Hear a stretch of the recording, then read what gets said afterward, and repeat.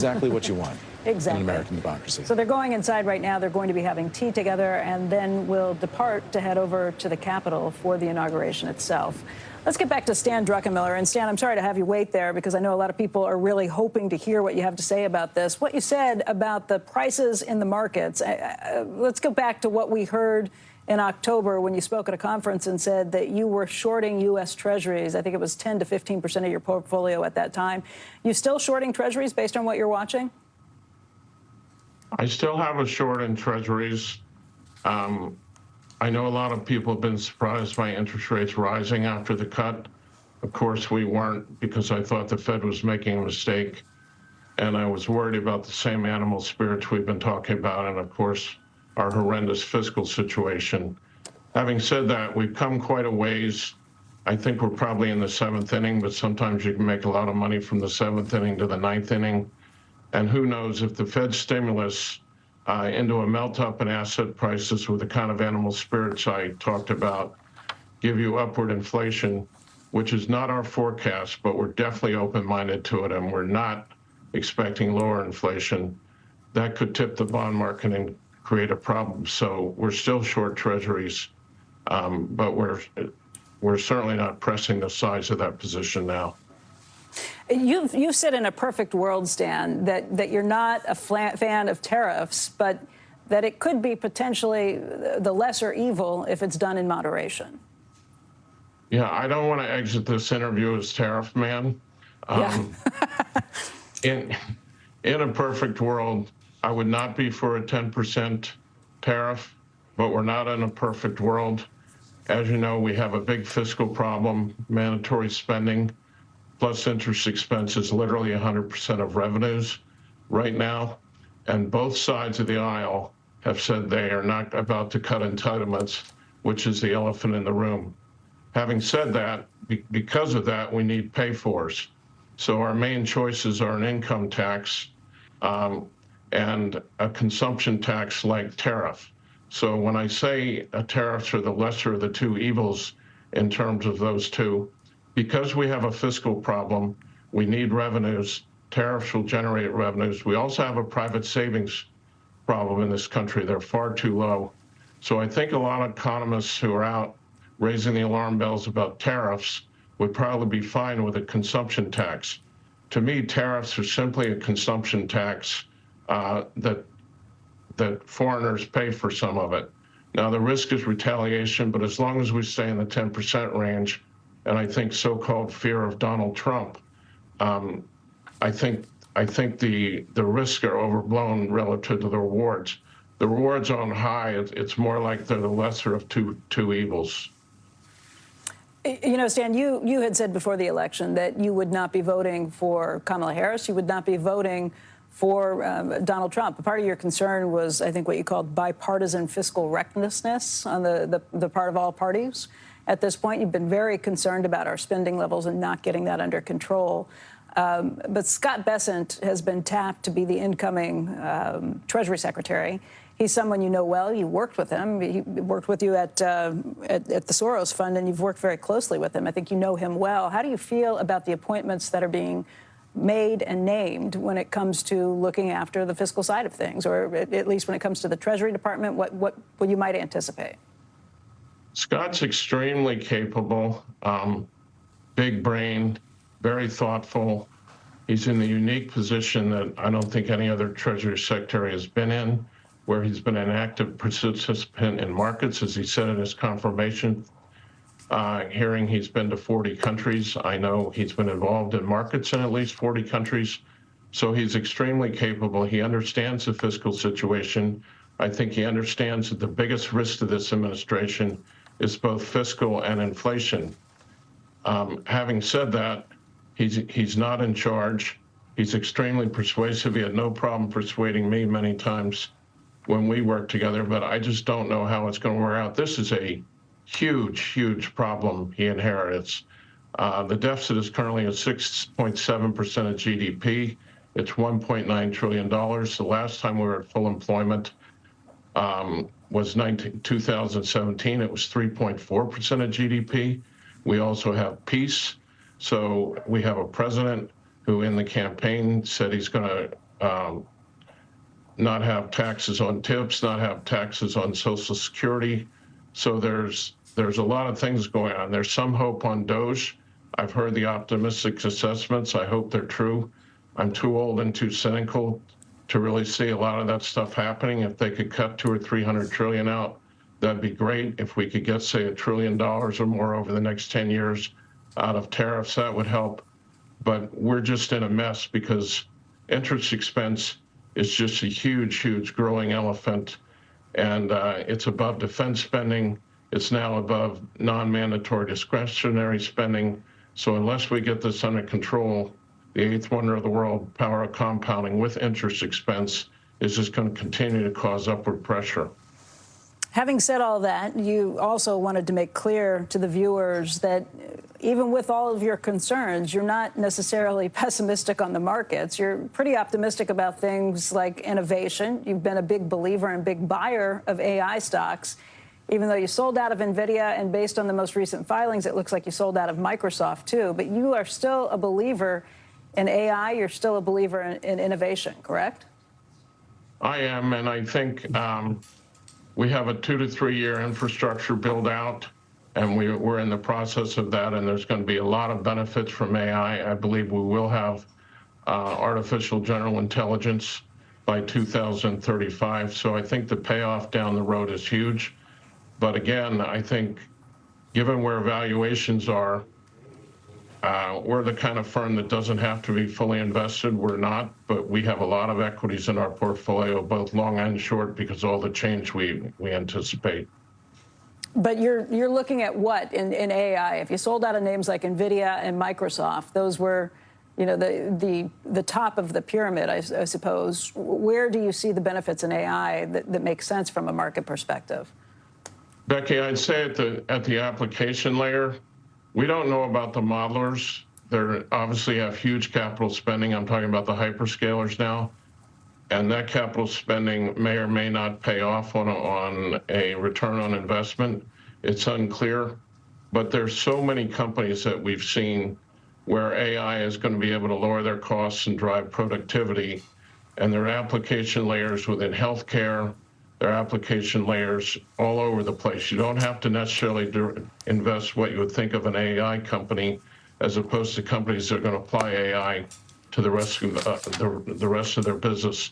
So that's where we're looking. A lot of them we haven't even thought of yet. I don't think during the internet you would have dreamed up Uber or Facebook or any of those names. We think it'll be the same thing with AI. The application is probably limitless, and all I'm saying is we're open-minded to that. Stan, it's Eamon Javers here, and just a moment ago you said that you don't see inflation coming down during the course of this year. And of course, the tension here is that was the central premise of the Trump campaign, right? Was that he was going to be the guy who's going to get egg prices down, who's going to get inflation under control, and that Biden was a failure for allowing the inflation to get out of control. I wonder if you think two things. One is if there's anything that President-elect Trump can do to get inflation under control in the first 6 months or so of his term. And then two, what you think of the risks from the bond market. You know, there's that famous saying that the bond market is one of the most powerful forces in politics. Where do you think the bond market guardrails might come into play on this administration? So two questions for you. On the inflation, I think that's primarily the Fed's job. I'm not encouraged with that they've cut 100 basis points the last 2 to 3 months. We had a saying when I lived in Pittsburgh, which I guess is a national saying, if it ain't broke, don't fix it. I really don't understand why they're taking the risk of lowering interest rates here with inflation still above target and the animal spirits I described. So that's the risk there. But as long as the Fed is responsible, I could see it coming down. But, you know, Javin, I have an open mind on how that one plays off. What was the second part of the question? The second question is on the bond market. And at what point does the Trump administration start to face constraints from the bond market in terms of what you're seeing with tariffs, inflation, and all the rest of it? At some point, does the bond market start to constrain Trump's options? I think that's a risk. It's not a forecast, but the history, and again, I've been in this business too long, maybe I'm a cynic, is Congress and the administration don't act until you have some kind of a crisis. So I would assume that that kind of pressure could be forthcoming in the next 4 years. I just don't see the politicians on both sides of the aisle willing to do the kind of stuff you need to do, which tends to be radical, in particular, rein in entitlements. And at these prices, they will rein them in if we get in a financial crisis. That's the history. So that's the risk, that we need the bond market to send a signal.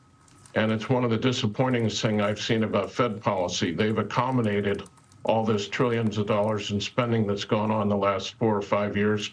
And we're not in a COVID emergency situation anymore. We're in peace. We have full employment. It's time to get our act together. Stan, we're going to let you go in just a second, but you are somebody who's made a lot of money in trading currencies in the past. Do you have any predictions on the dollar over the next several years? Next several years is beyond my purview because of all the complications we've been talking about, Becky. But for now, I would think the tariffs, which I think are coming despite the optimism in this morning's Wall Street Journal story, should put upward pressure on the dollar. The fact that we have animal spirits and Europe has sort of dead spirits should put upward pressure on the dollar. So sort of like fixed income, I think we're in late innings, probably the 7th inning, but sometimes you make a lot of money toward the end. But I think the dollar is okay for now, and we'll see long term depending on how a lot of this other things we've already discussed play out. Stan Druckenmiller. Stan, thank you very much for joining us today. We really appreciate it. Thanks, Becky. Take care. All right, still to come this morning, we will speak to Business Roundtable CEO Josh Bolten on what corporate America would like to see from President-elect Trump. And then investor, philanthropist, and co-founder of the Carlyle Group, David Rubenstein, will join us. Plus, former FDA Commissioner Dr. Scott Gottlieb on his experience in the first Trump administration and much more. Our special coverage of the inauguration of Donald J. Trump as 47th president will continue. Right there, we've been looking at pictures of what's happening inside the rotunda, the small gathering of guests there. It's a very tight space in the Capitol Rotunda. It's a big space, but given the guest list they had outside, they're going to have to trim it way down inside, and we'll look to see who makes the cut, who's in the room. That is a very tough ticket to get. We'll have more of our special coverage right after this break. As your host, I have some rules. 2 flush maximum per bathroom visit. No games, no fun. There's a great barbecue outside, but don't touch that. Meanwhile, at a Vrbo, when other vacation rentals make you share your turf with a host, try one that's all yours. Welcome to Tackling Life with Jordan and Ronica, brought to you by Experian. Who takes longer to get ready on game day? You. Okay. You for sure. Well, when you have to look like this. You got a lot of stuff to do. You just have to put a helmet on. Yeah. I'm better at managing time, for sure. It's like a part of your job. You have like clock management. With Experian, you can cancel subscriptions you forget about and could save you time and money. Who needs the app more? Both need it. Who doesn't need to save more time and money? Download the Experian app now. We've never spoken, but you've told us many things. That you love stargazing, hate parallel parking, and occasionally your right foot gets a little heavy. The Lexus ES didn't begin in the studio, it began with you. That's why we do it, Marcy. Gathering the most in-depth info, creating a better way for people to find the perfect home to build their lives. Are you okay? No, it's the dust-based allergy. Ding dong. Homes.com. We've done your homework. After the LED mask, I brush my teeth. Hi, Susan Toothbrush. Love the digital derm routine. Why are you still brushing like it's 1990? No, thank you. You want oral care? Turn to Philips Sonicare. Make the Sonicare switch. Like and subscribe. Squawk Box tomorrow, live from Davos. Bridgewater's Ray Dalio, Microsoft's Satya Nadella, NASDAQ's Adina Friedman, Bank of America's Brian Moynihan. Stay ahead of the market. Squawk Box tomorrow, 6 a.m. Eastern, CNBC.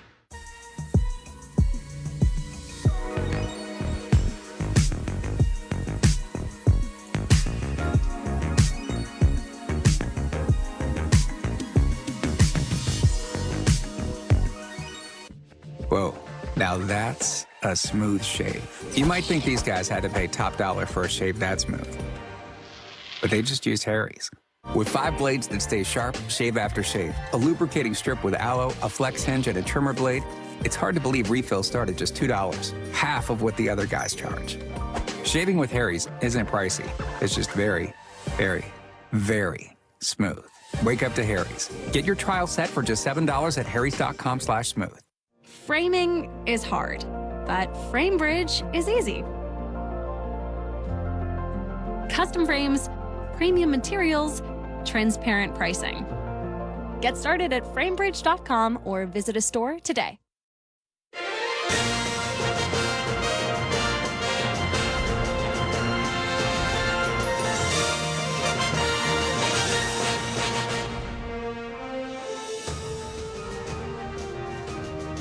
And welcome back to CNBC's special coverage of the inauguration of Donald Trump as we take a live look now inside the rotunda where the seats are set and the expectation is running high. I'm Eamon Javers as we wait for Becky Quick, who's up on the roof right now with Megan Casella getting ready for additional coverage. And we're at this moment a little bit behind in the schedule as we look at the program for the day. The President-elect and the First Lady are at the White House with the Bidens. They are having tea.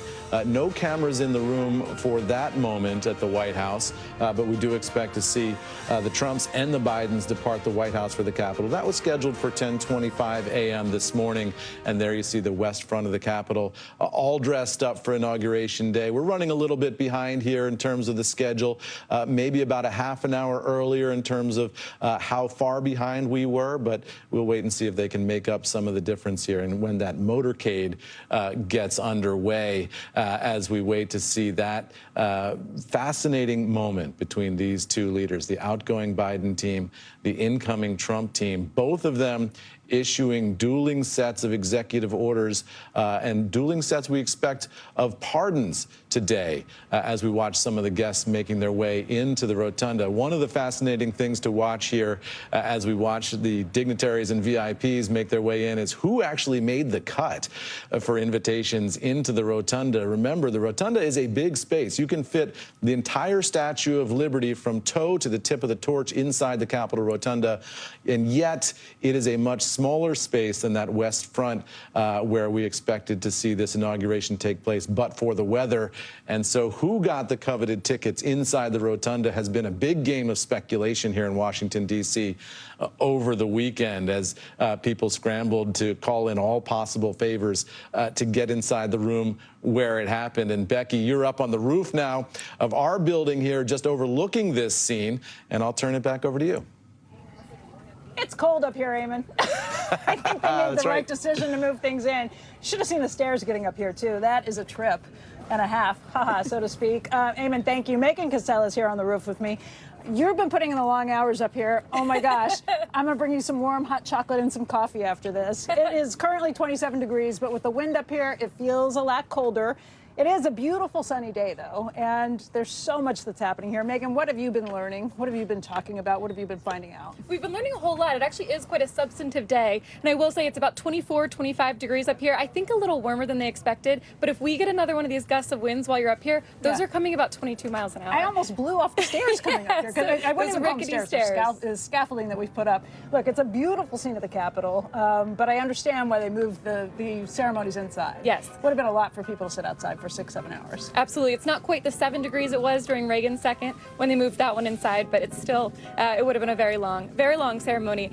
But there is a lot going on, like you mentioned. So we just got a couple of calls, briefings from the incoming White House administration to get the first real set of substantive policy ideas. And what I'll tell you is that 10 of these actions are on the border. 3 of them are about the economy. 2 of them are about sort of government reform, DEI initiatives. So clearly focusing, as Trump has throughout all of his tenure, all of his years in public office, on immigration, things like ending catch and release, reinstating Remain in Mexico, committing to finish that border wall and things like that. And so that's really where the focus is. And I will say this is going to come as sort of a breath of fresh air, as a good thing for a big part of his base, that over those Christmas holidays when we were having debates over H-1B, you'll remember, they were worried Trump was backing off of this. With this new slate of actions, declaring a national border emergency, for example, and sending troops to the border, this is what they wanted to see. You know, there's a lot of talk, at least that's what we've been hearing today and talking through with Democrats, but also some Republicans who say the big issue is going to be is how you tackle immigration and the border, which was one of the major reasons that Trump was elected. The second, though, was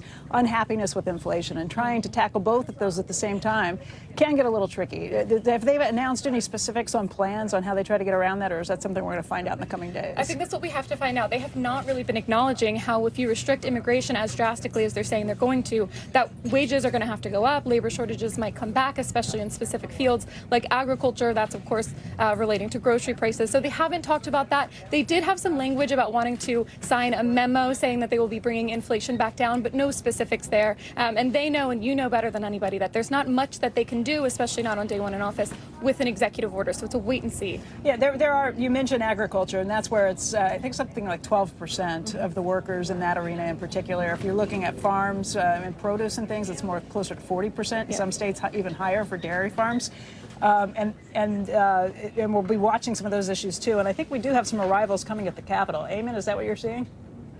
We're just seeing Tim Cook, you can see with the white hair there, just going into the entrance to the Capitol building. This is on ground level here, and we're watching to see some of the other executives who might be arriving alongside him. And we're seeing backs of heads here, so a little bit tricky. There's Jeff Bezos, Mark Zuckerberg with the curly hair, Jeff Bezos with the, we'll call it short haircut, going into the Capitol building. All these tech executives lining up to show their support and enthusiasm for this new administration. And a fascinating moment, Becky, as we were just talking about, you know, we just really haven't seen CEOs to this degree at an American inauguration. We've seen them in ones and twos over the centuries, but we haven't seen a phalanx of CEOs alongside an inauguration like we're going to see today as you watch Bezos there disappear into the, I believe that's the carriage entrance on the east front of the Capitol. Yeah, Eamon, I will say, I'm sorry, it's a little loud here because there's helicopters that are overhead, a lot of security. I've been hearing these helicopters since last night. They've been basically hovering the entire time. What I will say, though, is people look at this from two different perspectives. The outgoing president, President Biden, had some comments in his final address to the nation where he warned about the tech oligarchy, warned about concerns of some of those things being having too much of the government power handed over to that. And by the way, there's former President Bill Clinton and former Secretary of State Hillary Clinton, both on their way into the Capitol building as well. You will see this display of former presidents who have come together for this. Former President Barack Obama is expected to be here. It has been confirmed that he'll be here. Also, you have former presidents George W. Bush, who will be here as well. But back to this story of the relationship between the CEOs and the incoming Trump administration. Some will point to this, like former President Biden, or current President Biden did, about the concerns with these. You'll have other people who will say, look, these are the most successful, innovative people in the country, and you want them there at the forefront. Former New Hampshire Governor Chris Sununu just pointing it out that it would be great to see how you move things more quickly for the country, how you move things for the people who, for the companies who are the biggest employers of U.S. workers, and to make sure that you streamline some of those processes. So yeah, again, and Becky, you heard. This is. Go ahead, Eamon. Yeah, I was just going to say, you heard from some of the folks we've talked to this morning this complaint about the Biden administration really not being friendly to business, not having an open door policy, and such a contrast here with Donald Trump having an open door, open inauguration policy to business executives. And, you know, the reason I think Biden was not perceived as open to business as he might have been was because Biden was very focused on being a pro-labor president. Being close to the unions was deeply important to Biden. He's the first president to go out and walk a picket line while serving as president of the United States, and keeping close to the unions so important to him. We'll see now under MAGA, because the union vote is so important to Donald Trump as well. And I know there are a lot of economic populists on the conservative side, Becky, who want this administration also to be close to the unions, to be close to the ability for workers to make more money and benefit in their own communities from some of the wealth that this country generates. So we'll watch that tension as well. You want to be close to the CEOs, but this is an administration that very much wants to be a worker-focused administration, a blue-collar administration, and so we'll watch that tension play out today. You know, Donald Trump has been someone who's been able to do both of these issues. I think we're looking at some pictures right now. Is that Vivek Ramaswamy, who is also at the Capitol Rotunda? And what's the word you're getting right now? Well, that he word is is officially leaving Doge. There's been some commentary about that before, some speculation about that, but he is officially leaving Doge. We've heard that he's going to be running for governor of Ohio, and that would be something that he'd be picking up with very quickly. Again, these are the few who have made it into the rotunda. It's a much smaller space, and we will continue to watch this and our coverage of what's happening here at the inauguration. Meka Casella gets extra bonus points for her duty up here on the rooftop today where it's very, very cold. And I will bring you some hot chocolate in just a little bit. When we return, we have much more from Washington as we count down to the inauguration of President-elect Donald J. Trump. That's coming right after this break. Also, we'll be speaking with Business Roundtable CEO Josh Bolton. He's going to join us on the business climate across the country. And then later this hour, a special interview with the Carlyle Group's David Rubenstein. Stay tuned. CNBC's special coverage. We'll be right back.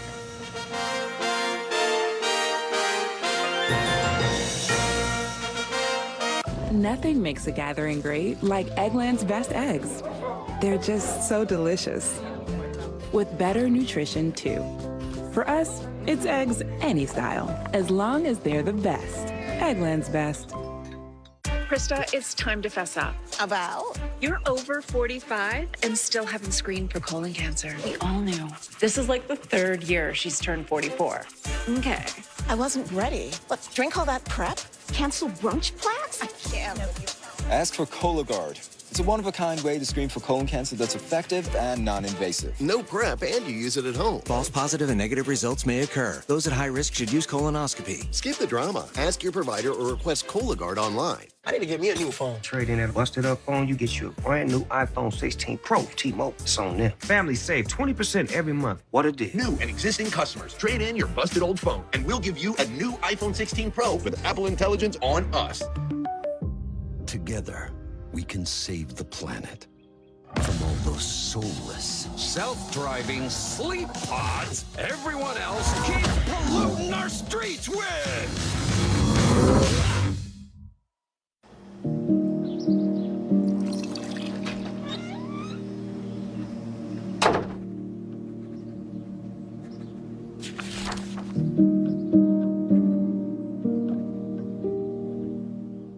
You want to be a better investor? Join the club. My investment strategy has changed since joining the club. I feel like I'm always on top of things because I know Jim has my back. Get invested. Join the club today. Go to cnbc.com/join Jim.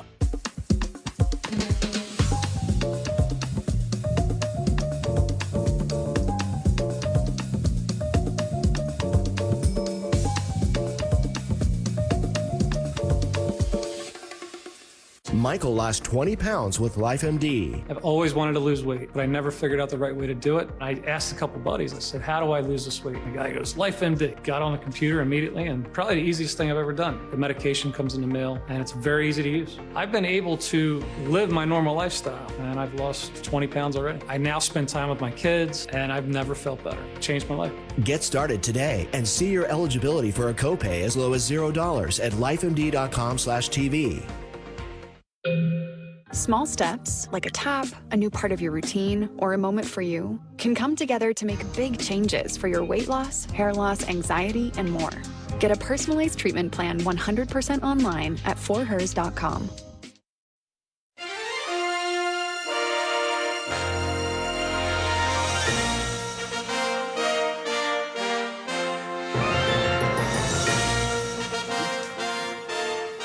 And welcome back to CNBC's special coverage. I'm Eamon Javers in Washington. Some of the biggest business leaders in America are here in Washington today for Donald Trump's inauguration, many hoping for a lighter regulatory touch from the government compared to what we've seen over the last 4 years. And Steve Leisman joins us now to talk more about the deregulatory agenda. Steve, where do you think President Trump is expected to focus his deregulatory efforts, and who do you see as the potential winners? Well, first of all, Eamon, it might be worth underscoring what you just said. Among the things that Wall Street is so excited about, it is deregulation. Maybe as much or more so, or at least in second place when it comes to tax cuts. So when you look at the industries and what we hear from the Trump administration, the incoming administration, energy looks like it's going to be first on the list, with the president-elect right now and soon to be president undoing some of the restrictions on offshore drilling. finance is a big area where, as you know, the vice chair for supervision at the Federal Reserve has tendered his resignation. So that's a big area where we expect some relief when it comes to capital requirements. There is, of course, crypto, which may get a lighter touch than it would have gotten or had gotten under the Biden administration. Telecom and M&A is interesting. You've had an administration right now that has been sort of against anything becoming bigger. That is going to be something that probably goes away, though there will probably be some remaining concern about the idea of mergers and the impact of prices on individuals. But also, Eamon, you might get some restrictions on foreign purchases of U.S. companies. Steve, I can tell you, I was just on a conference call with the incoming administration's team. They're talking about some of these executive orders we're going to see today. A lot of what you've just been talking about in terms of the deregulatory agenda.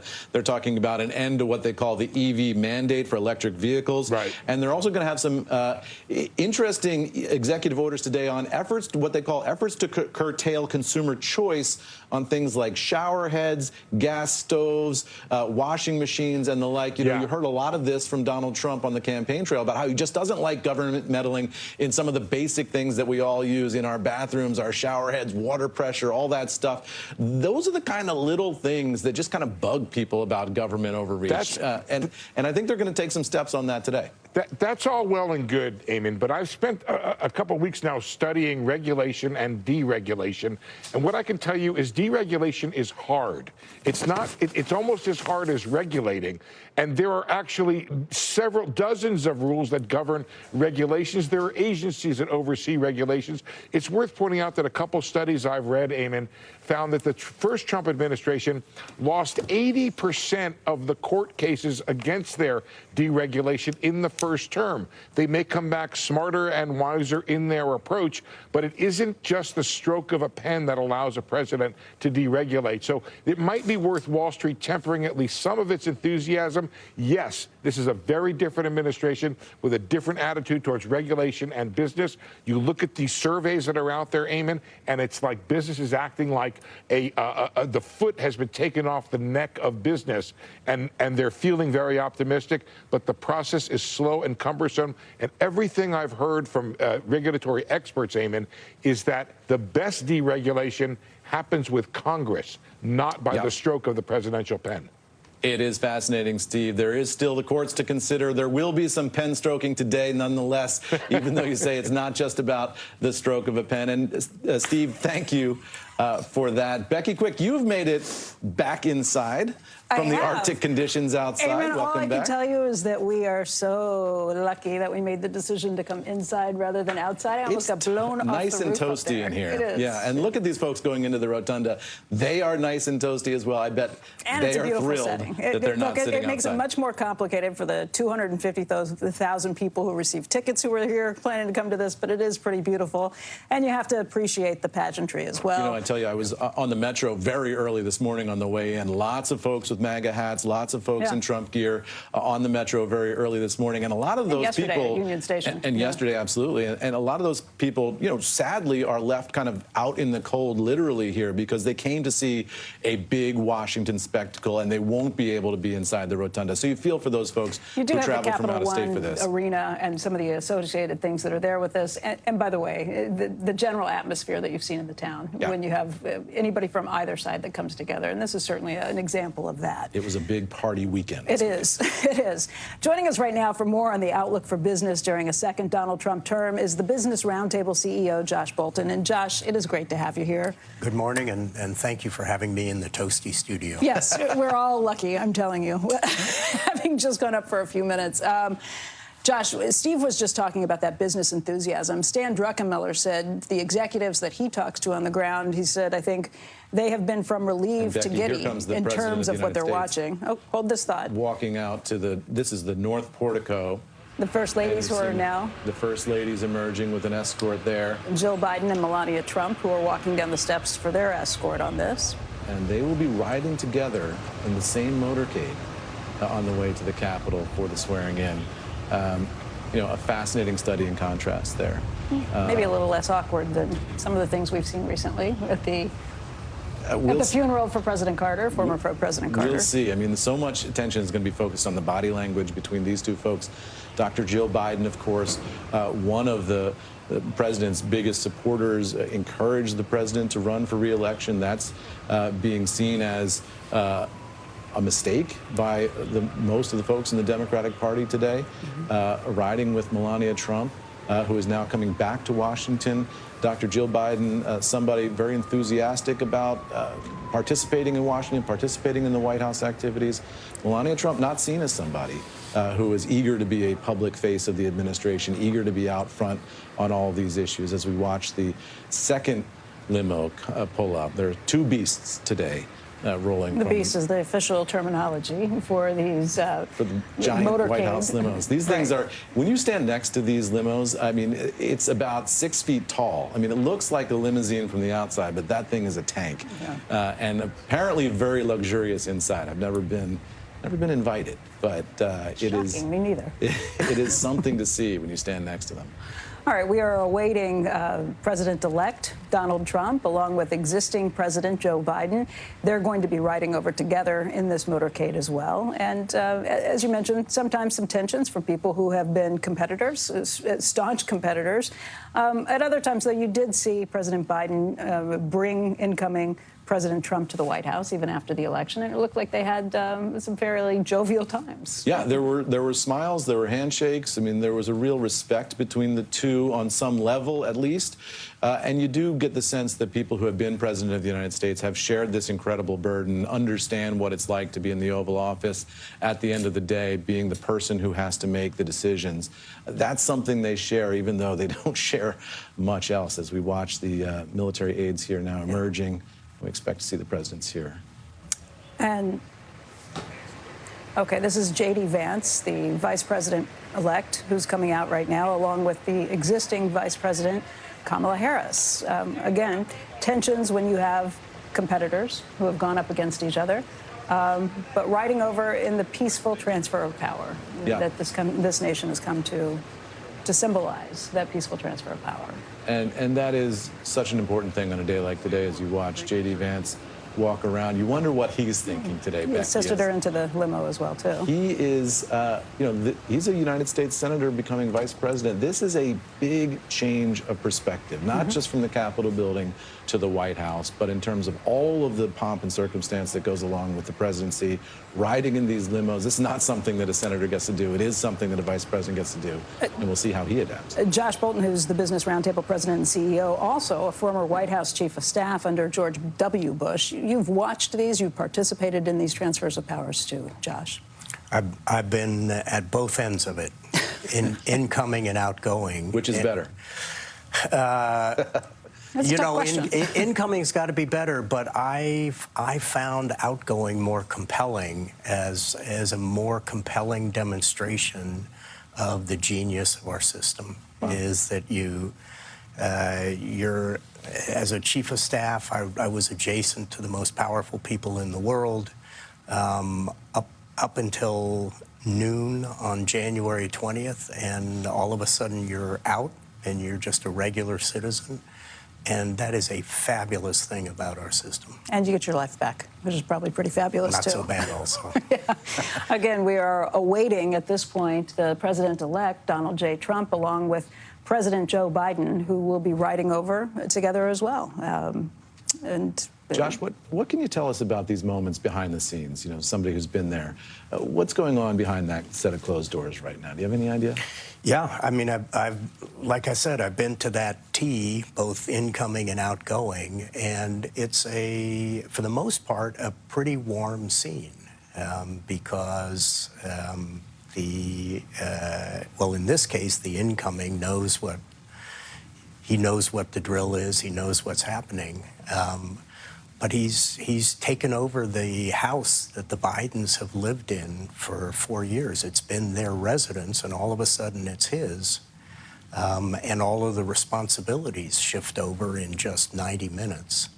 Bidens woke up in the bed in the White House residence. Yep. Their stuff has now been packed up. Yeah, It'll when be did they do shipped the off. packing? I was wondering about that. And Donald Trump will sleep there tonight. Yep. They've been packing up for weeks, I guess. Yeah, they've probably been packing for a long time, but you've left a house. I mean, It's hard. Yeah, it's a hard thing to do. A little smaller than this.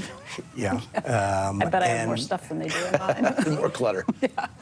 And I think they're really, even among the most bitter political rivals, and Presidents Biden and Trump have to be counted as among our more bitter political rivals in our modern history. Even among them, there's a bond of experience and I think respect that makes that tea that they're just coming out from a pretty warm experience. How do you think this changes given that Donald Trump is not a rookie, right? Donald Trump is somebody who has been president before. We haven't seen this in a long time for a former president to come back and be sworn in for a second term, non-consecutive like that. Those teas are often between an outgoing president and an incoming rookie who's never done the job before. This time around, it's two presidents who are more on an equal footing, and there's less need for Joe Biden to give Trump advice on how to operate the executive branch or anything like that. So how does that change the dynamic here? Yeah, it's got to be a very different dynamic.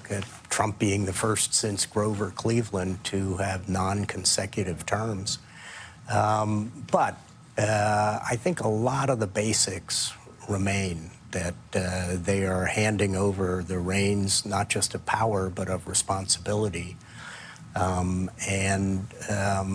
think both men have to feel a sense of awe at this moment. We see them coming out now. A bit of a delay from the vice presidents and the first ladies, but now we see both presidents of the United States emerging onto the North Portico. A salute there from the military aides. No words exchanged, Becky, that I can see between Trump and Biden as Biden goes in the near door and Trump goes around to the other side of the beast. Both of them familiar with the vehicle, familiar with the presidency, and both of them will be riding side by side. And oh, to be a fly on the wall inside that limo for this ride. And again, that inauguration, the transfer of power, officially taking place in less than 90 minutes. You are now talking about 10:37 a.m. That's due to set place at noon Eastern time. So we will continue to watch these pictures.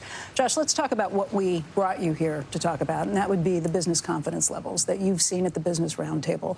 Steve was talking about this. Stan Druckenmiller pointed to us earlier and said the executives he's spoken with have been anything from relieved to giddy. Your own survey has found that confidence jumped about 12 points in the last survey you took. What can you tell us about the numbers and digging down, what you're hearing? Yeah, I wouldn't go to giddy for most of the membership, but there is a high degree of confidence in the U.S. economy, and there's optimism about what a Trump administration might mean for the policy, the economic policies that really have a dramatic effect on the ability of our CEOs to do business in this country. And I think Steve Leisman is right to focus on regulation. For President Harris right now, the entire business community in the United States would be facing the prospect of a dramatic tax increase. And that would have been very damaging to business confidence, to the prospects for a flourishing economy. So I think incoming Secretary Bessent is right to say that's the biggest difference for business between a Trump administration and a Harris administration.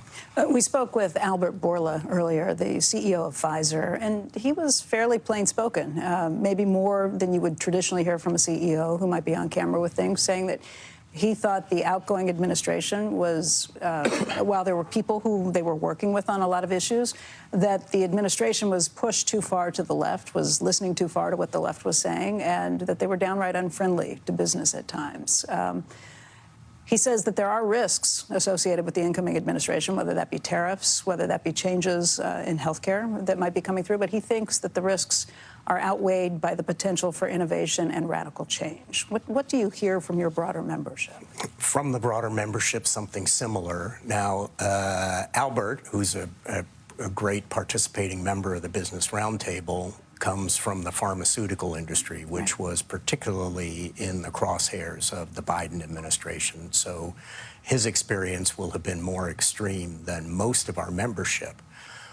But Having said that, most of our membership experienced in some direct, tangible way an anti-business attitude from the Biden administration, which is going out of the window with an incoming Trump administration.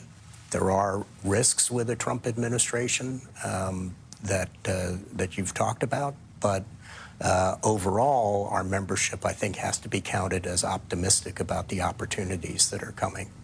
We've spoken a lot about the tech CEOs who are here, how they've been front and center, and how they will be in the rotunda for some of these things, too. But we were looking at pictures earlier today that included CEOs from a much broader perspective. People like Doug McMillon, the CEO of Walmart, which, by the way, is the nation's largest employer outside of the federal government. Right. He was there at the church services, is going to be at the inauguration. It was a former leader of the Business Roundtable. One of our former chairs. Former chair of the Business Roundtable. And I just wonder, I mean, this is more than just technology, I think, is the point. Oh, yeah, way beyond technology. I mean, as I was watching your feed of the people going into the rotunda, it looked like it could have been a meeting of the Business Roundtable for a few moments there.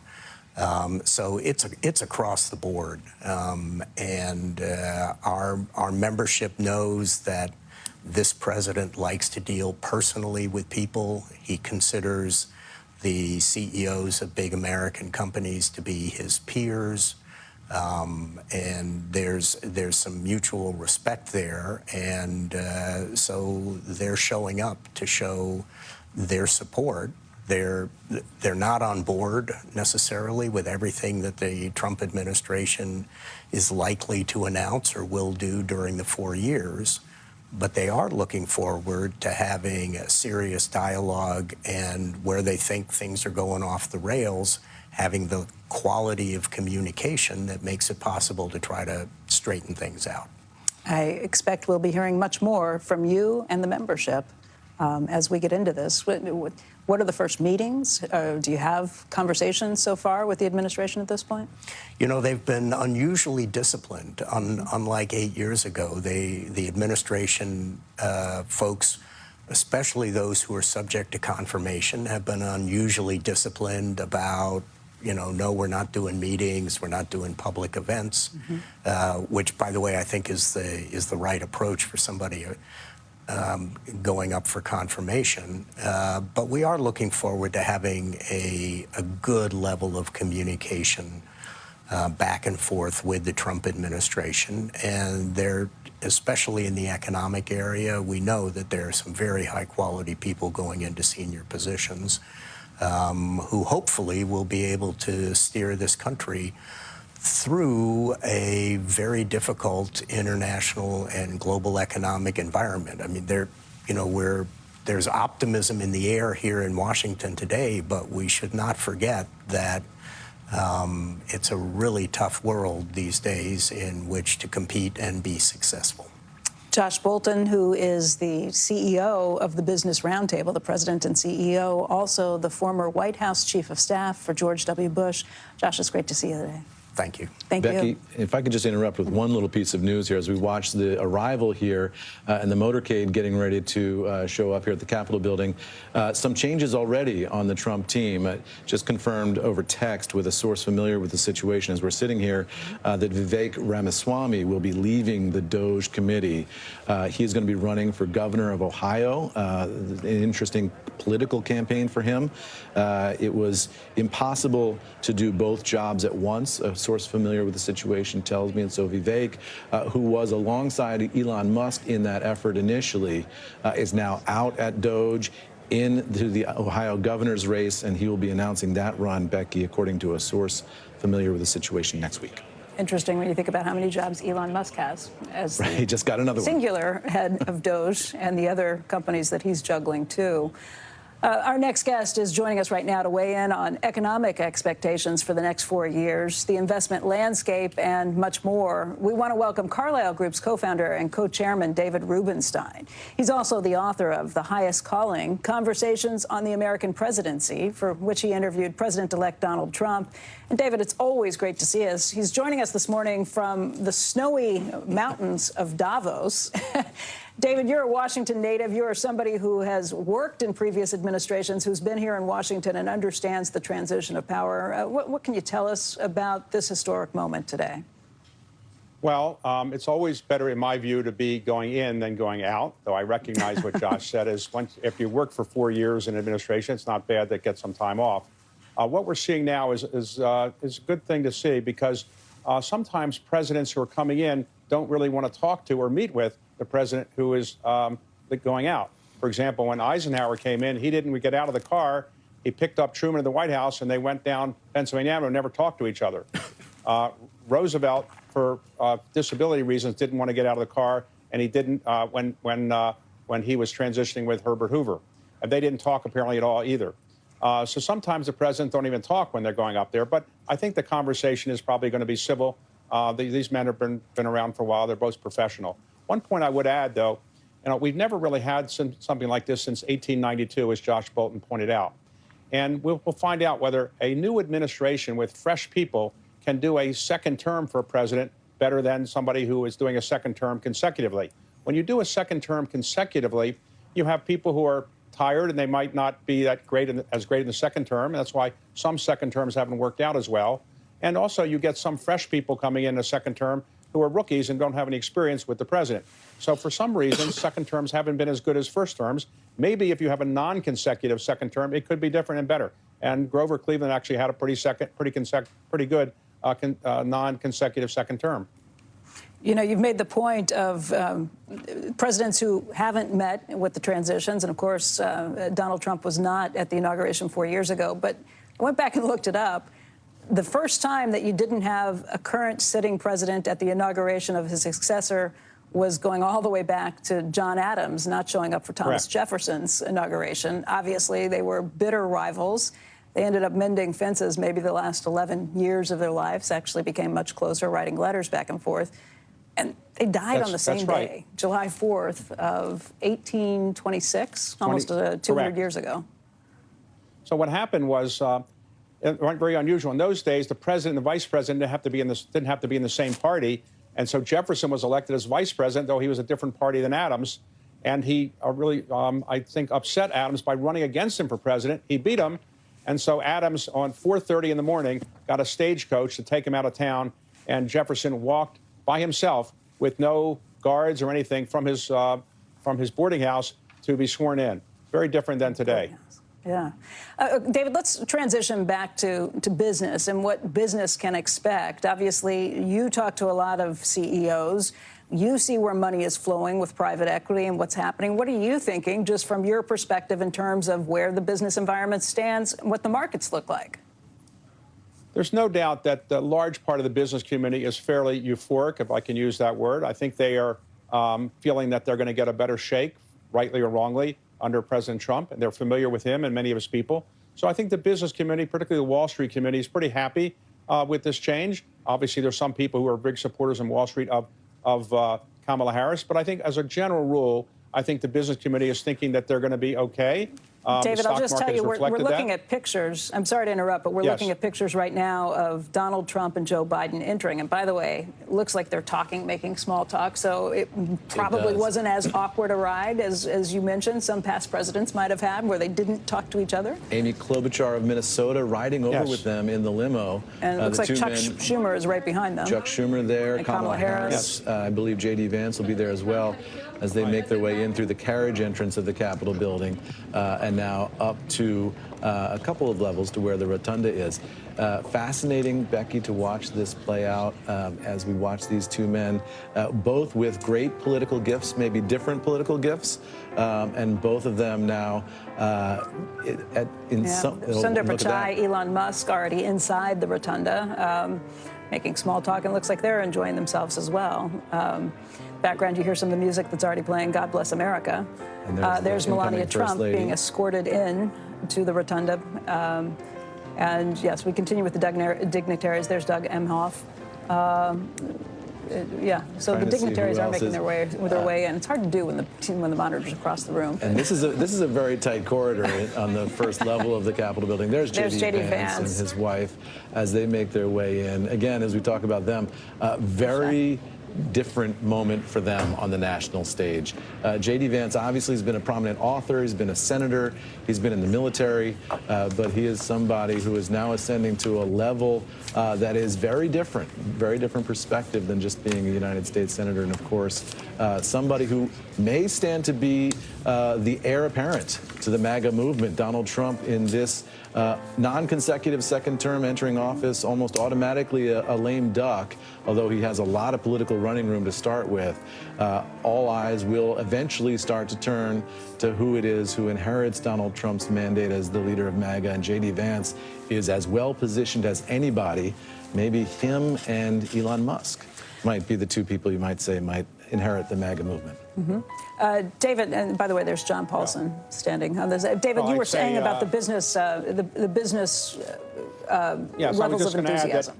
Amy Klobuchar is the head of the Congressional Committee on Inauguration. That's why she's riding up there with the presidents. Probably pretty nice to be there with the two presidents, but that's why she was given that assignment. So back to what your perspective is, not just on business confidence, but also on the markets at this point, what you think might be anticipated. And I'm asking this because we spoke with Stan Druckenmiller, who thinks that the economy is going to be in great shape, at least for the next 6 months, which is about as far as we can see. But he pointed out that valuations are also at very high levels. And by the way, there's Howard Lutnick, the proposed candidate for Commerce Secretary. Yes. Look, everybody seems to think the economy is in pretty good shape, and I think it is. People seem to think the markets are in reasonable shape, and I think that's true, too. But you generally find in life, when everybody thinks something's going to happen, something else happens.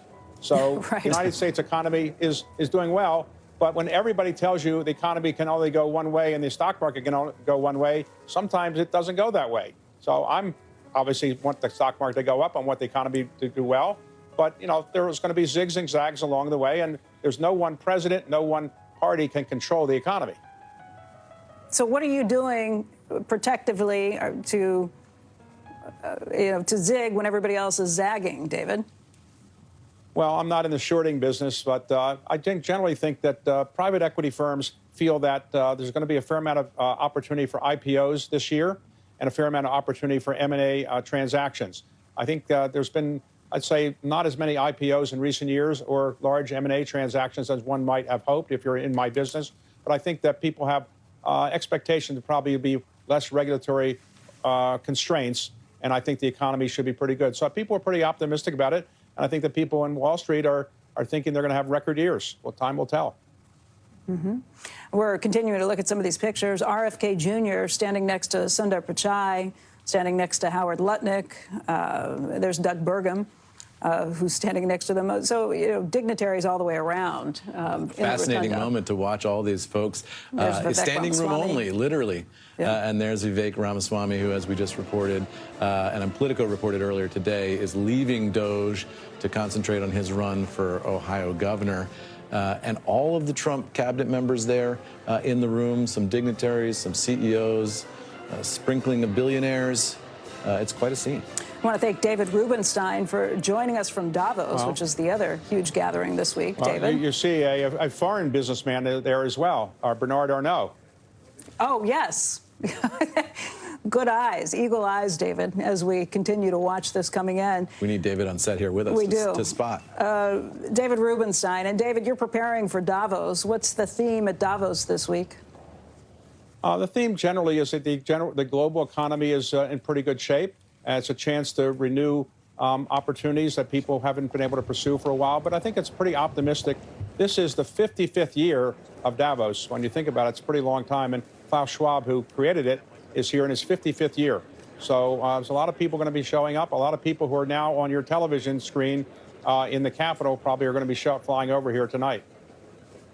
David Rubenstein, co-founder of the Carlyle Group. David, we always appreciate it. Thank you for your time. Thank you. My pleasure.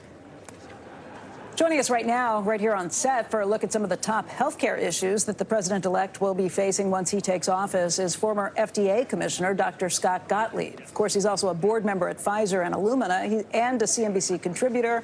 But Scott, thank you for being with us this morning. I mean, you know this administration. You served as the FDA head under the last Trump administration. What's going to be different this time? Look, I think it's going to be a lot of continuation what the president focused on in the first term. As far as FDA was concerned, he was very focused on drug competition, getting more generic competition into the market. He was very focused on trying to advance innovation. That was sort of personified in his push for Right to Try, which was an effort to get life-saving breakthrough technologies to patients more quickly.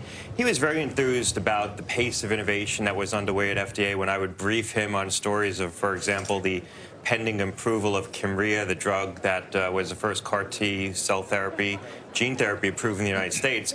I was in the Oval Office with him, and he became so enthused about the idea that he was going to be the first president to approve the first gene therapy ever in the United States that as I was walking out of the Oval Office, this was 2 weeks before the approval, I got this sort of pang of anxiety. I was new on the job, about 6 weeks into the job. I got this pang of anxiety that he was going to tweet about it. So I asked him to go back into the Oval Office to tell him he couldn't tweet about it yet because it wasn't public. I had, fears of inducing the president to commit an SEC violation, and I saw the president go, I know. But it was sort of a measure of his enthusiasm about those stories, and I think you'll see him continue to try to advance that goal. Well, let's talk about the innovation practices, because I've spoken with venture capitalists and others in the healthcare space who say they don't even run trials in the United States anymore, that it's gotten too complicated, that it's easier to do in a place like Australia or somewhere else. Are we falling behind? We are falling behind on discovery and early development. Our real competitive advantage is clinical development, late-stage development here in the United States, and our regulatory process and the guarantees that it gives to patients and providers. But what you're seeing in recent years is it's harder to get first in human studies done in the United States. And so more companies are looking towards Australia, the UK, Europe to do phase 1 clinical trials and then come back to the U.S. with that data and try to get into clinical trials here in the U.S. I think this is going to be an area of intense focus by the new administration because this has been a further problem that people are now recognizing. And to give you some measure of this, about 75% of all the applications to the oncology division at FDA right now, the investigational new drug applications. So these are applications requesting permission to start testing drugs for the first time in patients. 75% are from China.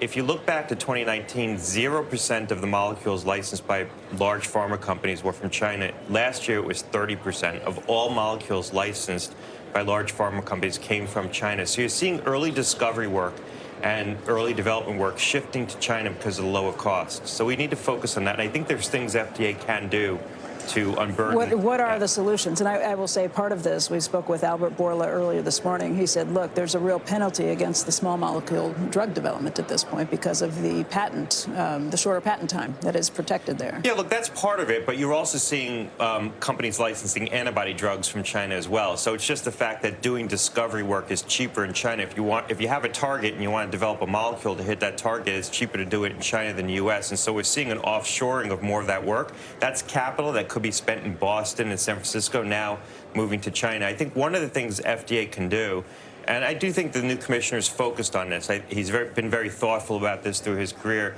is try to make it easier to get into studies for the first time. So those first in human studies where FDA could put in place a lot of roadblocks that extends out the timeline 6 months or a year, even after you've done all the preclinical work in animal testing to prove, preliminary safety of a product.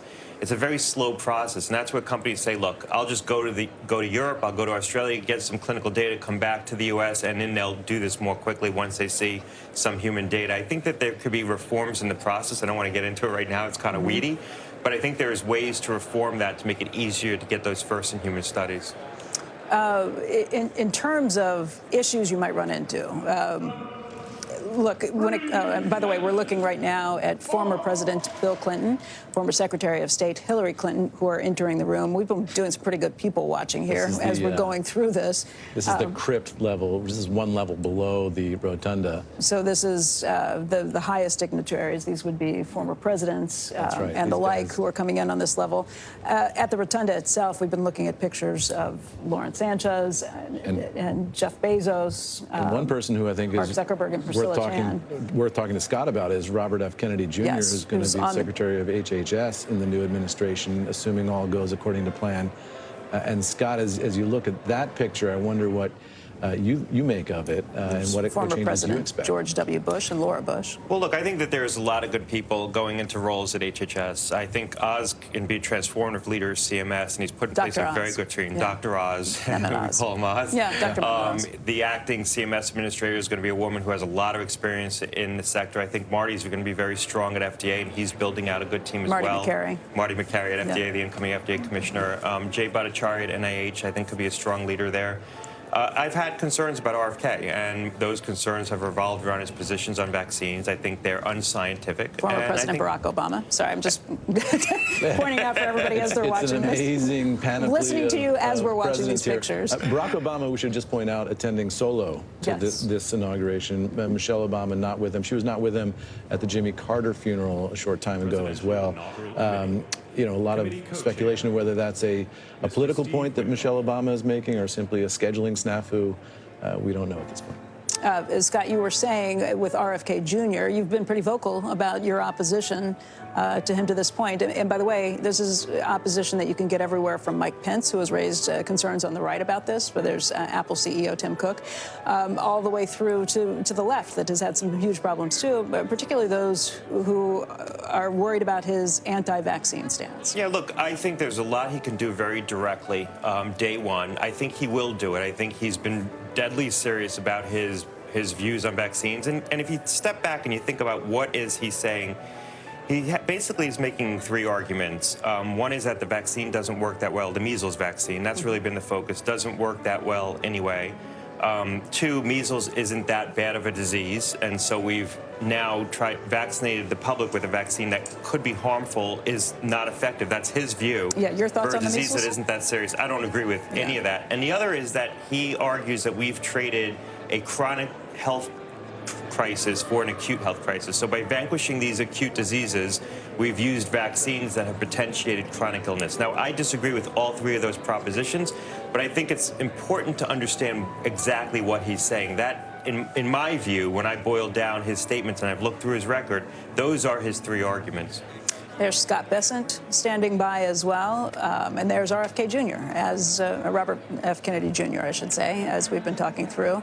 Again, here are some of the tech leaders. You've got Lauren Sanchez, who's standing next to Jeff Bezos, standing next to Sundar Pichai, standing next to Elon Musk. You can go down the list. As our producer, Pete Jason Hegseth is standing behind his shoulder. It's a Mount Rushmore of tech leaders there. Yeah. Elon Musk, Sundar Pichai, Jeff Bezos.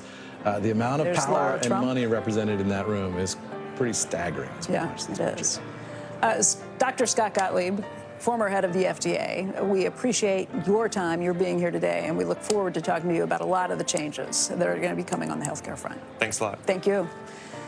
Right now, for a look at the economy, the Fed's inflation fight, and the rate environment in Trump's second term, joining us is former Fed Vice Chairman Roger Ferguson. He is former TIAA President and CEO. He's the Vice Chairman of the Business Council, and he's a CNBC contributor.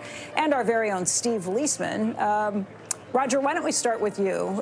On this historic day, as we're watching all of these things, maybe we're a little further afield from some of the nitty-gritty that the markets are going to be focused on very quickly. But I will ask what you think about the inflationary picture, how things are playing out right now, and where that leaves the Fed. So look, at this stage, as we've talked about a few times, inflation has come down from incredibly high levels, but it does seem potentially to have stalled a little bit. At a number that's slightly above the Fed's goal. And so the last time we saw reading on core inflation without the volatile food and energy, that was starting at the 3 handle. And similarly, overall inflation looks like it's was last time roughly 2.6, 2.7%. And so I think the battle is not yet won, and it puts the Fed and the economy in an interesting position as to, do they slow down and pause, as I think they will? Even though the last time they issued a projection, they were thinking maybe 2 cuts this year, I think that is probably not going to be the outcome. So I think inflation, while moving in the right direction, may have stalled a bit. So you think they're going to wait and see? Is that a process that takes weeks, months? Well, it certainly takes months. I mean, first they're waiting to see, whether or not inflation is in fact moving sideways or down. And now, in addition to being data dependent, there's going to be a brand new set of policies that are going to come into place They've done some different scenarios, but the actual policies themselves is going to take some time to assess what they look like and how they're likely to affect both the growth prospects, the labor market prospects, and the inflation prospects.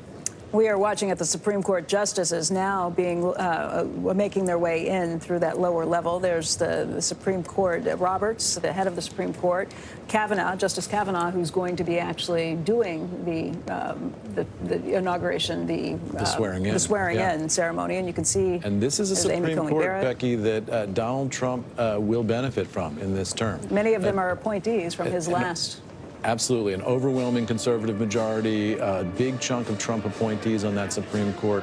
You can expect that Trump will get a lot of deference from this court, and Trump legislation making its way through Congress will get a lot of deference from this court. As you see the court actually has ruled with Congress many times, not always with the former administration, the Trump administration. This most recent ruling was standing up to Congress's law with TikTok.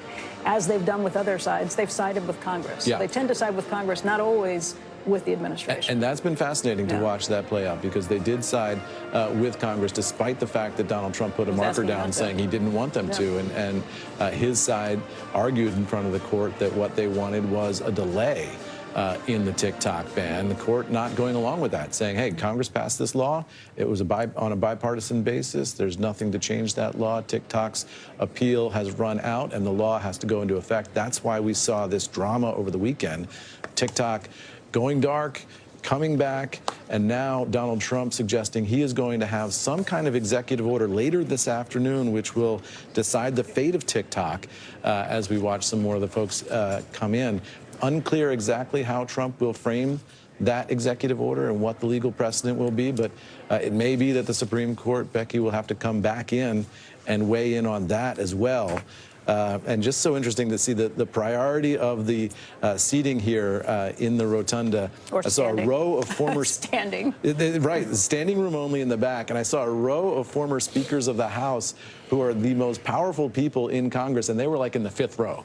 So that tells you a little bit about how hard it is to get a seat in this room. Steve Leisman, we had Stan Druckenmiller, who was on with us earlier today. He still has some real worries about what happens with the Treasury market. He's very open about how he is continuing his short of U.S. Treasuries, about 10 to 15% of his portfolio. He says he's not expanding that short at this point, but he's still keeping that short on. He worries about the deficit projections, $1.9 trillion, 6.7% of GDP, in a time of peace and a time of full employment. And he worries about what that means for this incoming administration and where things head from here.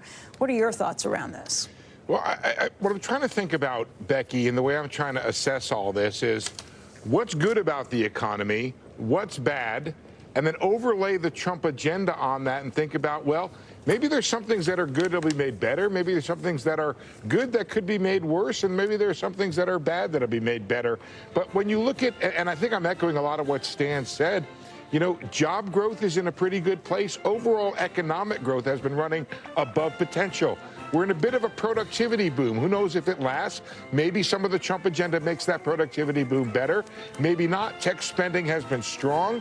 Real wages for the last year or so have been running year over year above the inflation rate. They have been positive. Stock market's been in good shape. Some of that from a Trump bump, some of that coming before. And energy production's been at an all-time high. Now, he wants to do better than that, but right now it's been running at an all-time high. What's not in good shape is business spending taking out technology, and then again, deficits and entitlement.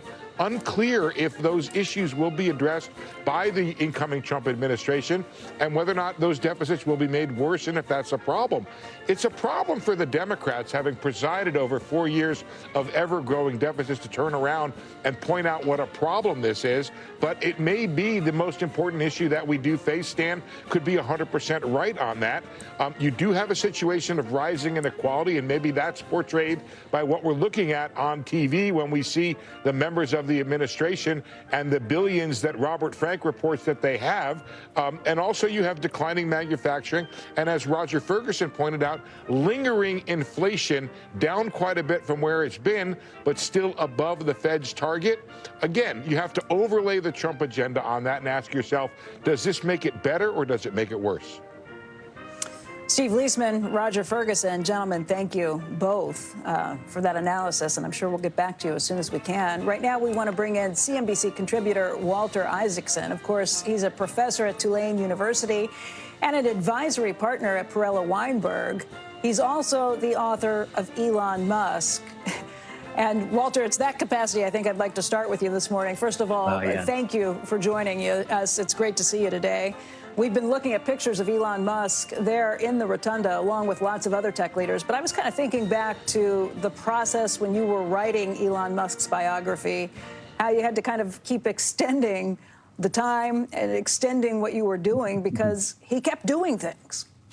You know, everything that he is doing now, the trajectory is in the book. You see what he does when he comes into both Twitter, what he did at Tesla, SpaceX, how he deals with things, how he got moved politically towards Donald Trump.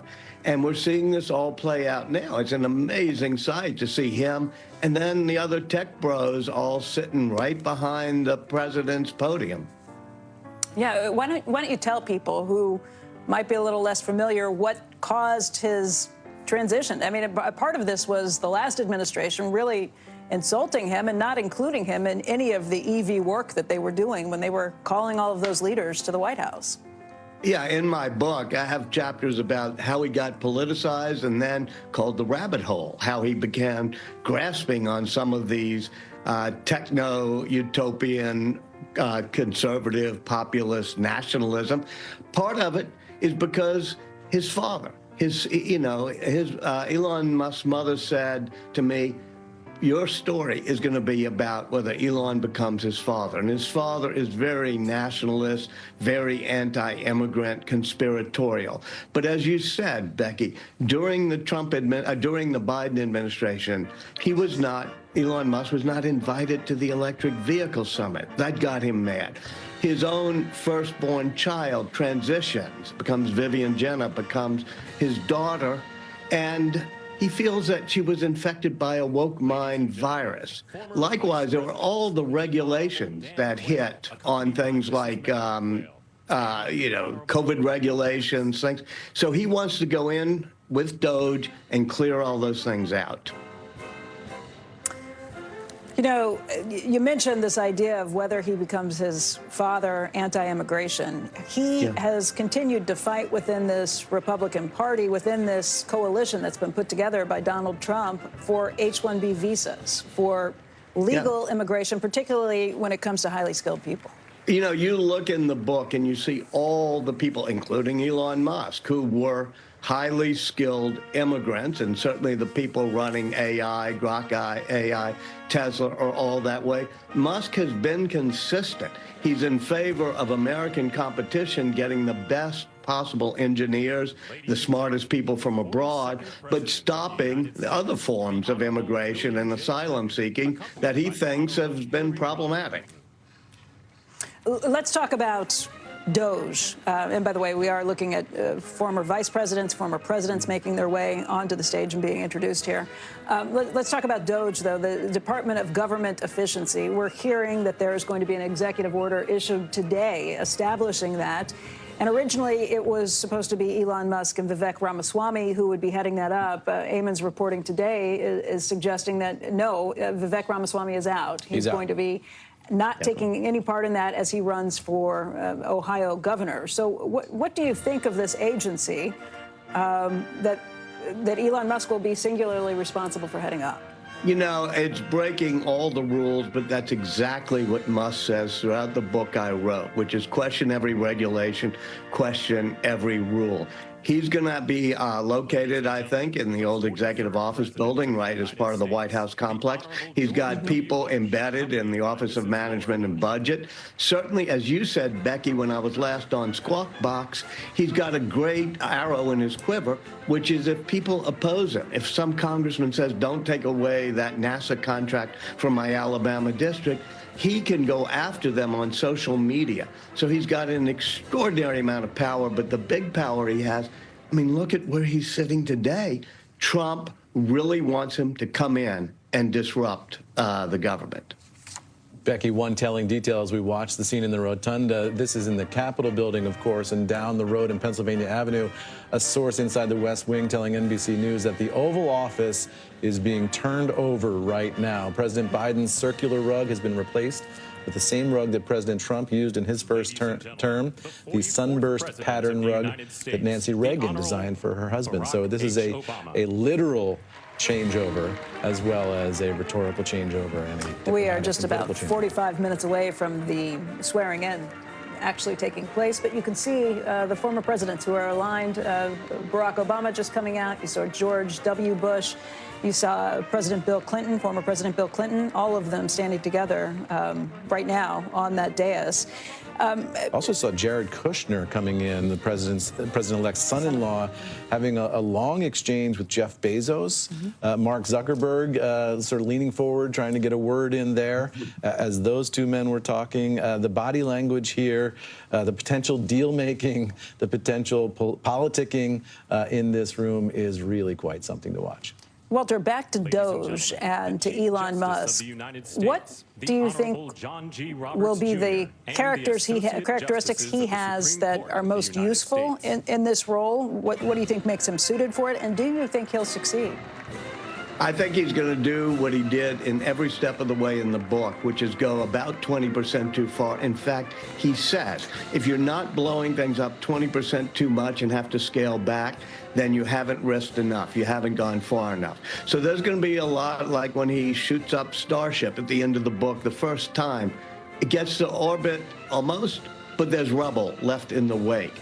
So I think you're going to see a lot of messiness, but he's going to overextend, and I think Trump's going to be with him on that, because the main thing is not just cutting costs, but getting rid of all the regulations and the rules that end up adding to things, any procurement, anything the federal government does. Walter, it's Eamon. I wonder what you think here of the partnership between Vivek Ramaswamy and Elon Musk. Was that ever going to be able to work, or was that doomed from the start? If you look back to the early days when he gets involved with Tesla, becomes executive chair, and tries to be partners with the two other people. He doesn't do partners. Huh? He doesn't do partners, does he? He is. Yeah. You know, this is, and it's true, you can look at Steve Jobs and others.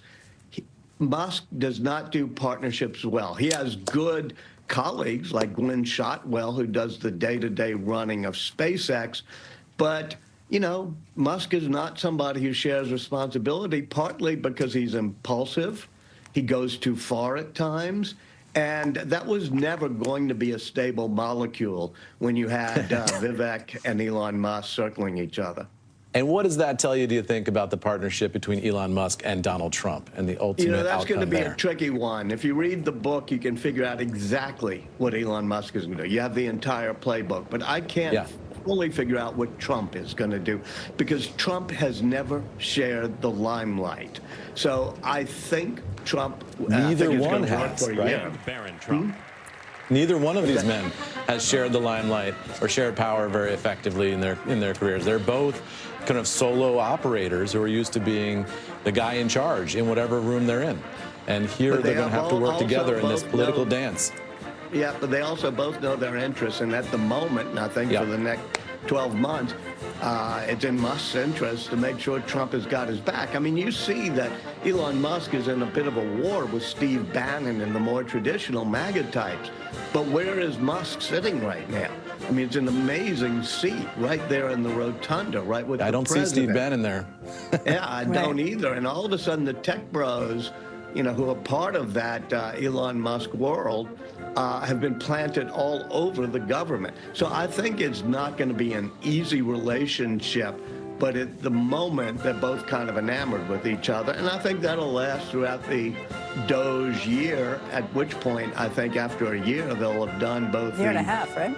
Year and a half. I bet you it's about a year. I think Musk feels he can do it within 1 year, and there's going to be a lot blown up, and I don't think Musk wants to stay in government after that. Walter, stay with us. We're going to continue this conversation. We'd like to add another voice. Let's bring in Heidi Heitkamp. She, of course, is former senator of North Dakota, now a CNBC contributor. And Heidi, just taking a look at everything you're seeing right now, you've been here for many of these inaugurations. You're feeling about this time around the first indoor inauguration in 40 years since it was so cold back in 1985 with Ronald Reagan. So it's interesting because I think if you're planning an inaugural address, you're not just talking to the people in that room, you're talking to the people in the audience, the masses that are out on the mall. And he's not going to have that experience because of the cold or because he was afraid there wouldn't be that big of crowds. But it's going to be interesting to see. Everybody in that room is listening to kind of an overview of what they can expect in the next, especially 2 years. And Donald Trump's last inaugural address was not memorable. And I think he would like to not repeat that performance and really say some things that get written down in the annals of history. And so we'll see. But in that room, what they really want to hear is, what can we expect in the next 2 years? How are you going to govern? And will there be an olive branch? And I think you saw, Becky, the last time in Donald's inaugural address, there was no olive branch. I expect that there's going to be more, let's work together for the good of the country. Let's put aside our political differences. The people have spoken. Let's move on. Heidi, we've been hearing some of the executive orders, at least in broad swaths, what we're anticipating and expecting today. And a big part of that is going to be focused on energy. We've been hearing that energy in particular will be something, those executive orders are expected to be signed today within hours. And part of that is going to be to try and increase energy production by cutting back some of the regulatory oversight, by the permitting time, trying to cut back on that. You're from North Dakota. You know awfully well how important all of that is. Do you think it's going to juice production numbers, or are we already running at full capacity?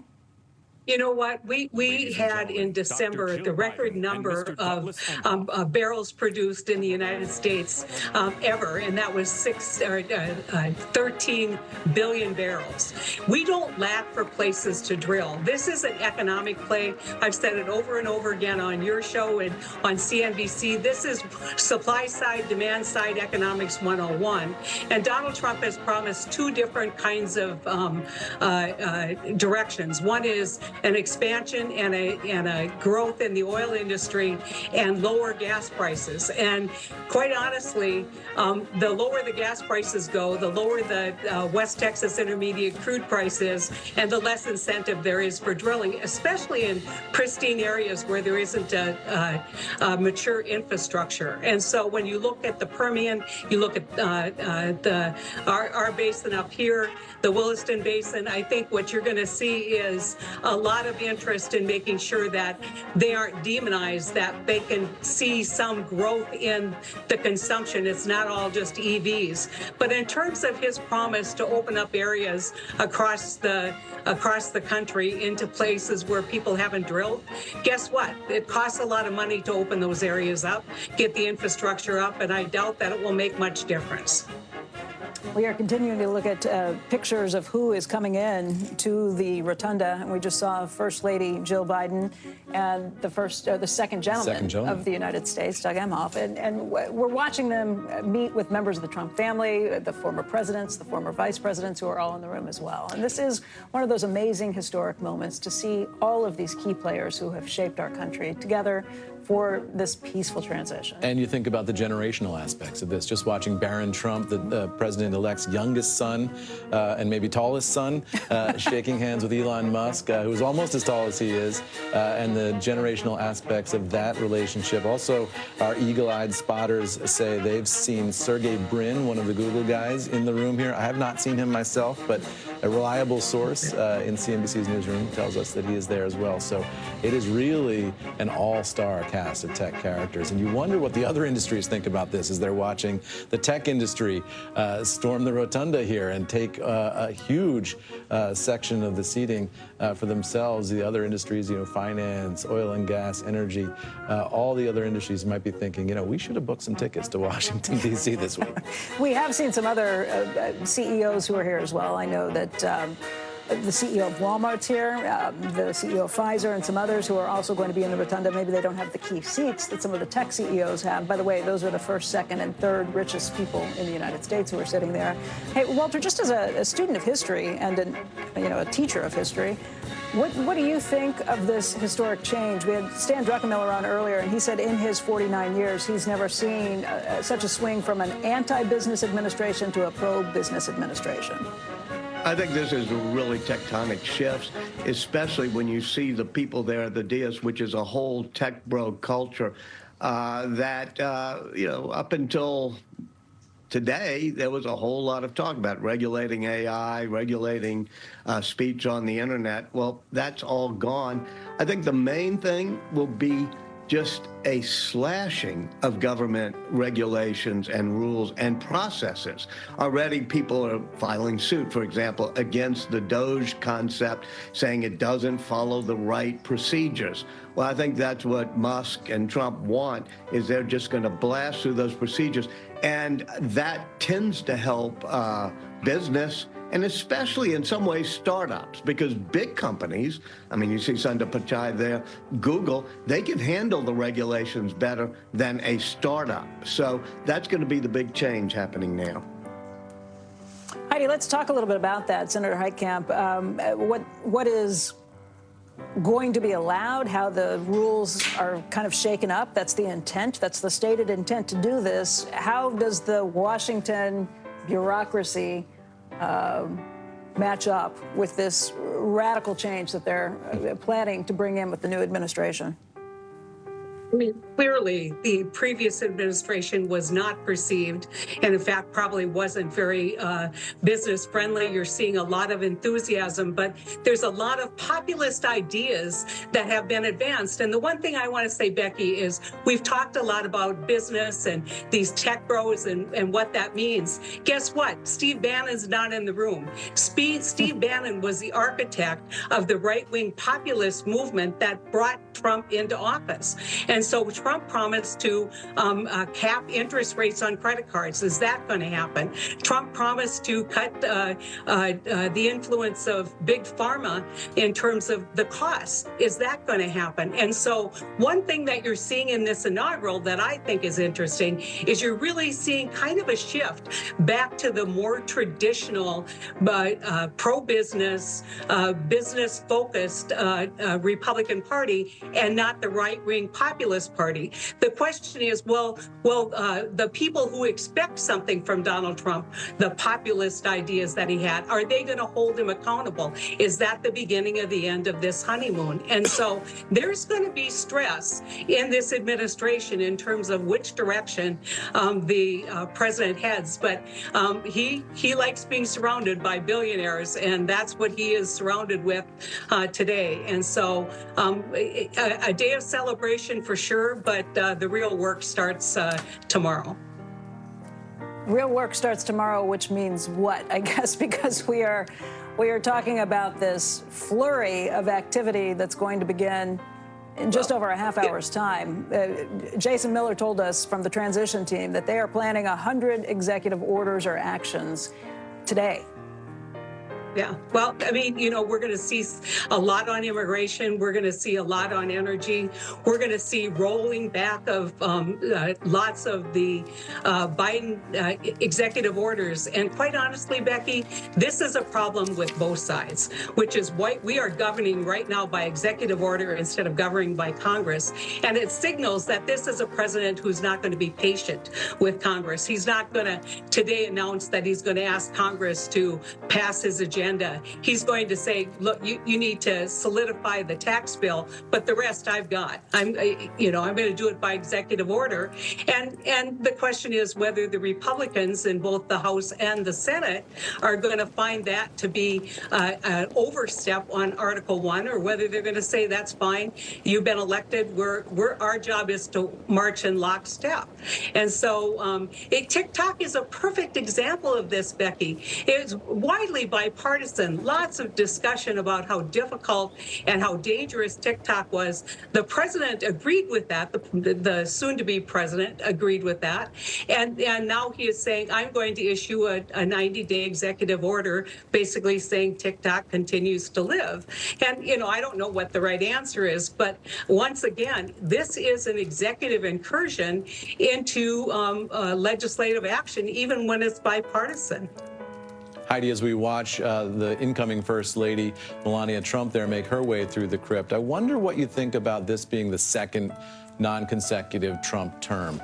We all saw the first Trump term. It dominated headlines around the world. This time, though, feels a little bit different in terms of the intentionality of it. The president signed one executive order on the first day of his first term. We expect a lot more than one today. What's your take on how differently this Trump administration is organized and executing itself than it was the first time around? I think it's the difference between amateur hour, which is what you had in the first term, and a really professionally run organization. You saw that in the campaign as well.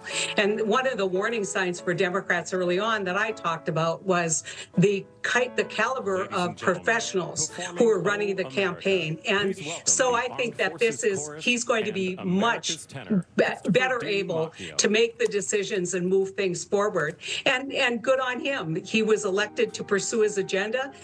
When Democrats agree with that agenda, they should be all in. When they disagree, there should be a debate. But it is not good for our democracy that we are governing by executive order. And that's what this president now indicates he's going to do.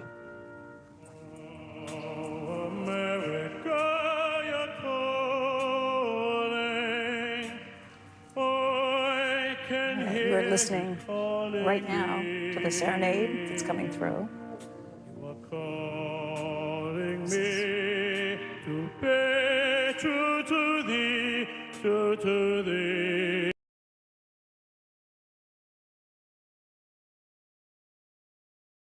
In with business leaders, and not just the likes of Elon Musk, who's also been really joined at the hip with President-elect Trump on the campaign trail.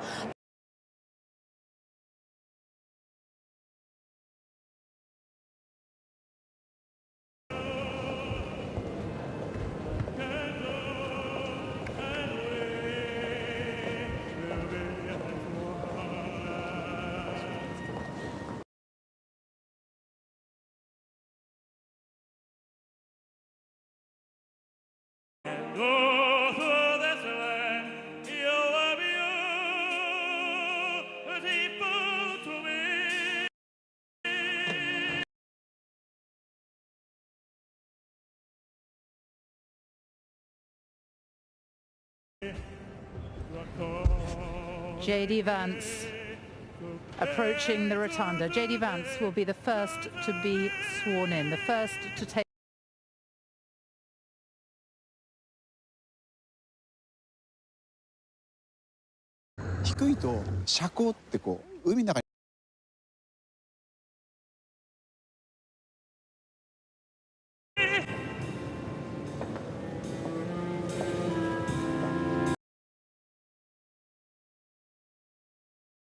Young women into the cars belonging to the Red Cross, where they were then driven across the border into Israel and finally released after 15 months of captivity. And I can tell you, Miranda, in that moment, this country, Israel,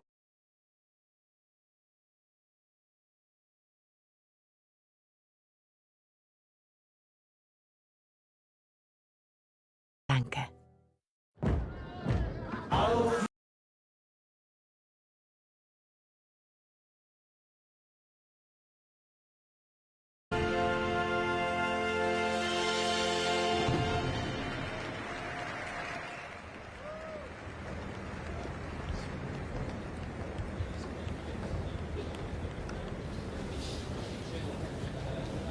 We're getting very to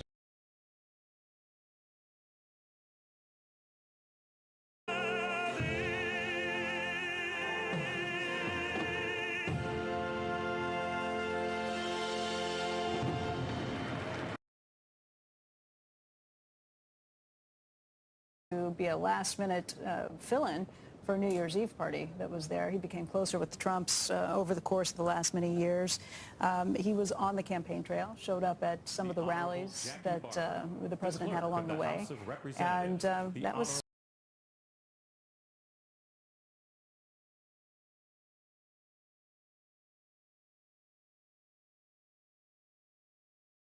sing at the inauguration today. He's had a long-running relationship with President Trump and the Trump family. They first met, he and Donald Trump, about 9 years ago when he was called in to be a last-minute fill-in for a New Year's Eve party that was there. He became closer with the Trumps over the course of the last many years. He was on the campaign trail, showed up at some of the rallies that the president had along the way.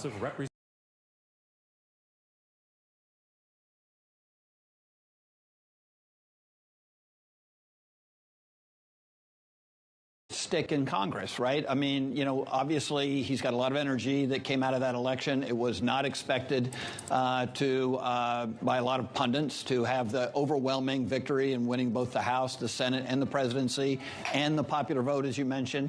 And so I think that, you know, he's going to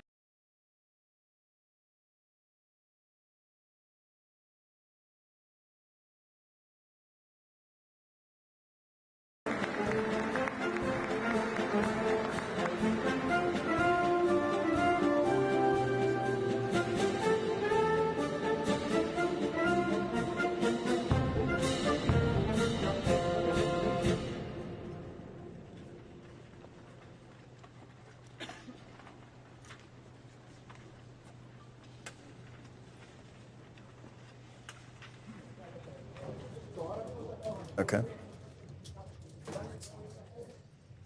President-elect Donald John Trump has walked into the rotunda of the Capitol building.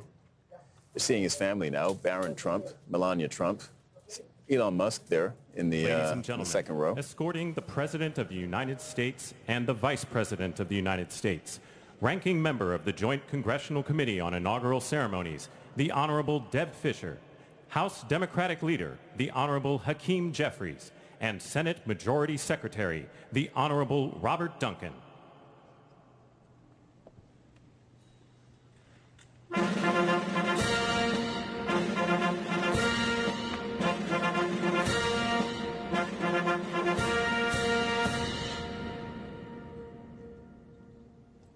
Ladies and gentlemen, the President of the United States, the Honorable Joseph R. Biden Jr., and Vice President of the United States, the Honorable Kamala Devi Harris.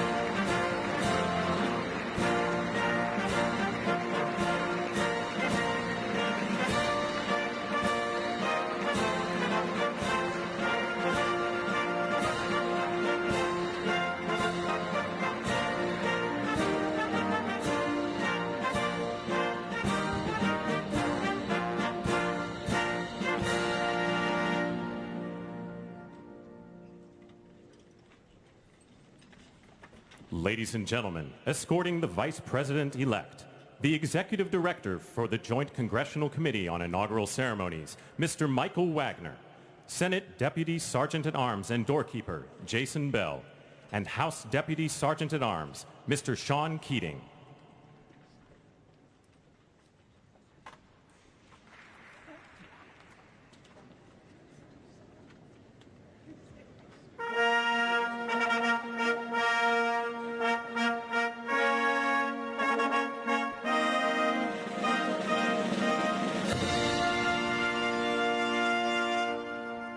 Ladies and gentlemen, the Vice President-elect of the United States, the Honorable J.D. Vance.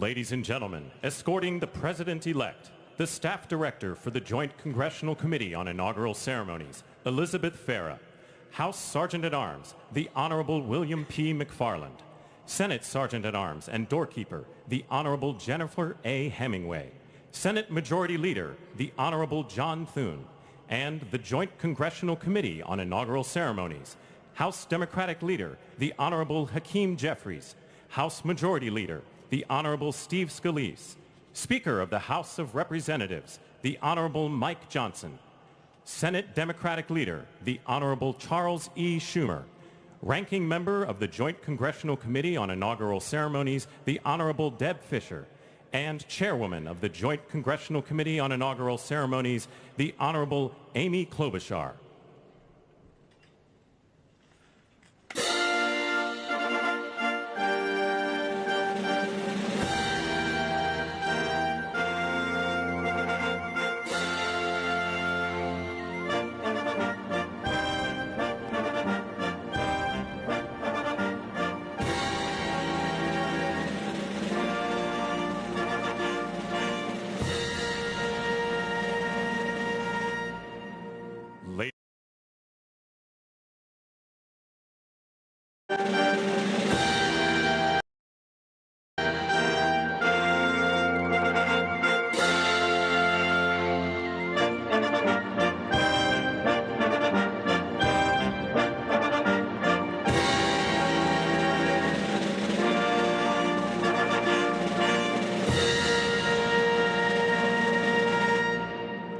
Ladies and gentlemen, the President-elect of the United States, the Honorable Donald John Trump.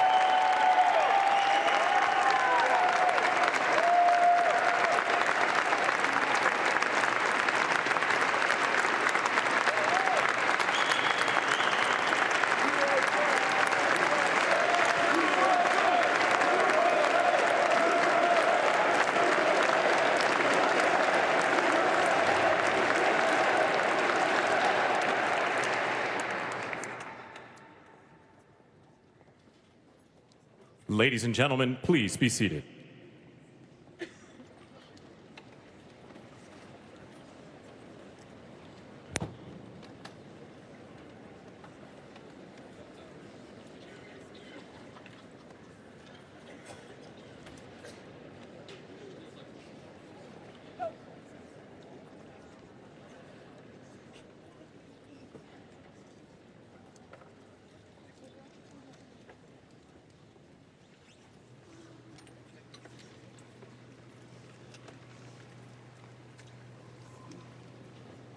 Please welcome the Chairwoman of the Joint Congressional Committee on Inaugural Ceremonies, the Honorable Amy Klobuchar.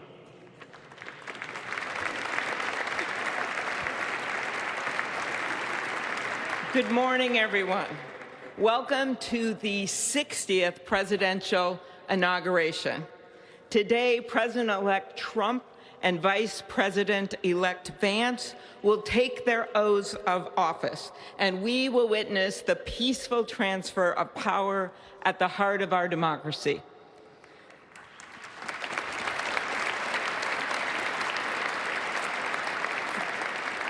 For the past year, I've chaired the inaugural ceremony committee, which includes the leadership of Congress from both parties.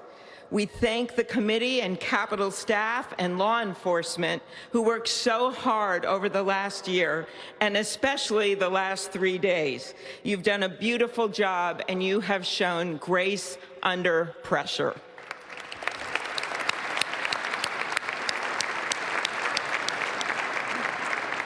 Our theme this year is our enduring democracy. The presence of so many presidents and vice presidents here today is truly a testament to that endurance. We welcome President Biden and Dr. Biden. We welcome Vice President Harris and Doug Emhoff, President Obama, President Clinton and Secretary Clinton, President Bush and Laura Bush, Vice President Pence, Vice President Quayle and Marilyn Quayle. The justices of the United States Supreme Court are with us, all 9 of them I counted, and of course the Trump and Vance families. This ceremony marks what will soon be 250 years of our democracy.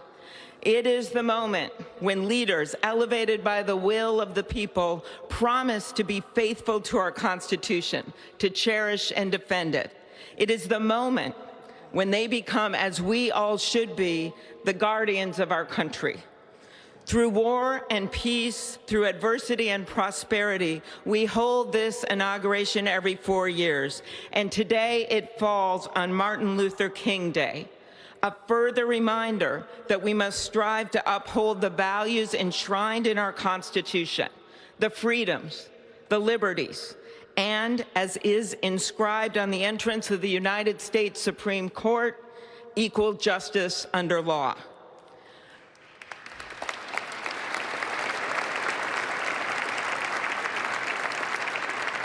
But what makes this moment more than a passing ceremony is all who are watching it across the country, the people of this nation, the ordinary people doing extraordinary things. President Kennedy, who at one point worked as a senator in this building and would often walk through this very rotunda, once said, "In a democracy, every citizen, regardless of interest in politics, holds office. Every one of us is in a position of responsibility." With that responsibility of citizenship comes an obligation not to seek out malice, as President Lincoln once reminded us, but to view others with a generosity of spirit despite our differences. With that responsibility of leadership comes an obligation to stand our ground when we must and find common ground when we can. With everything swirling around us, the hot mess of division, it is on all of us, to quote an incredible songwriter who just happened to be born in my state, to ensure that our nation's democracy is our shelter from the storm. There's a reason this ceremony takes place at the Capitol. In other countries, it might be in a presidential palace or a gilded executive office building. Here it is traditionally held at the Capitol, the People's House.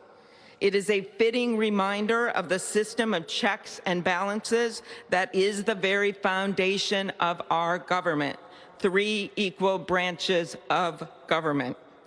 That is how, for nearly 250 years, our great American experiment, grounded in the rule of law, has endured. So, as we inaugurate a new president and vice president, let us remember that the power of those in this room comes from the people. The construction workers who build our country, the teachers and healthcare workers who nurture us, the troops defending our freedoms, and yes, the firefighters in Los Angeles putting themselves on the line for us.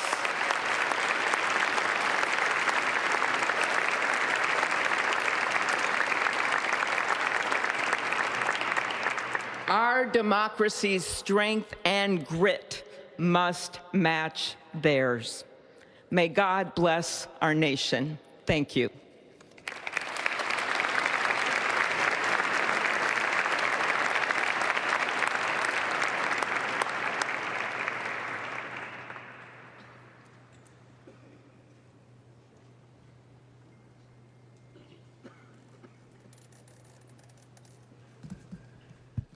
Good afternoon. Endurance through the years is the ultimate test. To persevere through time is the truest measure of an idea, an institution, and a nation. Our founders wrote the Constitution so that America could withstand all the twists and turns of time. They wrote it to guide us and to preserve forever our right of life, liberty, and the pursuit of happiness. But as much as the truths and principles enshrined in our Constitution remain the same, our democracy promises the American people the power to change, to chart their own destiny. That's the beauty. That is the importance of democracy. It allows the endurance, the permanence of a nation through change. It allows nations like our United States both to avoid the obstacles and to seize the opportunities God has placed before us, all while staying true to our founding principles. Today is our country's 60th inauguration ceremony. Like all the others before it, it is a celebration of our right to set our uniquely American course. The past several years have been trying at times for many, many Americans, and also for the nations of the free world that we humbly strive to lead. In November, Americans chose again to steer this nation towards greatness, the secure, safe, and prosperous future that our founders envisioned for all of us. And today, we celebrate not only their decision to do so, but also the simple right and wisdom of a free people to make their own choice so that their nation might endure. And now, allow me to welcome Archbishop Timothy Dolan and Reverend Franklin Graham, who will deliver our invocation. Please rise.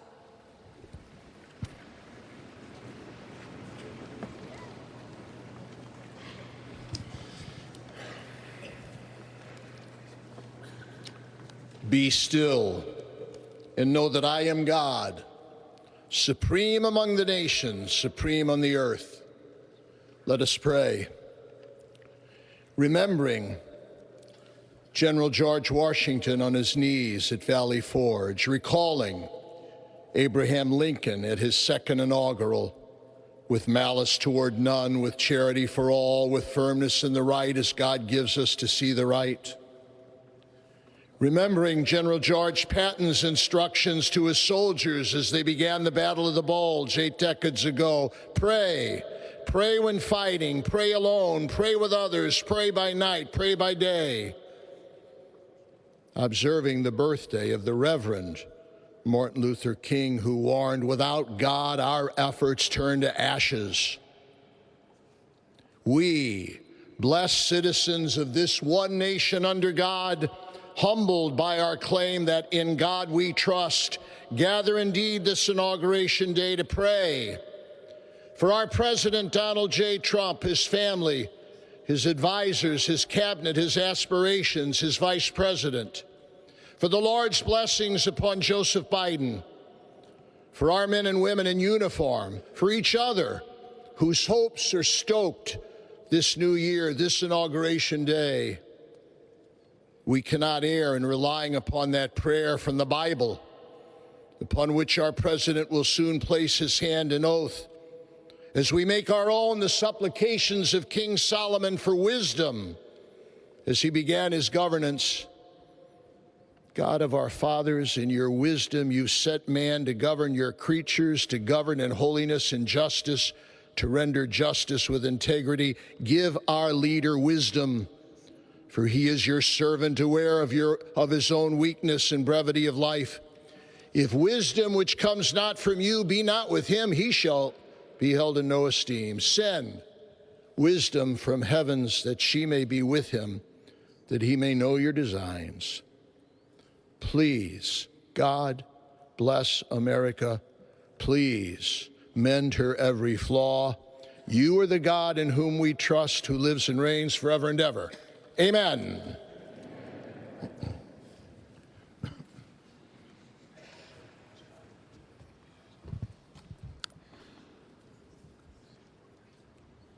Mr. President, the last 4 years, there are times I'm sure you thought it was pretty dark. But look what God has done. We praise him and give him glory.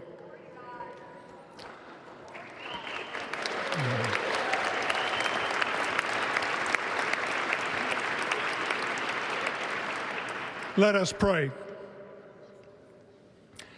Our Father and our God, thou hast said, blessed is the nation whose God is the Lord. As the prophet Daniel prayed, blessed be the name of God forever and ever. For wisdom and might are his. He changes the times and the seasons. He removes kings. He raises up kings. He gives wisdom to the wise and knowledge to those who have understanding. Our Father, today, as President Donald J. Trump takes the oath of office once again, we come to say thank you, O Lord our God. Father, when Donald Trump's enemies thought he was down and out, you and you alone saved his life and raised him up with strength and power by your mighty hand. We pray for President Trump that you'll watch over, protect, guide, direct him. Give him your wisdom from your throne on high.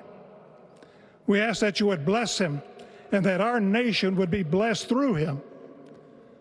We also ask that you would bless and protect Melania as First Lady. We thank you for the beauty, the warmth, and grace that she shows not only to this nation, but to the whole world. We thank you for Vice President-elect J.D. Vance and his wife Usha and their young family. May he be a strength to President Trump, to stand beside him, to hold up his arms like Aaron held up the arms of Moses in the midst of battle. The prophet Samuel reminded the people, it was you that brought them up from the land of Egypt. And he said, now stand still that I may reason with you before the Lord. So, Father, we take this moment to stand still, to remember the great things that you have done for this nation. Thank you for the protection, the bounty, the freedoms that we so enjoy. We remember to keep our eyes fixed on you, and may our hearts be inclined to your voice. We know that America can never be great again if we turn our backs on you. We ask for your help, and we pray all of this in the name of the King of Kings, the Lord of Lords, your Son, my Savior, and our Redeemer, Jesus Christ. Amen.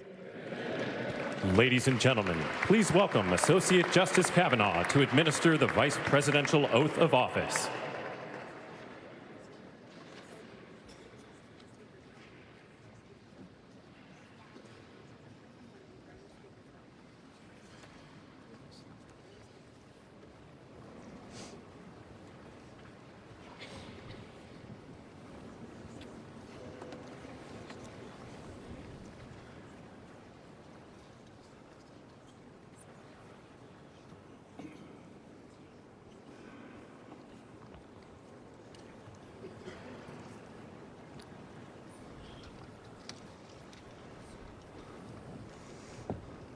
Please raise your right hand and repeat after me. I, James David Vance, do solemnly swear. I, James David Vance, do solemnly swear. that I will support and defend the Constitution of the United States that I will support and defend the Constitution of the United States against all enemies, foreign and domestic, against all enemies, foreign and domestic, that I will bear true faith that I will bear true faith and allegiance to the same, and allegiance to the same, that I take this obligation freely that I take this obligation freely without any mental reservation without any mental reservation or purpose of evasion, and that I will well and faithfully discharge the duties of the office on which I am about to enter. So help me God. Congratulations, Mr. Vice President.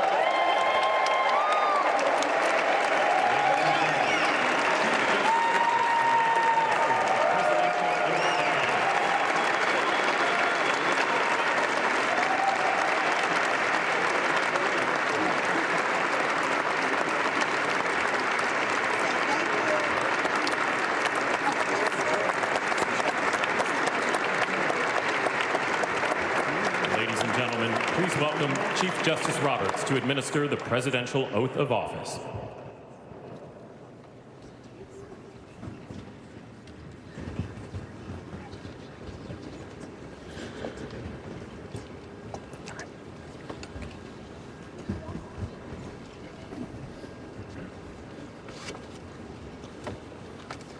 Please raise your right hand and repeat after me. I, Donald John Trump, do solemnly swear. I, Donald John Trump, do solemnly swear. That I will faithfully execute. That I will faithfully execute. The office of President of the United States. The office of President of the United States. And will, to the best of my ability. And will, to the best of my ability. Preserve, protect, and defend. Preserve, protect, and defend. The Constitution of the United States. The Constitution of the United States. So help me God. So help me God. Congratulations, Mr. President.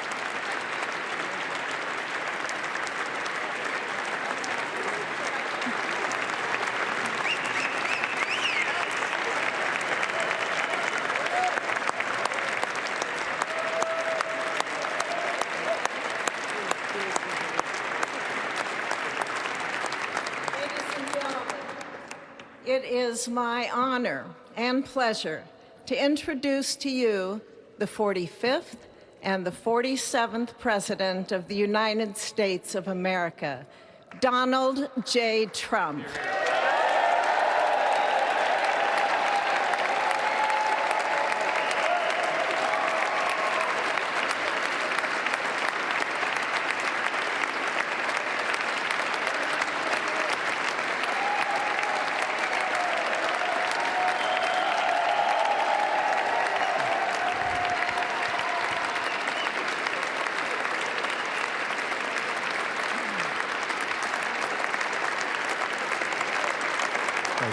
Thank you very much, everybody. Well, thank you very, very much.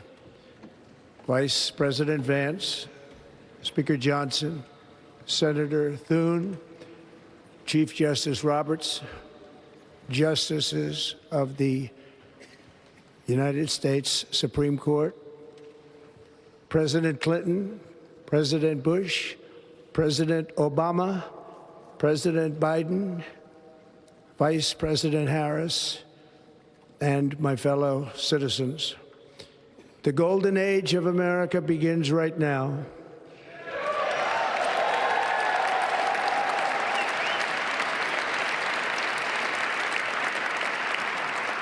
From this day forward, our country will flourish and be respected again all over the world. We will be the envy of every nation, and we will not allow ourselves to be taken advantage of any longer. During every single day of the Trump administration, I will very simply put America first.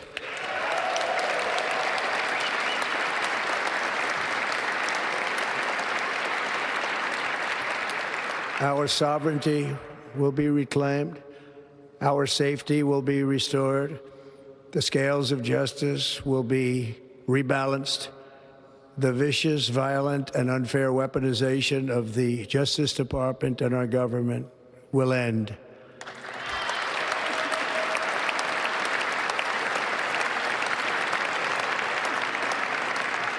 And our top priority will be to create a nation that is proud, prosperous, and free.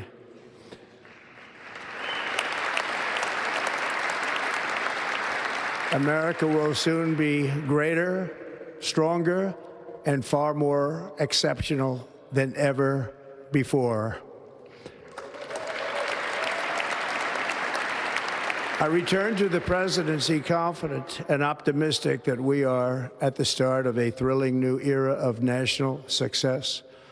A tide of change is sweeping the country, sunlight is pouring over the entire world, and America has the chance to seize this opportunity like never before. But first, we must be honest about the challenges we face. While they are plentiful, they will be annihilated by this great momentum that the world is now witnessing in the United States of America. As we gather today, our government confronts a crisis of trust. For many years, a radical and corrupt establishment has extracted power and wealth from our citizens while the pillars of our society lay broken and seemingly in complete disrepair. We now have a government that cannot manage even a simple crisis at home, while at the same time stumbling into a continuing catalog of catastrophic events abroad. It fails to protect our magnificent, law-abiding American citizens, but provides sanctuary and protection for dangerous criminals, many from prisons and mental institutions that have illegally entered our country from all over the world. We have a government that has given unlimited funding to the defense of foreign borders, but refuses to defend American borders or, more importantly, its own people. Our country can no longer deliver basic services in times of emergency, as recently shown by the wonderful people of North Carolina, been treated so badly.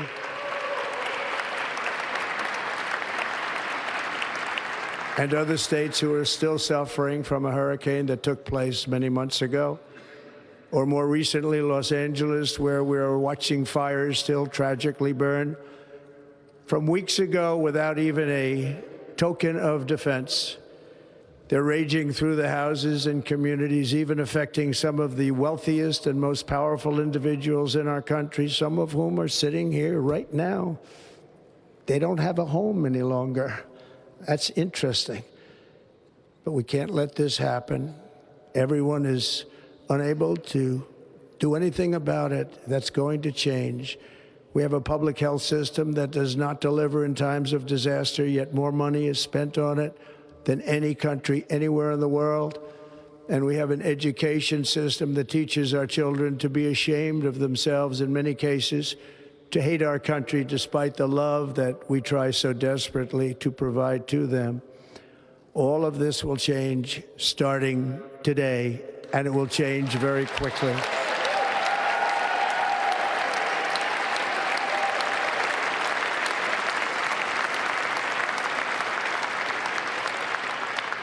My recent election is a mandate to completely and totally reverse a horrible betrayal and all of these many betrayals that have taken place, and to give the people back their faith, their wealth, their democracy, and indeed their freedom.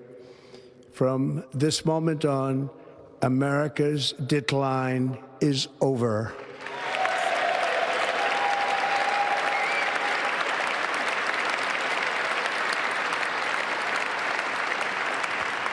Our liberties and our nation's glorious destiny will no longer be denied, and we will immediately restore the integrity, competency, and loyalty of America's government.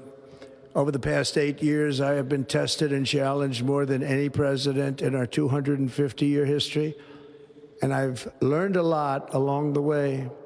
The journey to reclaim our republic has not been an easy one, that I can tell you. Those who wish to stop our cause have tried to take my freedom and indeed to take my life. Just a few months ago in a beautiful Pennsylvania field, an assassin's bullet ripped through my ear. But I felt then, and believe even more so now, that my life was saved for a reason. I was saved by God to make America great again.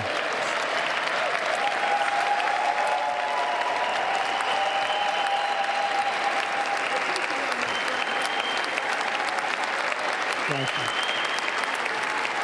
Thank you.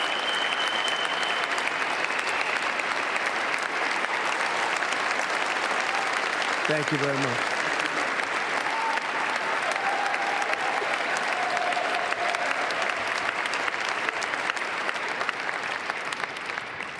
That is why each day under our administration of American patriots, we will be working to meet every crisis with dignity and power and strength. We will move with purpose and speed to bring back hope, prosperity, safety, and peace for citizens of every race, religion, color, and creed. For American citizens, January 20th, 2025 is Liberation Day.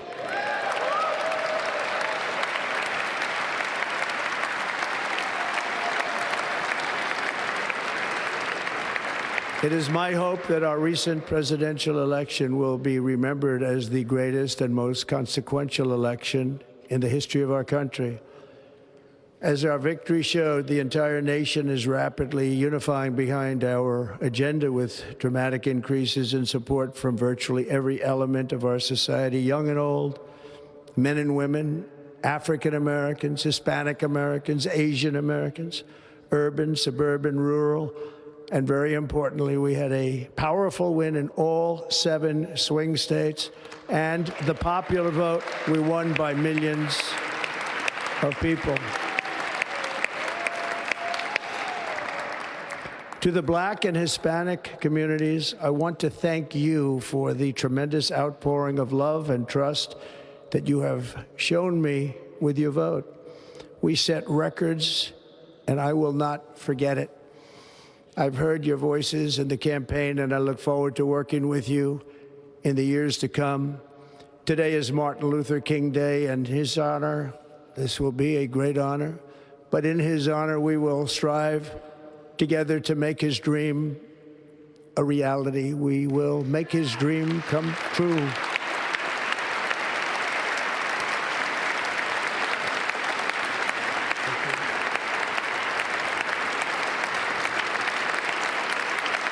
Thank you. Thank you. National unity is now returning to America, and confidence and pride is soaring like never before. In everything we do, my administration will be inspired by a strong pursuit of excellence and unrelenting success. We will not forget our country.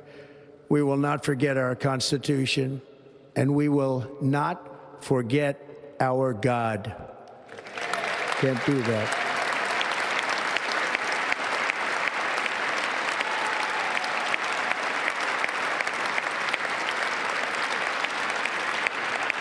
Today, I will sign a series of historic executive orders. With these actions, we will begin the complete restoration of America and the revolution of common sense. It's all about common sense. First, I will declare a national emergency at our southern border.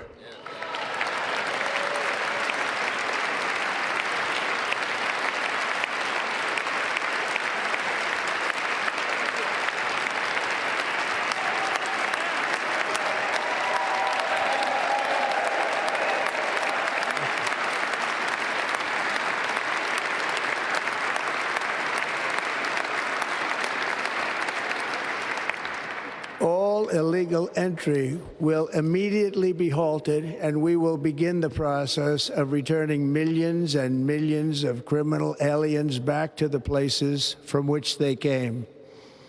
We will reinstate my Remain in Mexico policy.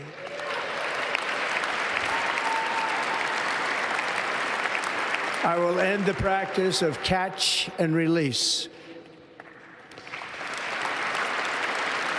And I will send troops to the southern border to repel the disastrous invasion of our country.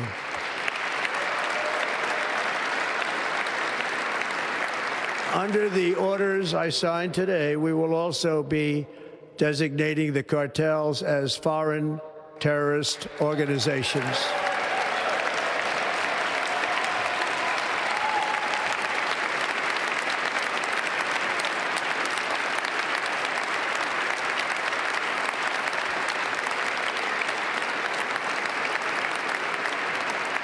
And by invoking the Alien Enemies Act of 1798, I will direct our government to use the full and immense power of federal and state law enforcement to eliminate the presence of all foreign gangs and criminal networks, bringing devastating crime to U.S. soil, including our cities and inner cities.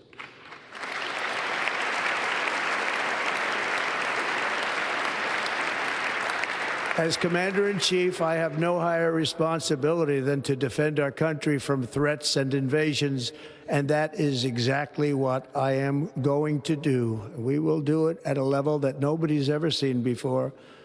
Next, I will direct all members of my cabinet to marshal the vast powers at their disposal to defeat what was record inflation and rapidly bring down costs and prices.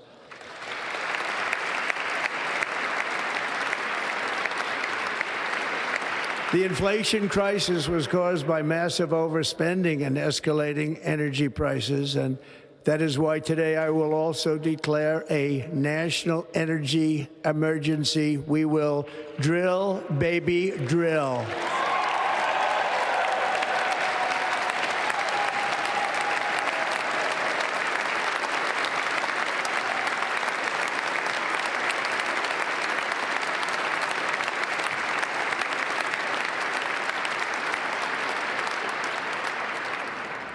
America will be a manufacturing nation once again, and we have something that no other manufacturing nation will ever have, the largest amount of oil and gas of any country on earth, and we are going to use it.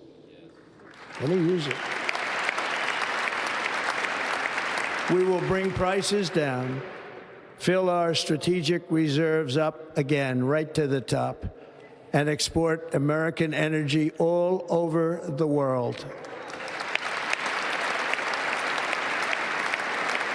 We will be a rich nation again, and it is that liquid gold under our feet that will help to do it. With my actions today, we will end the Green New Deal and we will revoke the electric vehicle mandate, saving our auto industry and keeping my sacred pledge to our great American auto workers.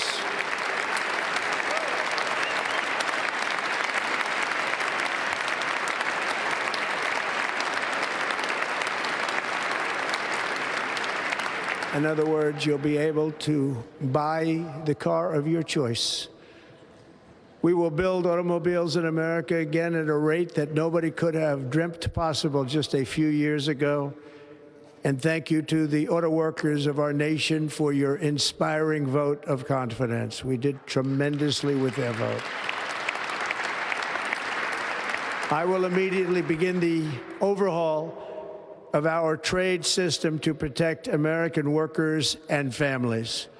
Instead of taxing our citizens to enrich other countries, we will tariff and tax foreign countries to enrich our citizens.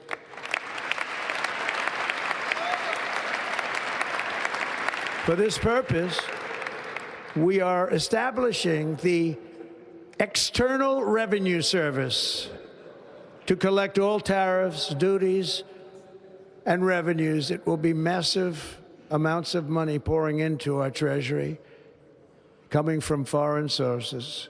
The American dream will soon be back and thriving like never before to restore competence and effectiveness to our federal government. My administration will establish the brand new Department of Government Efficiency.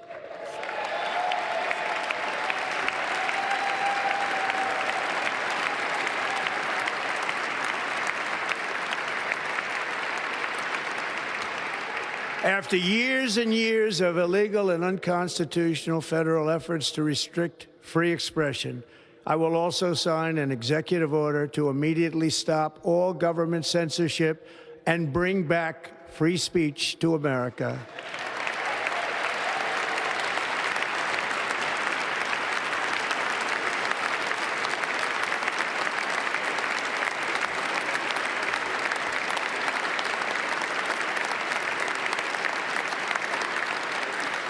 Never again will the immense power of the state be weaponized to persecute political opponents, something I know something about. We will not allow that to happen. It will not happen again. Under my leadership, we will restore fair, equal, and impartial justice under the constitutional rule of law.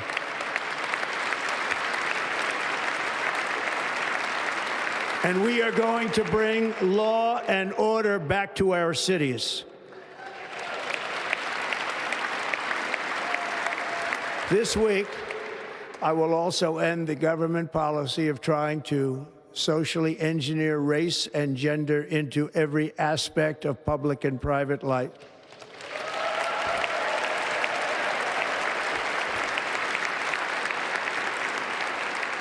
We will forge a society that is colorblind and merit-based.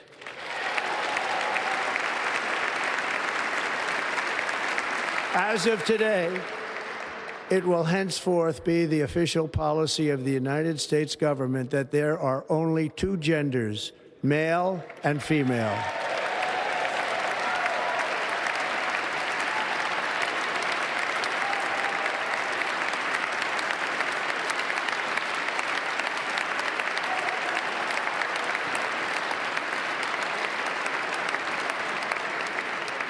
This week, I will reinstate any service members who were unjustly expelled from our military for objecting to the COVID vaccine mandate with full back pay.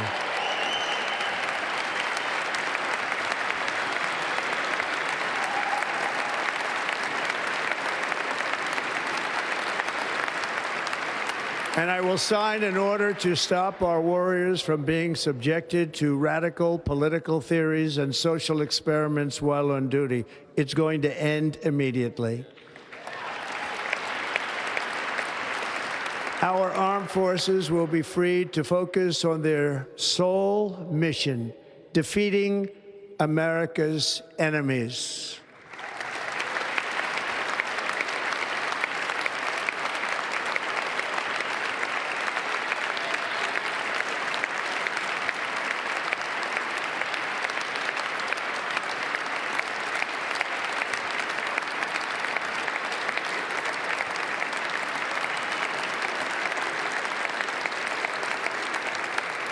Like in 2017, we will again build the strongest military the world has ever seen.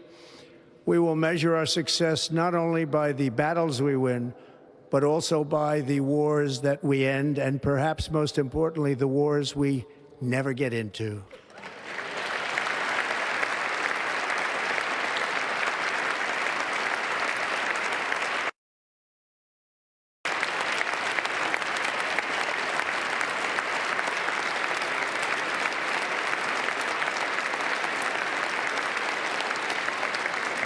My proudest legacy will be that of a peacemaker and unifier. That's what I want to be, a peacemaker and a unifier. I'm pleased to say that as of yesterday, one day before I assumed office, the hostages in the Middle East are coming back home to their families.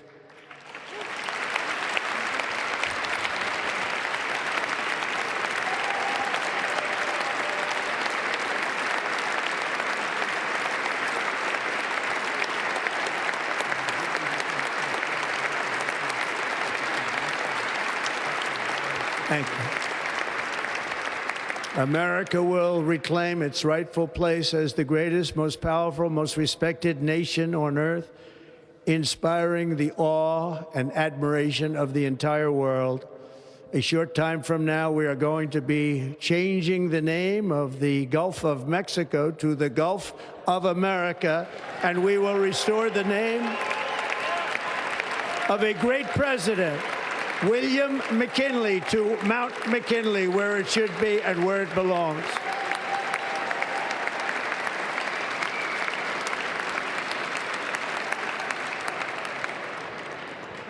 President McKinley made our country very rich through tariffs and through talent. He was a natural businessman and gave Teddy Roosevelt the money for many of the great things he did, including the Panama Canal, which has foolishly been given to the country of Panama after the United States. The United States, I mean, think of this, spent more money than ever spent on a project before and lost 38,000 lives in the building of the Panama Canal. We have been treated very badly from this foolish gift that should have never been made, and Panama's promise to us has been broken.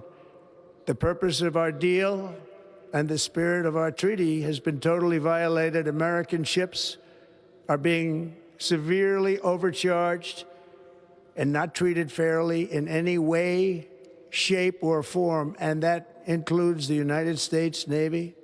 And above all, China is operating the Panama Canal, and we didn't give it to China, we gave it to Panama, and we're taking it back.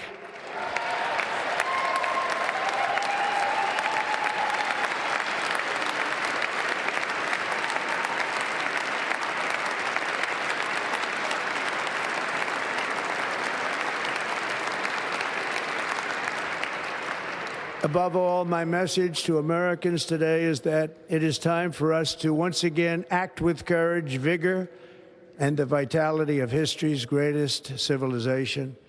So as we liberate our nation, we will lead it to new heights of victory and success. We will not be deterred. Together we will end the chronic disease epidemic and keep our children safe, healthy, and disease-free.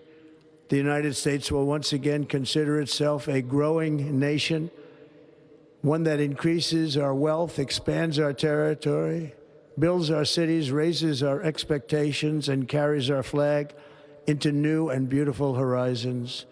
and we will pursue our manifest destiny into the stars, launching American astronauts to plant the stars and stripes on the planet Mars.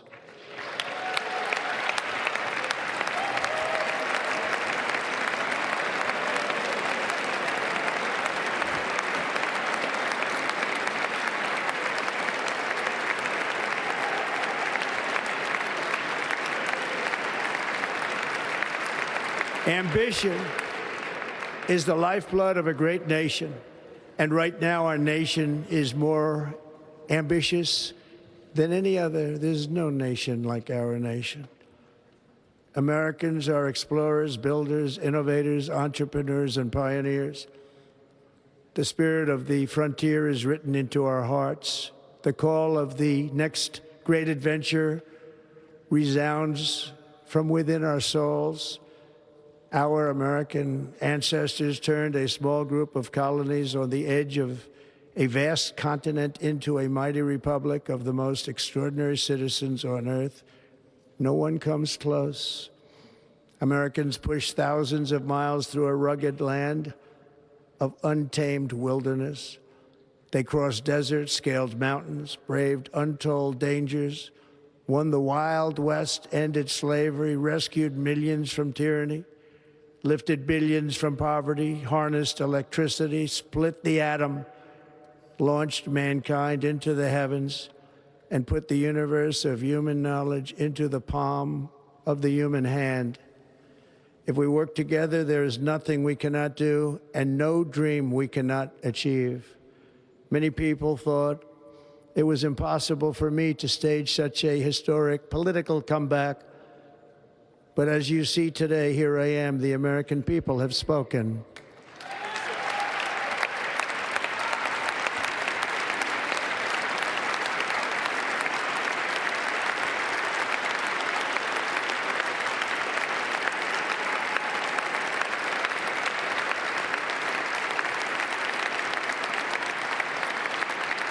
I stand before you now as proof that you should never believe that something is impossible to do.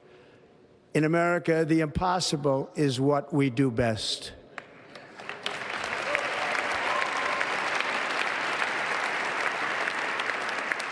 From New York to Los Angeles, from Philadelphia to Phoenix, from Chicago to Miami, from Houston to right here in Washington, D.C., our country was forged and built by the generations of patriots who gave everything they had for our rights and for our freedom. They were farmers and soldiers, cowboys and factory workers, steel workers and coal miners, police officers and pioneers who pushed onward, marched forward, and let no obstacle defeat their spirit or their pride. Together they laid down the railroads, raised up the skyscrapers, built great highways, won 2 world wars, defeated fascism and communism, and triumphed over every single challenge that they faced. After all we have been through together, we stand on the verge of the 4 greatest years in American history. With your help, we will restore America promise, and we will rebuild the nation that we love, and we love it so much. We are one people, one family, and one glorious nation under God. So to every parent who dreams for their child and every child who dreams for their future, I am with you, I will fight for you, and I will win for you. We are going to win like never before.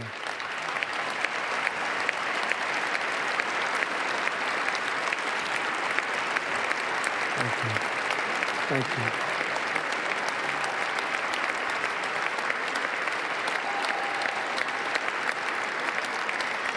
Thank you.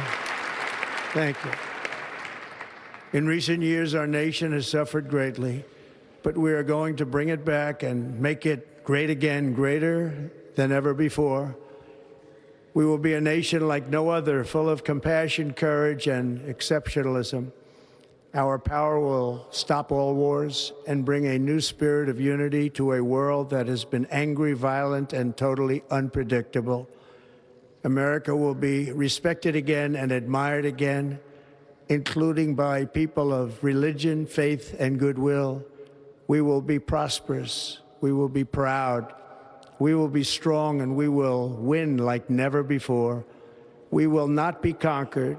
We will not be intimidated. We will not be broken, and we will not fail. From this day on, the United States of America will be a free, sovereign, and independent nation. We will stand bravely. We will live proudly. We will dream boldly, and nothing will stand in our way because we are Americans. The future is ours, and our golden age has just begun. Thank you. God bless America. Thank you all. Thank you. Thank you very much. Thank you very much. Thank you.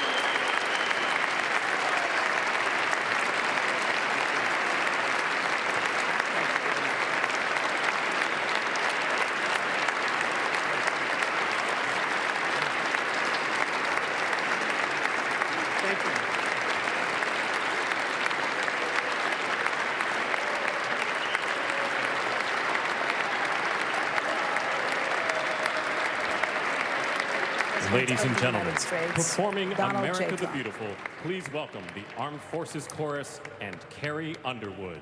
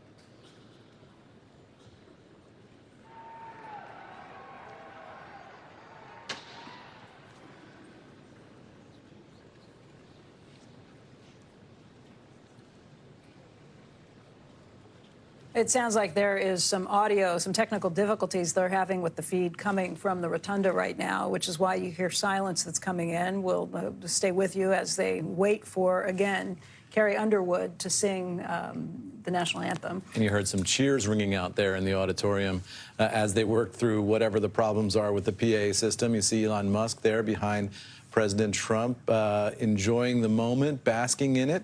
And it was a striking moment, Becky, to watch the incoming President of the United States in an inaugural address that was very much a blistering rebuke of his predecessor, who sat just 5 or 6 feet away listening to Donald Trump, as he called the foreign policy.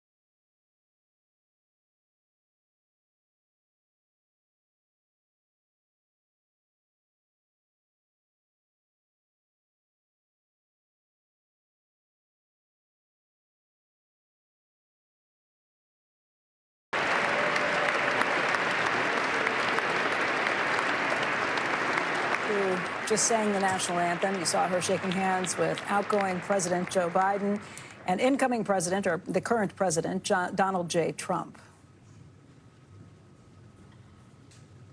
Becky, as we watch that, America the Beautiful, they finally did get the PA system worked out. we'll take a listen here as well. I now call on Rabbi Ari Berman, Pastor Lorenzo Sewell, and Reverend Frank Mund to provide prayers of benediction.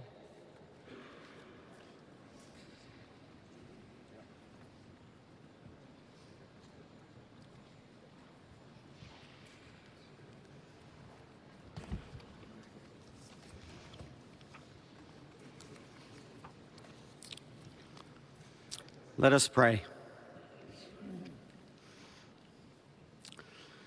Almighty God, your prophet Jeremiah walked the streets of Jerusalem and blessed its inhabitants with the Hebrew words, Baruch HaGever Asher Yiftach BaHashem. Blessed is the one who trusts in God. Thousands of years later, this great nation, which adopted these words as its motto, "In God we trust," stands at a moment of historic opportunity. Americans are searching for meaning.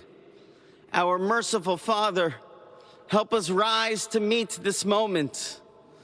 Bless President Donald J. Trump and Vice President J.D. Vance with the strength and courage to choose the right and the good.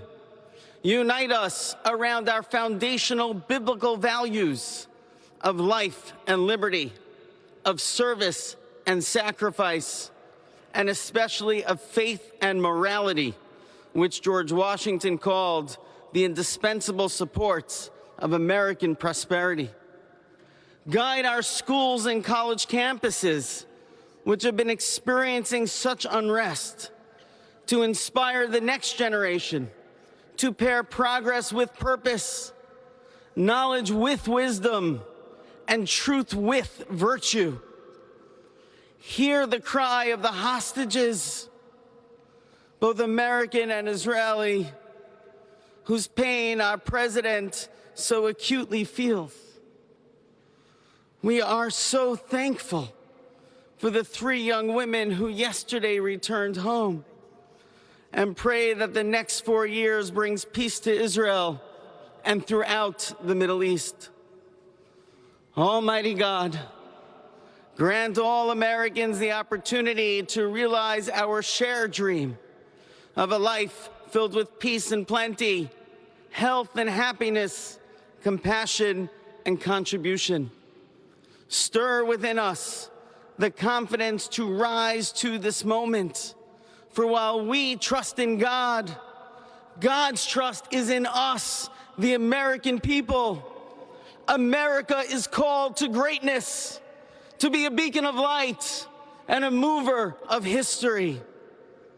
May our nation merit the fulfillment of Jeremiah's blessing, that like a tree planted by water, we shall not cease to bear fruit. May all of humanity experience your love and your blessing. May it be thy will, and let us say, Amen. Let us pray for our 47th president. Heavenly Father, we're so grateful that you gave our 45th and now our 47th president a millimeter miracle. We are grateful that you are the one that have called him for such a time as this, that America would begin to dream again. We pray that we would fulfill the true meaning of our creed, that we hold these truths to be self-evident, that all men are created equal. We pray that you use our president, that we will live in a nation where we will not be judged by the color of our skin, but by the content of our character. Heavenly Father, in the name of Jesus, we are so grateful today that you will use our 47th president so we would sing with new meaning, my country, 'tis of thee. Sweet land of liberty, of thee I sing. Land where my fathers died, land of the pilgrim's pride, from every mountainside. Let freedom ring, and because America is called to be a great nation, We believe that you will make this come true. So let freedom ring from the prodigious hilltops of New Hampshire. Let freedom ring from the mighty mountains of New York. Let freedom ring from the heightening Alleghenies of Pennsylvania. Let freedom ring from the snow-capped Rockies of Colorado. Let freedom ring from the curvaceous hilltops of California. But God, we're asking you not only that. Let freedom ring from Stone Mountain, Georgia. Let freedom ring from Lookout Mountain of Tennessee. Let freedom ring from every hill and every molehill in Mississippi, from every state, every city, every village, and every hamlet. And when we let freedom ring, we will be able to speed up that day where all of your children, black men and white men, Protestant and Catholic, Jew and Gentile, will be able to sing in the meaning of that old Negro spiritual, free at last, free at last. Thank you, God Almighty. We are free at last. If you believe where the Spirit of the Lord is, there is liberty. Come on, put your hands together and give your great God great glory.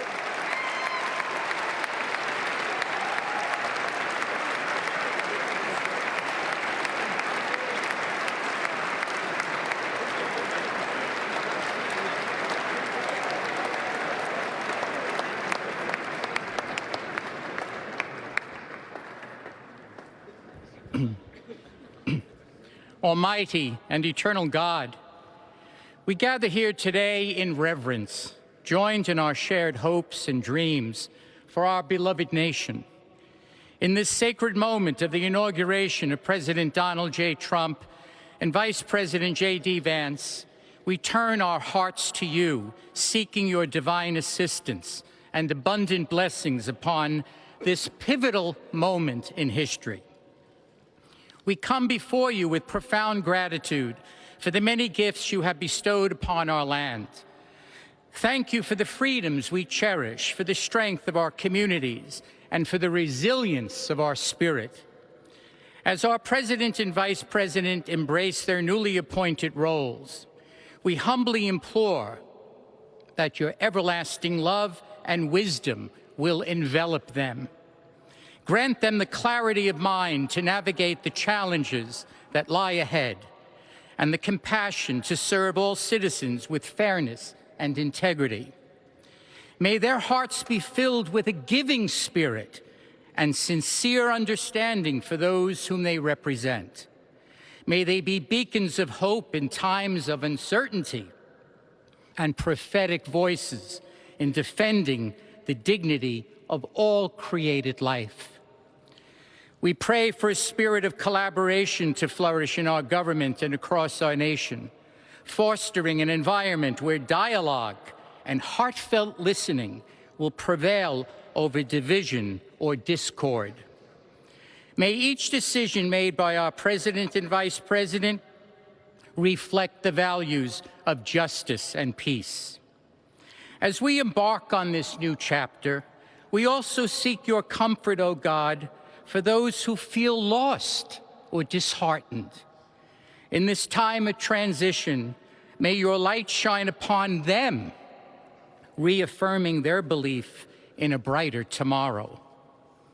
May we all strive to lift one another, supporting our fellow citizens with kindness and empathy, recognizing that together we can overcome any adversity. Grant us the strength to endure, the courage to face our fears, and the clarity to see the light that remains, even when clouds of uncertainty may gather. Inspire our new leaders to be champions for the vulnerable and advocates for those whose voices are often silenced. May they pursue policies that promote the well-being of all, seeking to build bridges that will foster unity and belonging. As we stand witness to this inauguration, we hold fast to our faith in the goodness of each of us and the possibility of change. We trust that with your guidance, O God, our nation can move forward to a future filled with promise, prosperity, and understanding. And finally, we lift our hearts in gratitude for the beloved parents of President Trump. Without Mary and Fred Trump, this day would never be the miracle that has just begun. From their place in heaven, may they shield their son from all harm by their loving protection, and give him the strength to guide our nation along the path that will make America great again. Let us go forth now with these words of President Trump's emblazoned on our hearts. As long as we have pride in our beliefs, courage in our convictions, and faith in our God, then we will not fail. We stand tall, we stand proud, because we are Americans, and Americans kneel to God, and to God alone. Amen. Ladies and gentlemen, please remain standing for our national anthem.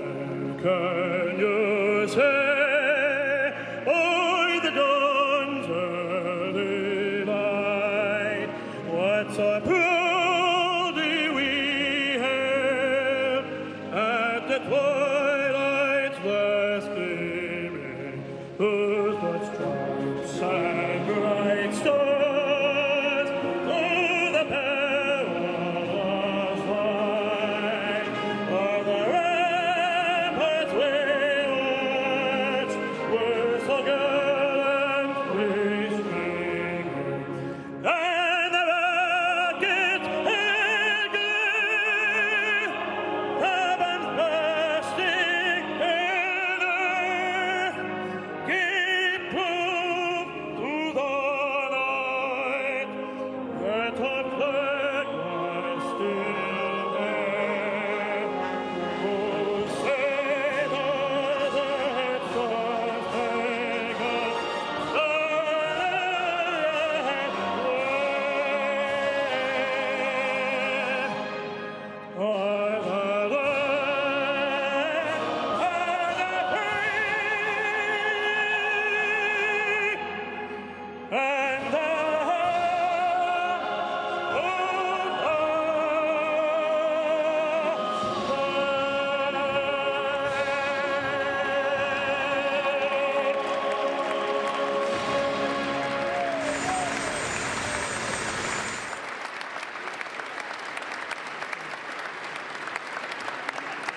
Ladies and gentlemen, please be seated.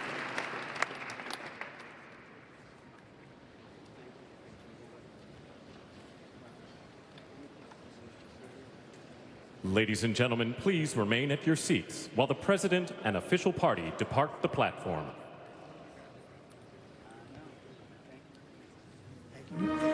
There you have it. That was Christopher Macchio returning for the singing of the national anthem. And now you have the Trumps, the Vances, the Bidens, Harris and Emhoff all departing the rotunda. And you're listening to the Stars and Stripes being played right there. The end of the actual inauguration official process within the rotunda. We'll now see the luncheon this afternoon. We'll see the former President of the United States, Joe Biden, departing on Marine One from the East Front of the Capitol building. That'll happen in just a couple of minutes as soon as they make their way out of the rotunda. And Becky, I was struck, as I was saying earlier, watching this inaugural address of Donald Trump, a thorough and full-throated rebuke of the term of President Biden, who was sitting just there. And so you watch this peaceful transfer of power. Trump did not pull any speed off the fastball in terms of the rhetoric against Biden's administration, calling it a continuing catalog of catastrophic events abroad. saying that our country can no longer deliver basic services, saying the education system teaches our children to be ashamed of themselves, and he said he is going to completely and totally reverse a horrible betrayal. Joe Biden sitting there grimacing at points as he listened to those remarks, but he did sit through them, as is required by this democracy that we live in. And that is the amazing thing about the day that we're watching and the events that we're seeing unfold in front of us. As Donald Trump has called this Liberation Day. Yeah, he said from this moment on, America's decline is over. Again, it was fairly similar to the stridency that we heard in President Biden's last address to the nation, where he said that this nation is at risk of a takeover of a tech oligarchy that was being brought in with this new incoming administration. So what you have is two people who very vehemently disagree on how the country should be run, each of them taking their shots. Biden in his last address to the nation, Trump in his first incoming address in his inauguration. But you did see this throughout the day, the coexistence and at times, real familiarity with the two of them meeting at the White House for tea with their respective spouses beforehand and then riding over in the motorcade together. And you did see them chit-chatting back and forth and having some conversation along the way. It's just a striking contrast between some of the rituals of the day, some of the pomp and circumstance of the day, and the dark vision, as you say, that both of these men have shared in different ways about where the country is right now and what should happen next. A couple of pieces of policy in this address, Becky. He talked about declaring a national emergency on the southern border. That got a big round of applause. Naming cartels as foreign terrorist organizations, declaring an external revenue service to collect tariffs. And ultimately, he said, this is a society that will be colorblind and merit-based, and the policy of the U.S. government will be that there are two genders and two genders only, male and female. The president saying, in America, the impossible is what we do. He went on to talk about other executive orders that will be immediately instated. One of the themes was drill, baby, drill, as we know, the energy focus on some of those things. He also listed the External Revenue Service. He said that's going to be created for tariffs and duties to make sure that those things are being implemented the way he sees fit. Talked about DOGE, the Department of Government Efficiency, and what will be happening there. He also talked about he wants to be a peacemaker and a unifier. He said, even beginning yesterday, the day before his inauguration, the hostages in the Middle East being brought home to their families, and mentioned things that maybe none of us saw coming. One of them would be the idea of renaming Denali as Mount McKinley. Didn't have that on my bingo card for the speech. A couple of naming items. They're talking about renaming the Gulf of Mexico to the Gulf of America, renaming Mount McKinley back to Mount McKinley. This is the president is looking to reshape the map as well as the legislative agenda here in Washington. You know, Mount McKinley, for some time in Alaska, they had kind of pushed to the change for Denali. That means the great one in the Native Alaskan tribes language there. It was not changed officially until 2015 under former President Obama's administration when that was officially put into place. It was originally named back in 1896. A gold prospector in Alaska named it. In 1917, that name became official. But again, we'll watch what all of these executive orders bring and have to come out from some of these things.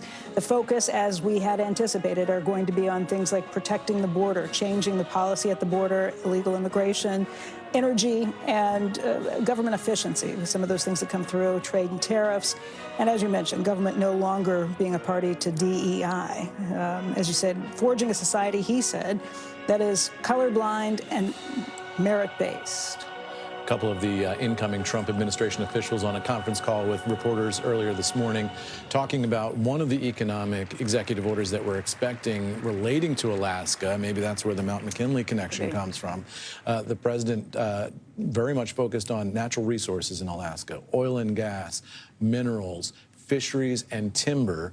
The officials incoming with this new administration saying they're going to have an executive order that unleashes America's ability to tap into those natural resources in the state of Alaska. So that state very much a focus of Donald Trump as we watch the rotunda continue to empty. There goes the Speaker of the House, I believe, Mike Johnson there on the right-hand side as the other dignitaries begin to make their way out as well. Yeah, that is Mike Johnson on the right, as you mentioned. We'll continue to watch those leaving. But again, one of the front and center situations has been the CEOs and the billionaires who were seated right up front for this inauguration. Let's get a little more reaction to that from Robert Frank and Steve Kovac, who join us right now from CNBC's headquarters. Gentlemen, you've been watching this just as we have with the pictures along the way. Robert, this was a very different inauguration, not only because it was inside for the first time in 40 years, but the makeup of those who were seated right up front. Yeah, Becky, when you think about policy for the next 4 years and the winners and losers, you have to look at who is seated right behind President Trump there. And you had, as Eamon put it before, a literal Mount Rushmore of wealth. The 4 richest people in the world, all of them were seated right behind the president. So you had Elon Musk, Mark Zuckerberg, Jeff Bezos, and to everyone's surprise, including my own, not just Bernard Arnault, but Bernard Arnault's daughter, Delphine, as well as his son, Alexander. So what that tells me is that when you look at tariffs and the overseas companies that are going to potentially be impacted by tariffs, you could get carve-outs for luxury industry, for instance. LVMH, of course, the largest luxury company in the world, very concerned about the potential impact of tariffs on the U.S. So this is not just the cabinet that is full of billionaires, but his supporters, the universe of around Trump. We have never seen a convergence of wealth and power like we just saw a few moments ago. Steve, again, the focus has been on the technology CEOs in the room. Certainly not the only ones, but they were front and center. Yeah, that's right, Becky. And by the way, Tim Cook is the one who largely wrote the playbook for how to get in the room like this. You might remember in the first Trump administration, where so many of the tech executives that were seated behind Trump today were antagonistic towards him, or their companies had policies that Trump might have viewed as antagonistic towards him. Cook kind of embraced Trump and kind of told him what he wanted to hear in regards to manufacturing here in the United States. He took him down to Austin to show him that pre-existing factory where they were making some low-volume Mac computers, and that kind of resulted in these tariff relief. And that's exactly what Apple needs again, Becky, is relief from these tariffs that Trump has promised throughout the campaign. And he really did write this playbook that if you tell President Trump what he wants to hear, whether that's related to DEI, like we saw Mark Zuckerberg do that huge reversal, ending DEI programs within Meta, or dialing back misinformation on his various Meta platforms. Those are all things that Trump wants to hear, and that gets you in the room. And then we got to discuss what these tech CEOs have on the line. You got to remember, 4 of the Mag 7 companies are represented here, and they're all under antitrust cases and antitrust suits from the government. Google already lost its antitrust suit. They're going over remedies right now. And then Apple, Meta, and Amazon are facing their own. And so this is, and by the way, all those investigations began under the first Trump administration. So showing up here, showing up behind him is a real show of force here. The question is, are they going to get what they want? All of these men, either their companies or individually, donated $1 million to this inauguration to get in the room, to show their support for this inauguration, for this president. And now the question is, are those investments, are these those visits to Mar-a-Lago we heard over the last few months, are those going to pay off? Are we going to see tariff relief for Apple? What is Apple going to offer, for example, Trump, so he can have some kind of win in his basket here? For example, we heard last night Trump saying that he spoke with Tim Cook yesterday, and Apple is about to announce some major investment in the United States. So that is going to be considered a big win for Trump. Maybe that results in tariff relief for Apple. We already know what Meta is doing. Alphabet, not so much, but it really does show that the playbook has completely changed with this president. If you're in business and you want to get in the room, tell him what he wants to hear, and then maybe you get some kickbacks from that too, like Becky. Hey, Robert, the perception of this changes depending on who you ask. You can either say that this is the oligarchs who are taking over and having lots of influence and sway, or you could take it from the perspective of these are the most successful and innovative people in the United States, and you'd like to have a closer working relationship with an incoming administration. How do you think that this is going to be measured in the weeks and months to come? Well, this is going to be a huge source of tension, I think, both within the administration and I think politically. You had a great discussion earlier today with former Governor Chris Sununu, and Case talked about this as well. On the one hand, you could say these are the people that have proven the most success in the private sector and in business, so aren't we lucky to have all their skills applied to the public sector, the efficiency, the results-driven metrics that they have in private business. On the other hand, you could say this was a populist election. And will there be a conflict, as Eamon was talking about before, between the populist mandate that they had and some of those efforts, whether it's immigration or whether it's the wealth and power of these large companies? Will there be a conflict between the electorate and the people that we now see literally behind Donald Trump? So I think that's going to be the question we're going to watch over the next 4 years. And also whether, Trump talked about returning wealth to the American people. Well, we have record wealth for all Americans, record wealth at the top, middle, and the bottom. So the question is, will there be more of a discussion, or at least visibility, about inequality now that the very wealthy are both in the cabinet as well as surrounding the president? Robert, we're watching a few parting words here between President Trump and President Biden as you see them now on the east front of the Capitol, as President Biden is about to get on board Marine One for one last ride out of town here. You see the rotor of Marine One actually blocking the shot here as we look at the two presidents shaking hands. And Robert, as you were talking about that populist question, as we watch Vice President Harris sort of figuratively riding off into the sunset here, and so many questions surrounding her future career. That populist message of the Trump campaign and what might happen in this administration, and the striking tableau of billionaire CEOs just behind Trump in the rotunda just now. President Biden made so much of his administration about labor, about unions, about workers, and yet really was unable to connect at the end of the day politically with enough of the working class union vote to get Kamala Harris elected when it counted. And you wonder what this incoming Trump administration is going to do to connect with labor in a way that Biden didn't, whether that's rhetorically, whether that's policy, whether that's something else that's going to make that connection, because that does seem to be the political battleground of our age. Yeah, look, there was an interesting interview with Jamie Dimon on 60 Minutes where he was asked about, aren't billionaires the problem? And I think we're evolving as a country about the debate over inequality. I think we're going to see it over the next 4 years, where perhaps Americans aren't so concerned about the very successful, like Elon Musk. They're more concerned with helping those at the bottom. And there may not be, in many people's view, a conflict. It is possible, I guess, and this is what the Trump administration will argue, that prosperity for everyone, better growth for everyone, is a solution, as opposed to demonizing those at the top, or perhaps saying the way to solve inequality is by taxing those at the top and spreading the wealth. So I think the hope is that we can have a new narrative about wealth and just say, look, we want everyone to prosper in the next 4 years. We'll see whether that works. Hey, There Robert, you see I was just going to say, and there you see President Biden boarding the helicopter here, a few last handshakes and some words with President Trump.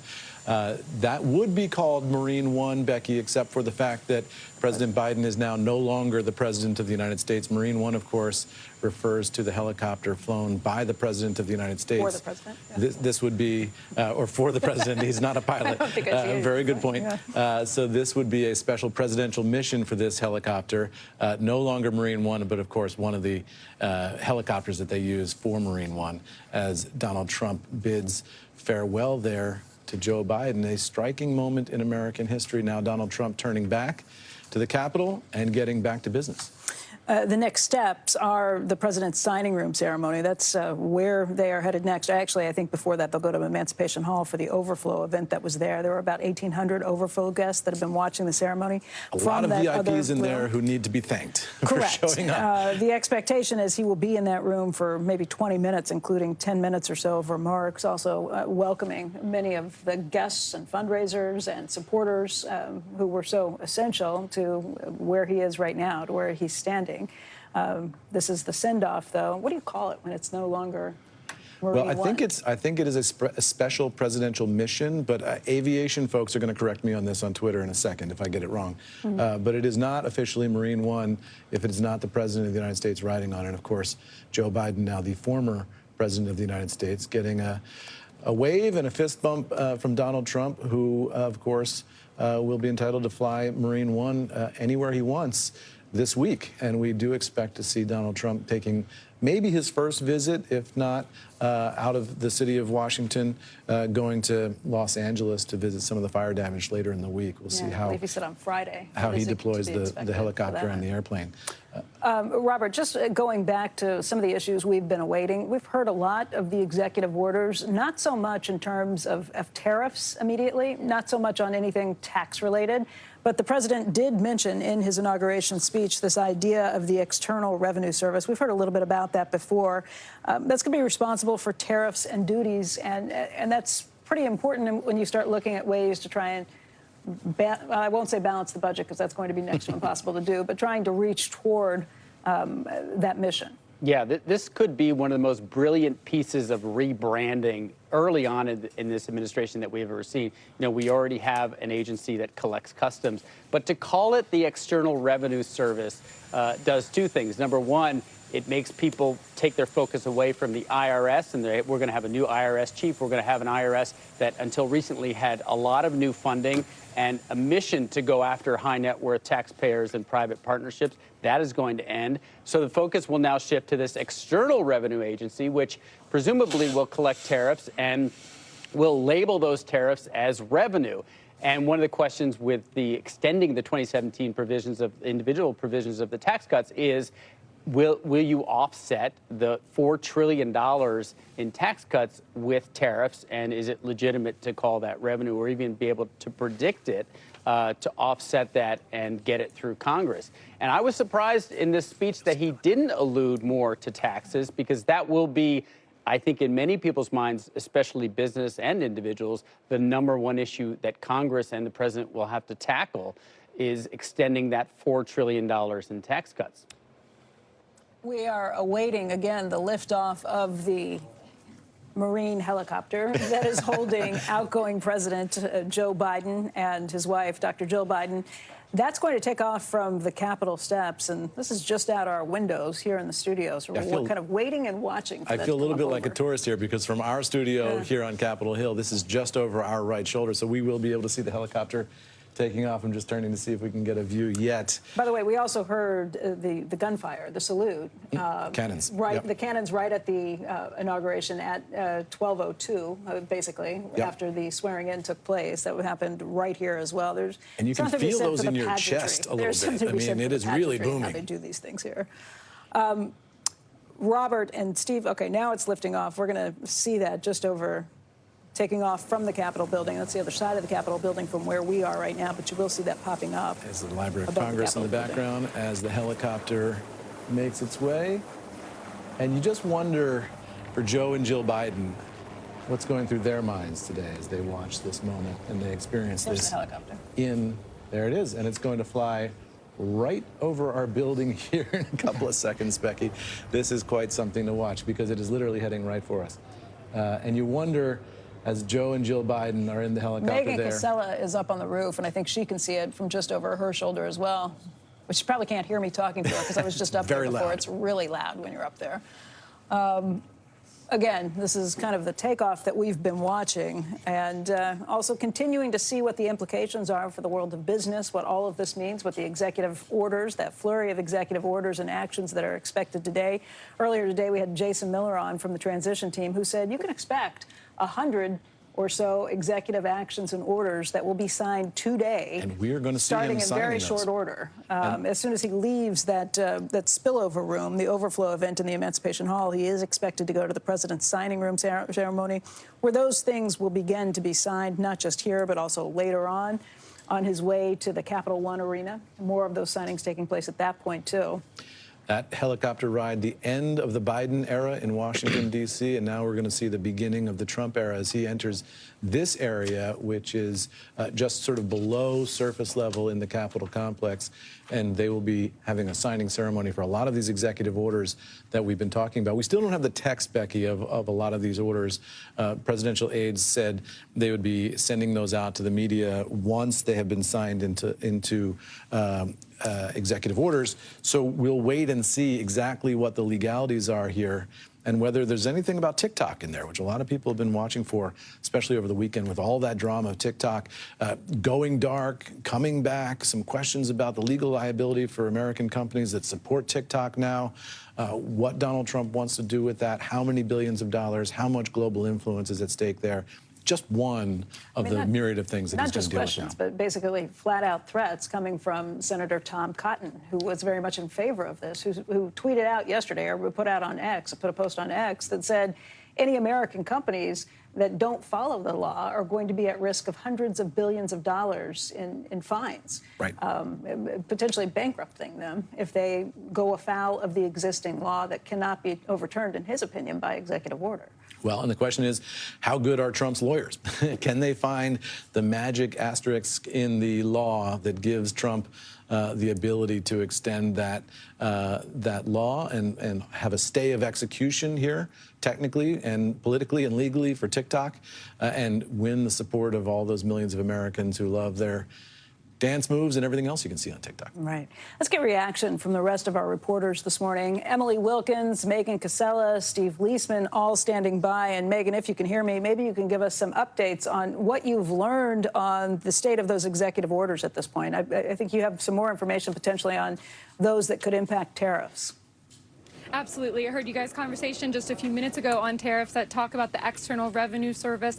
Obviously, President Trump focusing throughout that speech on tariffs, on things like renaming the Gulf of Mexico the Gulf of America, and getting tough with our trading partners. It's something that drives President Trump when he talks with our allies and adversaries alike. He wants to sort of put countries back on their heels. So he made it a focus of the speech. But I have new reporting from just in the last hour or so that it's mostly empty rhetoric, at least so far. I was told by a person familiar with the plans that Trump is signing an executive order, or at least an action later today, he's expected to, that directs all federal agencies to review our trade relationships, to take a close look at things like the USMCA, at Buy American policies, at tariffs that are already in place, at intellectual property rules. But it stops short of imposing tariffs, or even of including any language that would get the ball rolling towards imposing tariffs. So empty rhetoric right now. And guys, I would just say it really reflects the level of division within Trump's advisors right now on how to proceed on tariffs. He would have to take pretty dramatic action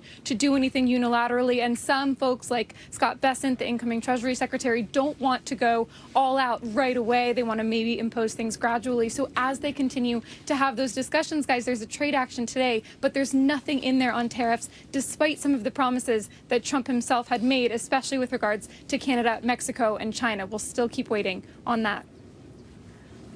Megan, thank you. Steve, let's get your reaction. Let's play a part of the speech that President Trump gave concerning inflation. Listen in.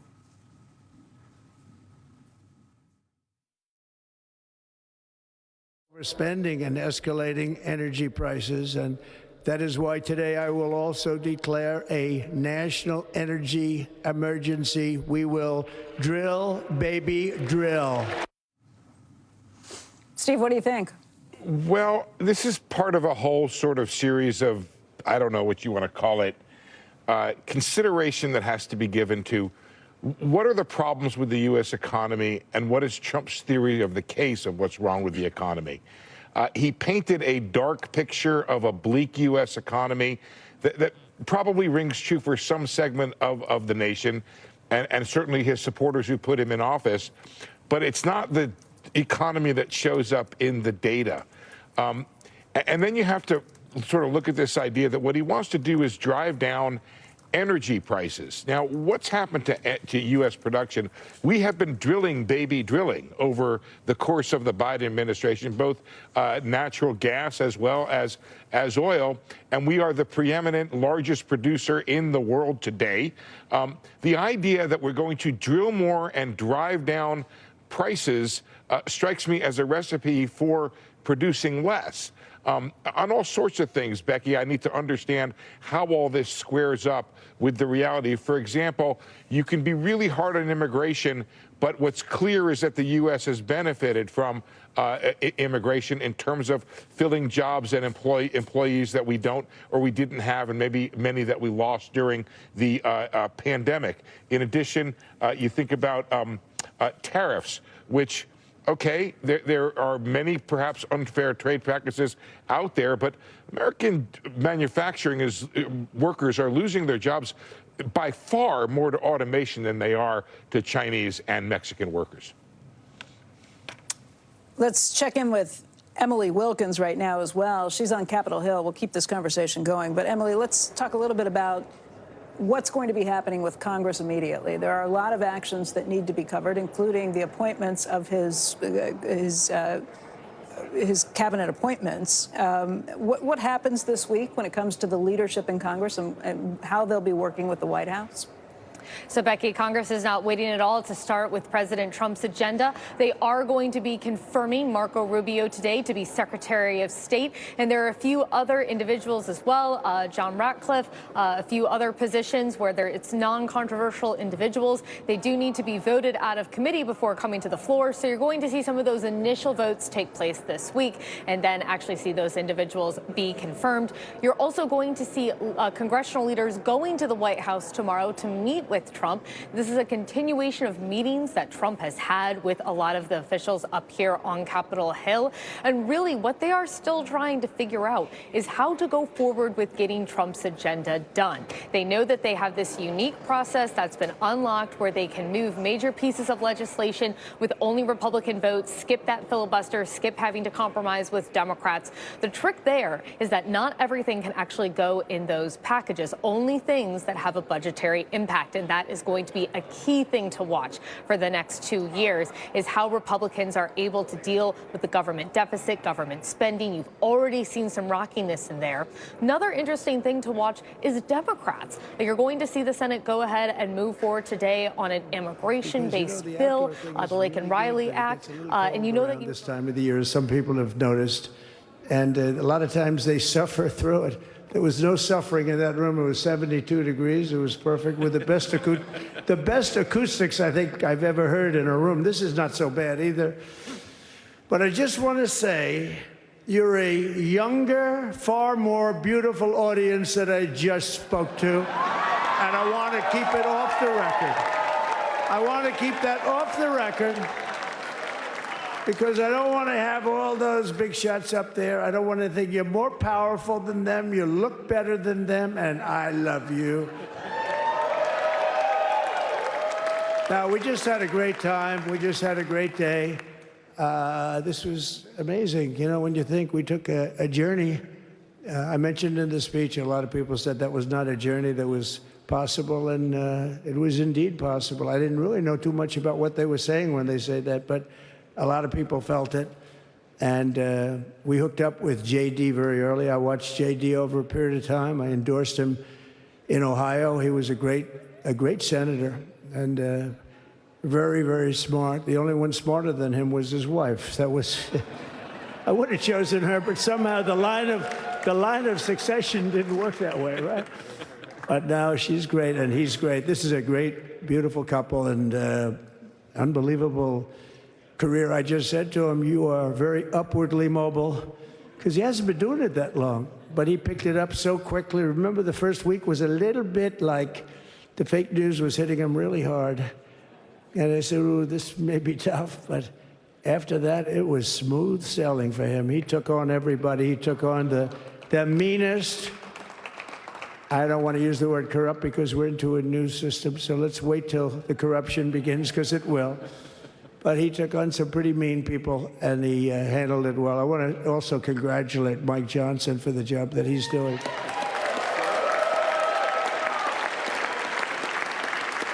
Steve, we gave him a majority of almost nothing, and then I said, to make it tougher on him, let me take 2 or 3 of the people, right?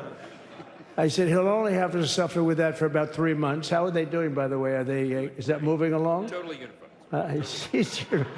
I said, do you mind if I take this one, that one, and a couple of others? He didn't mind. He can handle it. No, he's a man that's liked by everybody. I've never met a man like this. You've got how many is it, 219 or 220 or something? 220. And of the 220, 219 really like him. I noticed he got 1 negative vote once about 2 weeks ago. But I think even 220 like him, if you want to know the truth. And that's very unusual.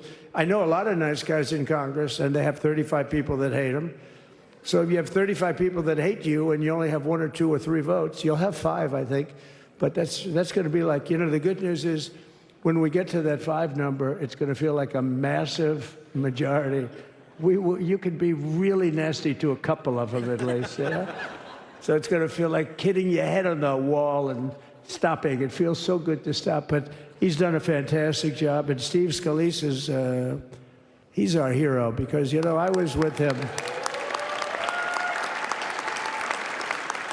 You talk about being shot. I was with him. He got some bad ones, and his incredible wife, and she really loves him. You know, you never know about that. I've been with other people. They were doing poorly, and the wife is like looking at a watch. She can't get out of the hospital fast enough. How's he doing? Oh, I don't know. He's all right. That woman was a mess. She was crying and crying. No, they're going to take him. They're going to take him. I told Steve when he finally woke up, it was a while, too. The doctor told me it was the most blood they've ever transfused in any patient. They've never done anything like it. And here he is, the picture of strength, right? And he's been a great friend of mine, right? With a family, because of a family. And what a job you did. It worked out pretty much better than we even thought, right? And I did have a couple of things, you know, to say that were extremely controversial. And between JD and Melania and anybody else that heard, please, sir, it's such a beautiful unifying speech. Please, sir, don't say these things. I said, I'm telling you, it's going to play great. They say, you're right. For this group of people, it's going to play great. You're the only ones I hurt by not, oh, but we had some beauties, didn't we, Melania? She said, sir, calls me sir when she's angry. No, I'm only kidding. I better say I'm only kidding, or the press is going to pick that one up loud and clear. No, but she said, no, I think it would be terrible. It's such a nice speech. I think it's, you know, it all depends on your delivery. How was the delivery? Was it good? But she said it's such a beautiful speech. You can't put things in there that you were going to put in. And I was going to talk about the J6 hostages, but you'll be happy because, you know, it's action, not words that count. And you're going to see a lot of action on the J6 hostages. See a lot of action. And I was going to talk about the things that Joe did today with the pardons of people that were very, very guilty of very bad crimes, like the Unselect Committee of Political Thugs, where they literally, I mean, what they did is they destroyed and deleted all of the information, all of the hearings, practically not a thing left. They deleted all the information on Nancy Pelosi having turned down the offer of 10,000 soldiers. You wouldn't have needed 10,000. You could have had 500, and it would have stopped. Because we may have had 1 million people that day, the people that were there. You don't see any photographs, but we have a lot of great photos. But you don't see those photographs. They don't put them in to show the people at the Capitol. But I was talking about that. I was going to talk about that. They said, please don't bring that up right now. You can bring it up tomorrow. I said, how about now in front of the I'll bring it up right now. You know, this little time delay is good because we're getting great reviews on the speech. Now watch. They'll take the speech and say, I didn't like it because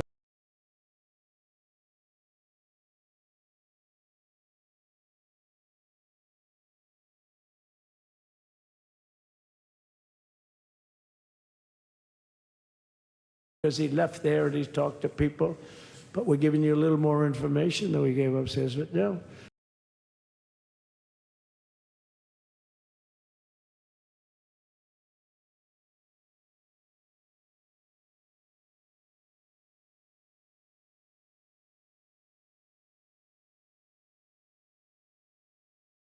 Were killed and children killed by these people, and he pardoned them for whatever reason. He spared them, and but they didn't spare the people that they killed. And You know, who knows what happens in the future. It's one of the worst because a lot of times they let them out early after that. You know, they say you're going to be in for life, but then all of a sudden they get let out for good behavior, and then they go on a rampage. You know, it's one of those little things, right? But I was going to talk about that. But I was really going to talk about the level of, you know, what's going on. Why are we doing this? Why are we trying to help a guy like Milley? Why are we doing Milley? He was pardoned. What he said, terrible what he said. Why are we helping some of the people? Why are we helping Liz Cheney? I mean, Liz Cheney is a disaster. She's a crying lunatic and crying Adam Kinzinger. He's a super crying. I never saw the guy not crying. He's always crying. So I look this at him, I is remember years President ago, Trump addressing a group of about 1,800 overflow guests in Emancipation Hall. These are supporters who really couldn't fit into the very small number of people that were in the Rotunda building in the Capitol for the actual inauguration speech. He's here talking about things he didn't work into that inauguration speech. And, of course, you can't expect it to stay off the record when there's 1,800 people there. I'm not sure he realized that it's being televised live as he's speaking. You hear some classic sort of comments along the line of Melania calls him sir when she's mad at him. Only when she's mad at him. Only when she's mad at him. Hearing about what he was going to talk about but didn't. And part of that includes some of the people who were pardoned earlier today by President Biden as in the last minutes of his presidency. We heard about General Milley, Liz Cheney. Those are the comments that Trump was just talking about. But just before the actual transfer of power, Eamon, there were a huge number of pardons that were handed out, including to Biden's family. We saw President Biden issue pardons to James B. Biden, Sarah Jones Biden, Valerie Biden Owens, John T. Owens, and Francis W. Biden, all members of his family. The former president now saying the issuance of these pardons should not be mistaken as an acknowledgement that they were engaged in any wrongdoing, nor should acceptance be misconstrued as an admission of guilt for any offense. This was something that Biden was publicly on the fence about in the days leading up to his final day in office. Clearly decided that he simply doesn't trust Donald Trump not to politically prosecute members of his own family, people who served on the January 6th Commission, members of the Capitol Police and others, and issuing these blanket pardons on his final day in office. This will be something that will be much discussed in Joe Biden's legacy, and I think is, if nothing else, a testament to where we are in America right now, when the outgoing party does not trust the incoming party not to prosecute people on a political and personal basis. And vice versa. And vice versa, I was just going to say. I mean, and you hear Donald Trump saying that he himself was prosecuted politically and expressing resentment about that, resentment about the January 6th committee. Liz Cheney, Adam Kinzinger, some of the officials who served there. And I think, Becky, this speech that we're watching right now in Emancipation Hall is Donald Trump's opportunity to put in some of that red meat for his political base, who are many of the folks in the room there, that he didn't put into the address. He said explicitly he took some of these things out of the inaugural address at the request of Melania Trump, at the request of J.D. Vance, aiming for a higher tone in the inaugural address upstairs, and now giving some of the red meat to the base here in Emancipation Hall, who will really appreciate that red meat. Of course, some of this was alluded to in his official inauguration speech, where he said over the last 8 years he'd been more challenged than any other American president. His words were, "I was saved by God to make America great again.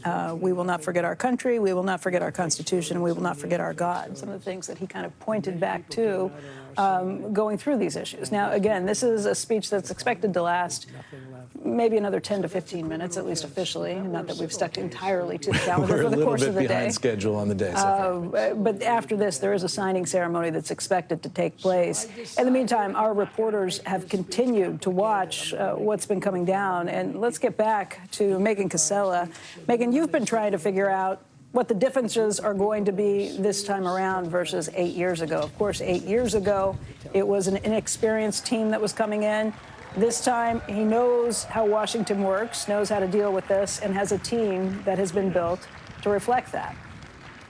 He absolutely does, Becky. We've already seen with the executive orders today that we've seen 15 come out already. They're talking about 100 or 200 in the first week versus just one being signed 8 years ago on his first day in office. But something else I've been thinking about today is just the difference in tone. It's striking to me something different that we're seeing versus 8 years ago. There's no denying that he was very critical of President Biden in his speech, but there were also some optimistic lines that really struck me. Things like the golden age of America begins right now, and that he's returning to the presidency now confident and optimistic that we're at the start of what he called a new year of national success. To me, this was a very different speech in many ways from that American carnage speech of 8 years ago. It was a dark and grisly gray day in Washington versus the sunny blue skies we have now. He's coming off a weekend of a huge number of parties. He's surrounded by tech CEOs and some of the wealthiest people in America. Just a really warm and broad embrace, I would say, of President Trump this time around, who was hitting the ground running,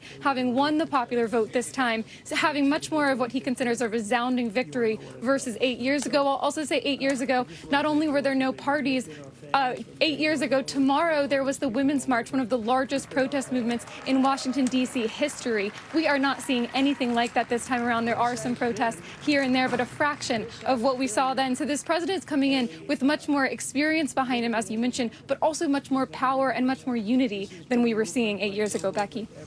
Hey, Steve, let's get back to how economists are trying to factor all of this out. There's so many unknowns. We've heard about how the Federal Reserve is probably on hold, waiting to see what those new policies will be and how they will impact things like inflation. What are the most important things you're kind of watching for on that front? Well, it was interesting to hear Robert Frank's discussion earlier about the idea that there are lots of wealthy people surrounding the president right now, and they're probably have already written letters asking for exemption from the tariffs. So one of the things we're trying to figure out is the extent of the tariff. So that's one. Two is then you look for the extent to which those tariffs work through to consumer prices. Three, you look to the extent to which those tariffs end up being a rise in just the price level, or were to reignite inflation over a longer period of time that might be more hurtful to the U.S. economy, looking at things like whether or not there are retaliatory tariffs. Then, of course, there's this notion, and Kevin Warsh, as you know, Becky, wrote an op-ed in the Journal on Friday raising this idea that deregulation could be disinflationary. I know some economists that have taken issue with that idea, but it's out there as an idea. So what do? You have to wait and see what is actually proposed, what's the extent of it, and that's why the Fed is on hold. Unlike what I think Kevin said, the Fed is not blaming Trump for inflation. They're just waiting to be sure that there is no second-order effects of what's happening from these fiscal policies. And, of course, one of the things you have not heard is the president address the issue of the fiscal deficit. It's something that was not handled well and made worse by the Biden administration, and that problem is going to fall to this incoming president. It's going to be a big issue, but you don't hear him addressing it at this point. Yeah, Steve, I think that's a huge part of the questions that come into play. Look, these are radical changes. There's a lot of moving pieces, and there are a lot of theories about how they might work. Are tariffs good? Are they bad? Right. Is deregulation inflationary or disinflationary? There was an interesting argument from Stan Druckenmiller earlier today that, he doesn't want to be known as tariff man's, and in a perfect world, he would not like to see tariffs, doesn't think it would be responsible. However, he thinks it's the lesser of two evils. If you have to raise revenue, he thinks it's maybe a better way to do it than straight up taxes and increasing taxes, because his point is, at least if these are moderate tariffs, 10% range, that some of those will be paid by foreign countries, at least some part of it, which he sees as a better way to raise revenue than taxing American people or businesses. I think Stan is a great philanthropist, but I also think that if he thought about that for a second, he would acknowledge that tariffs, to the extent they do pass through to the American public, are terribly regressive tax. Oh, yeah, so that's he doesn't love it, and, right. and he did not want to be known as tariff man coming out of that. I know just that. His opinion changed after he spoke with Larry Lindsey, who's a good friend of his, and Larry Lindsey is painted this way. Look, if you got to raise revenue, you've got to find a way to do it, and that may be a little less painful. Again, not in favor of it. You're right about the regressive nature of those things too. Yeah, it's something that has to be balanced, and I get the idea of trying, first of all, to the extent that there are unfair trade practices, I'm all for going after them.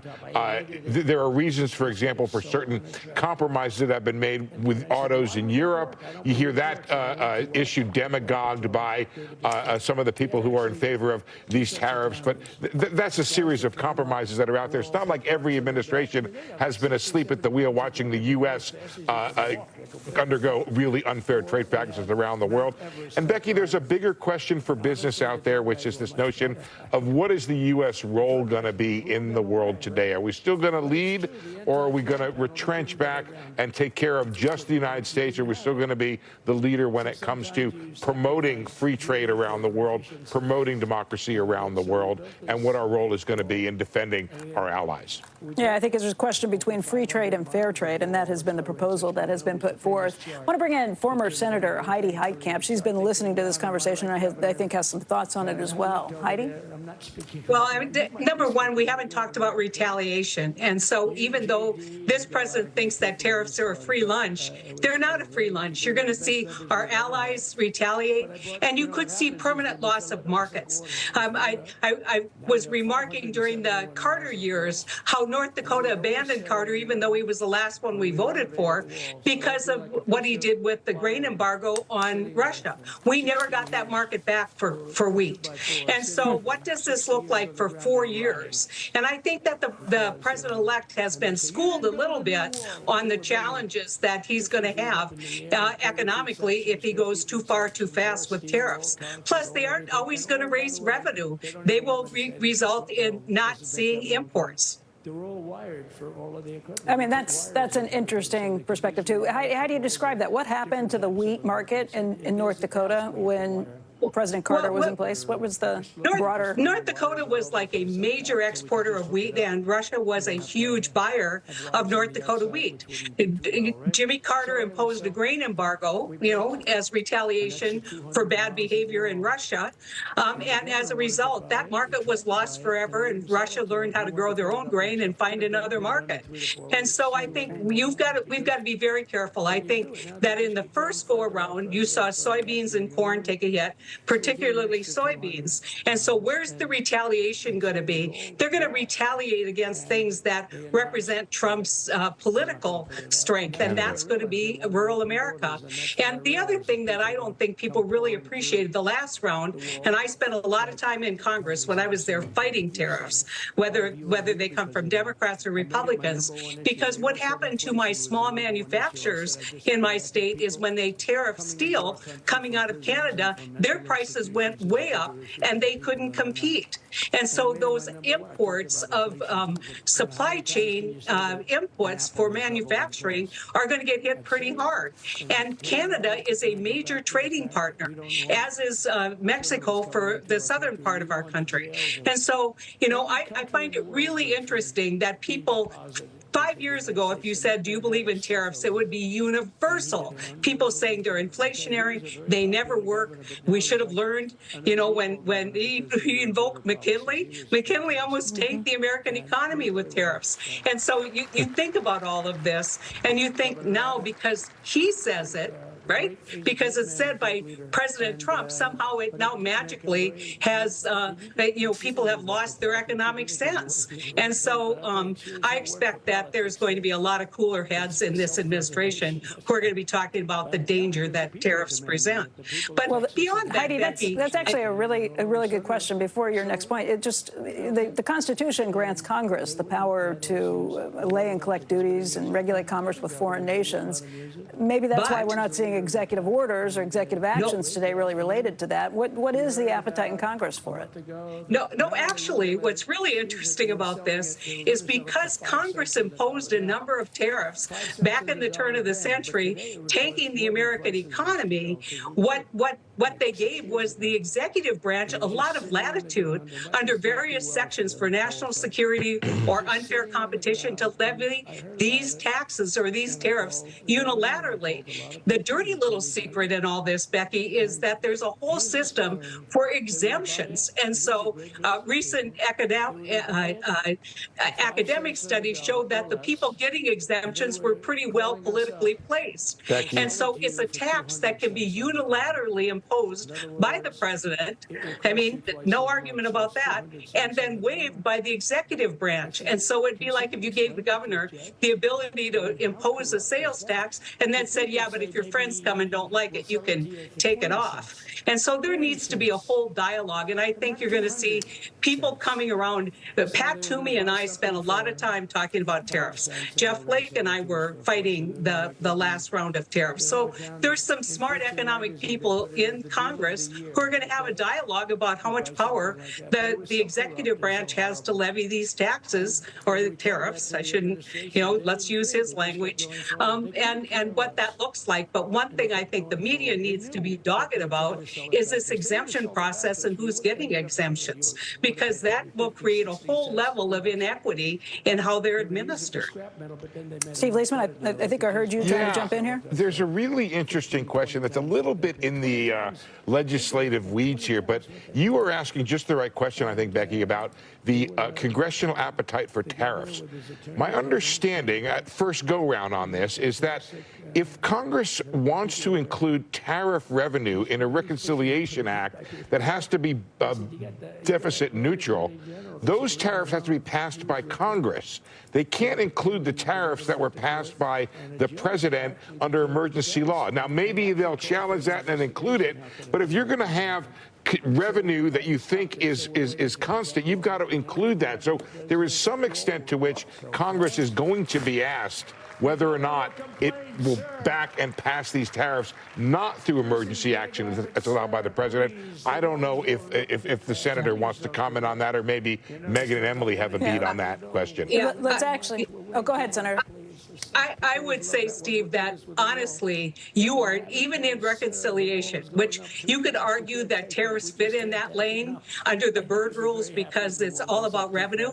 But even in reconciliation, I don't think you're going to get 50 senators to support extreme tariffs or taxes on imports. And so, I did not know what you just said, that it's not an offset, because you heard the president in his speech talking about how he was going to balance the budget with his external revenue service, how he was going to actually balance the budget using that. And now all of a sudden, if this is true and they hold to this, it's not going to result in a revenue neutral bill if they extend the 17 tax laws. Emily, what's the feeling in Congress? What rumblings are you hearing on these points? So, Becky, everyone's trying to figure out how to do offsets, how to offset the amount of money that Congress wants to spend on some of these priorities. Remember, they've got that tax bill, too. It's going to come in at $4 trillion. But look, I spoke with House Majority Leader Steve Scalise the other day, and he said, look, at this point, we're not really looking at tariffs. I think the sense that they have is that if Congress was to pass something, that locks it in a little bit. And we know that Trump wants to be flexible. He wants to kind of dial up, dial down. Plus, as the senator very correctly pointed out, it might be difficult to get a lot of consensus on this. So my understanding is that they're looking at other offsets at this point, although as it's a favorite saying of folks on the Hill right now, everything is on the table. Yeah. Becky, I was just going to comment that one of the things that I've heard is that they've asked him to hold off on executive orders on things like the Inflation Reduction Act because they want to use that as an offset. And, it's obviously an act passed by Congress. And so some of the executive orders, there may be some strategic reasons why you don't see, we are not going to implement the Inflation Reduction Act because they want to use that in the reconciliation offsets. And as a sweetener to maybe bring in votes that they wouldn't have had otherwise for, a very big, broad, beautiful package, in his words. One or two bills, we don't know. Yeah. You know, Becky, this is so striking as you watch Donald Trump here giving this very long set of remarks. This is what Trump supporters love about Donald Trump, is you get the sense that you have a total connection to him. He's totally open and transparent with you. He's telling you the things he edited out of the speech. He's asking for your opinion on how he did in terms of delivering the speech. He's busting the chops of some of the officials in the room. I mean, this is a lot of the officials not in the room. And busting more than chops with some of them who are not in the room.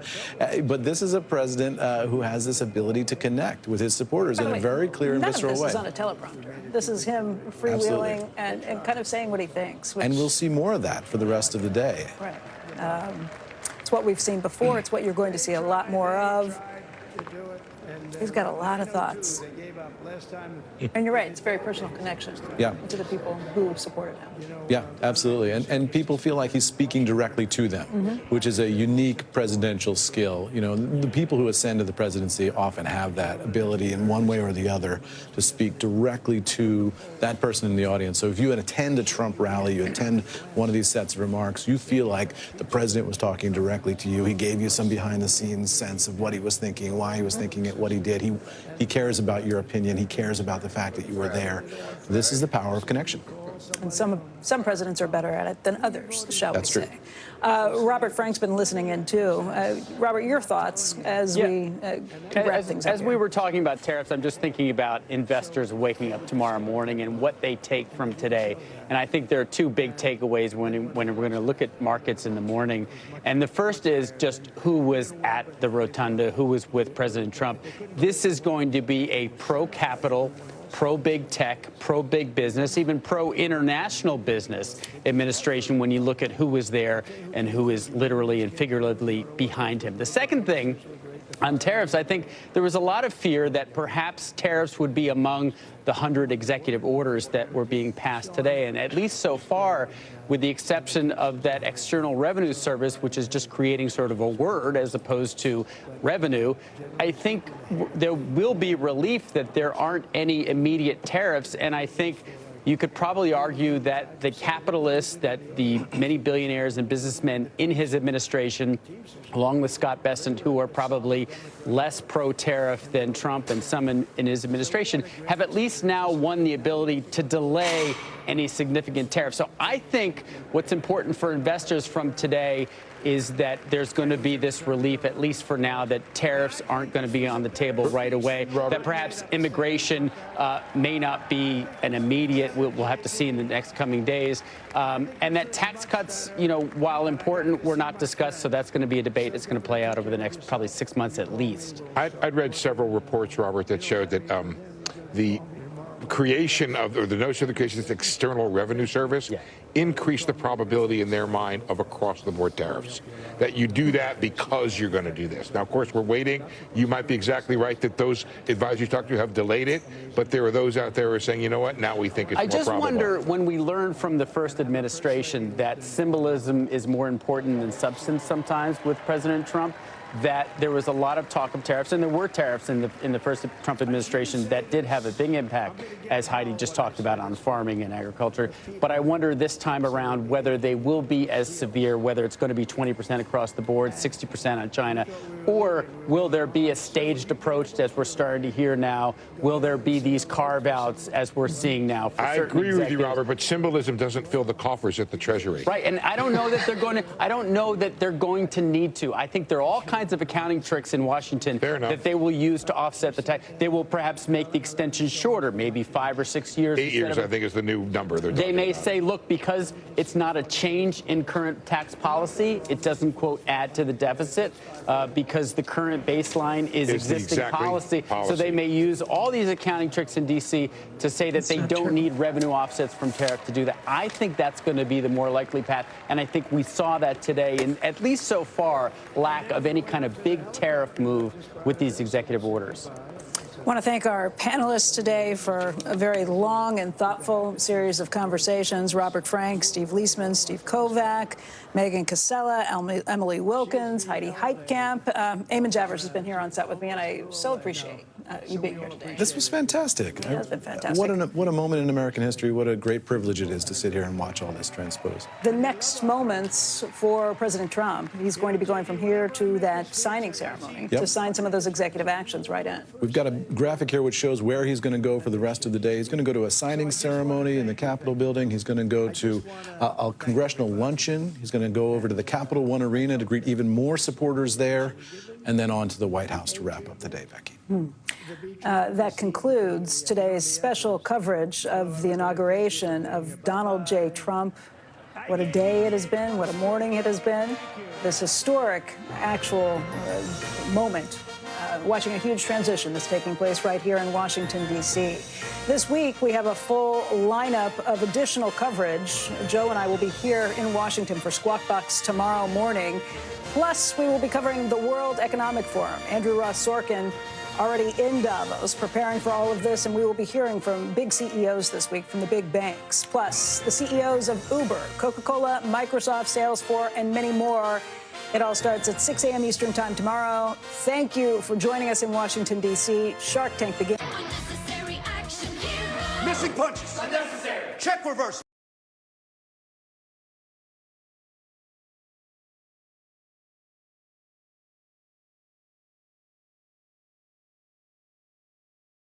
Through improving access to care by developing remote monitoring technologies.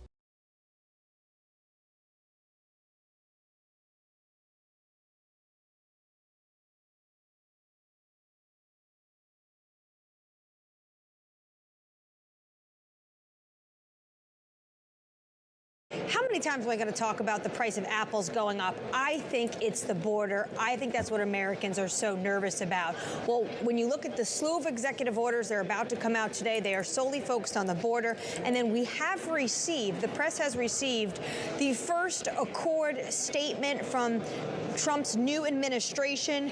And the first thing it talks about is make America safe again. He will take bold action to secure our border and protect American communities. So you can see this is something he wants to specifically focus on the first 100 days and something that he truly thinks he has a mandate from the American people to do so. Well, it was interesting, Anne-Marie, as he made these remarks, he was flanked by Vice President J.D. Vance on one side and the Speaker of the House, Mike Johnson, on the other, who at times looked almost a little bit uncomfortable as Donald Trump turned around to say things to him like, hey, I gave you a thin majority. And then he said, hey, can I take 2 or 3 of the people? It was almost like he was poking fun at the very difficult numbers that is the reality of the Republican-controlled, barely House of Representatives. Just speak to the difficulty Mike Johnson has ahead of him in trying to get done everything Donald Trump would like to get done. Absolutely. They can joke about it today, but starting tomorrow, it's going to be a lot of hard work for Speaker Johnson as he tries to actually enact this agenda through. Not only does he have the slimmest Republican majority they have ever had in history, but Donald Trump plucked 2 of those to join his administration, well, 3 if you could consider Matt Gaetz, but had to drop out. But of course, we have the UN ambassador coming from New York Congressional District, Elise Stefanik, as well as, of course, Mike Waltz from Florida, who's coming in as his national security advisor. Those elections have to get done, so they have an even slimmer majority than they are going to have once they have those elections. It's still going to be incredibly slim, but they're starting off without those 3 seats. So incredibly challenging days ahead for Speaker Johnson. We should also note, not just challenging to enact Donald Trump's agenda, they still have to finish spending. That is coming up in March.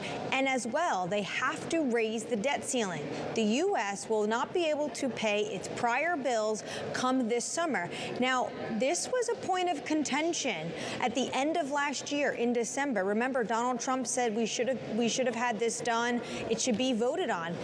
People I've been speaking to said Speaker Johnson didn't want to take up that vote before his next speaker vote to become the speaker once again. He didn't want to put Republicans in that very difficult position to take a controversial vote when these are the individuals that saying we need fiscal restraint, saying you have to vote to increase the debt limit. So Donald Trump wanted the decks cleared before this day, before he came in as the 47th president. They weren't able to do it. So before we get to his agenda, which he's poking fun as a slim majority, they have a lot of other orders of business to get to.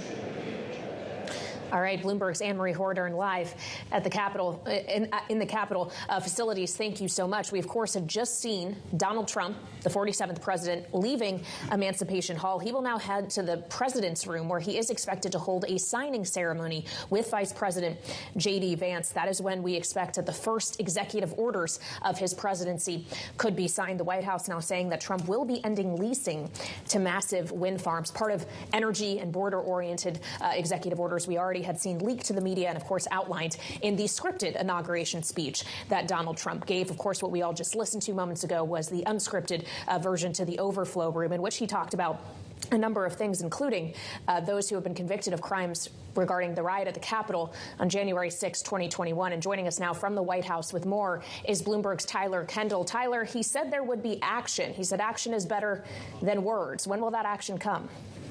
Right. Well, Kaylee, we have to remember that acts of clemency is actually one of those areas where the chief executive does have broad power when it comes to issuing pardons. We know that at least 1,500 people have been charged in connection to that riot on January 6, 4 years ago. And President Trump's Vice President J.D. Vance has suggested that that blanket pardon would likely apply to non-violent offenders, those convicted of misdemeanor crimes. However, we also do know that the chief of police on Capitol Hill has urged President Trump to not pardon anybody who has any crimes on the record related to any incidents with Capitol Hill police officers during that day. We know that his Attorney General designate Pam Bondi also said that while she would look at each of these cases individually, she also condemned any violence against Capitol Hill police. However, important to note that during his remarks, he did take aim at President Biden, his outgoing pardons for some of his family members and also some political opponents of Trump. So pardons, acts of clemency, something that the president has broad authority over,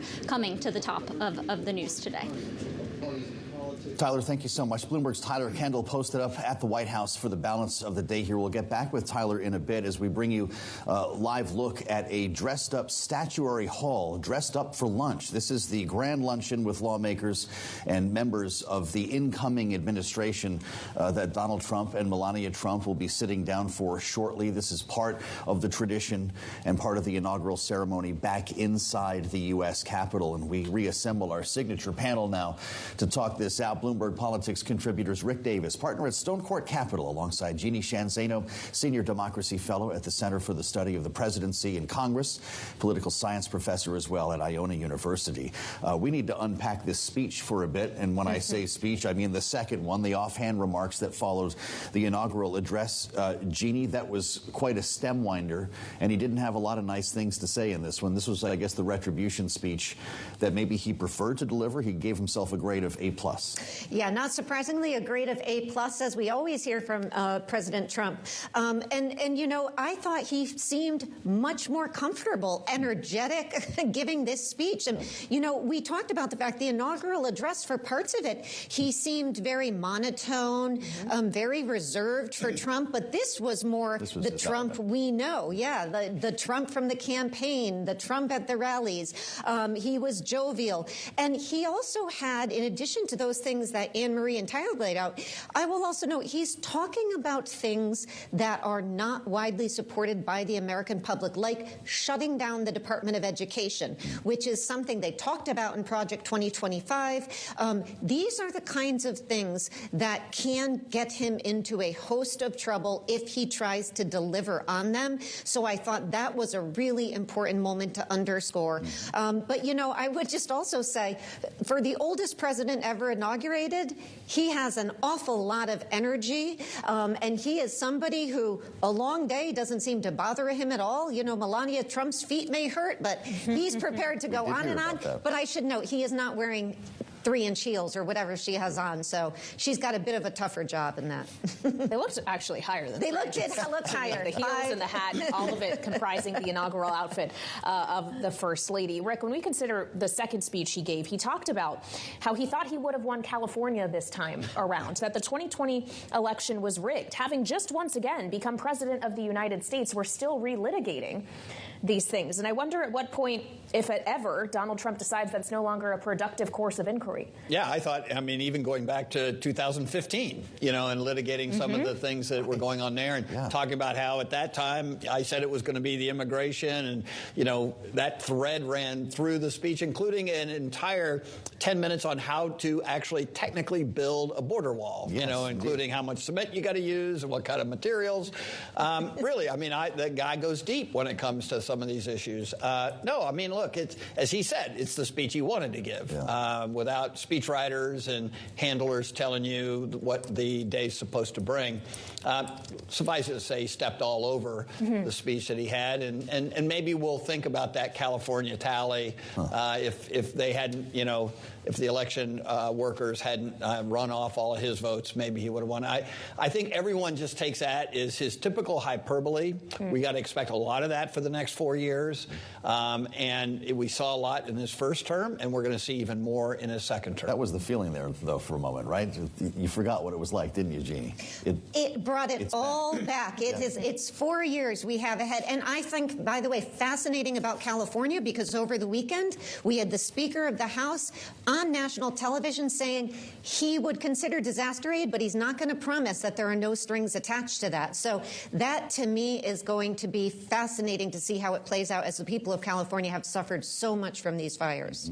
Well, absolutely. And that's just one of the legislative actions we're going to be watching for. Rick, Donald Trump did suggest with the Speaker of the House that we could see a bill passed within the next week. I'm assuming that might be the Lake and Riley Act, which of course pertains to the detention of migrants who have been who have committed crimes. But then there's the much larger piece of legislation, or two pieces, a budget reconciliation that they'll still have to pass. And Donald Trump was literally pointing to the super narrow majority that the House has. Did he not just admit fully for the audience gathered in Emancipation Hall and people around the country that it's going to be really hard to get his legislative agenda done? Yeah, I mean, so much of our discussion today have been what he is going to do alone as president. Executive orders, declarations, things like that. And sure, I mean, he's going to fill the vacuum that exists right now, and he's going to do it quickly.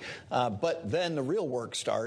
And as Anne-Marie talked about, this is a very, very packed legislative agenda. Not only does he have to come up with a budget, but he has to come up with a debt limit plan. He's got to be able to do a new reconciliation bill that funds some of his top priorities that he'll make way with through these executive orders. But he's got to also get his entire cabinet confirmed, all these ambassadors confirmed. I mean, like, if you look at the amount of time that's going to be taken just on those things on the Senate floor, you wonder, when are they going to ever have any time to pass any legislation? So it's going to be a crowded hour in Washington, D.C. for quite some time. Watching Pete Hegseth, Donald Trump's nominee for defense secretary, talking with Don Jr.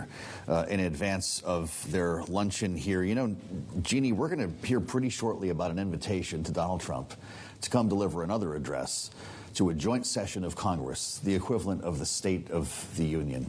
How soon will that happen? How much will it echo what we just heard? You know, I think it's going to happen fairly soon. I'm sure they will work with the new president on that exact date. But, you know, a lot of people now comparing his inaugural address to a sort of State of the Union address, because what we heard was a litany of promises of things he would fulfill during his administration. So I think it will be an extension of what we heard today. I also think it's just fascinating because it was almost a warning. I read this second speech in the overflow room to Speaker Johnson that you have a very narrow margin, as if the man needs to be reminded any more of this. And I've got a lot on my plate, says Donald Trump. So you've got a lot to do. And you know, Mike Johnson, I think, has the toughest job in D.C., no holds barred, maybe even the world, in trying to get this thing passed. And this thing is raising the debt ceiling. This thing is making sure the government doesn't shut down. And one of the most aggressive reconciliation bills we've ever heard of. You know, can you do all that with one vote? I mean, it's astonishing to think. And, you know, Donald Trump seemed to be issuing him a warning. I've supported you till now. Let's see what you can do for me. So it's going to be fascinating to watch what happens on Capitol Hill in the next few months. Indeed it will. Jeannie Shanzano and Rick Davis, thank you so much. And as we consider Trump's legislative agenda, there is, of course, the matter, as we've discussed throughout our special programming here on Bloomberg TV and radio, of the many things he will try to use the office of the executive to do. We're learning from the White House that he will be ending leasing to massive wind farms, bringing federal employees back to in-person work as part of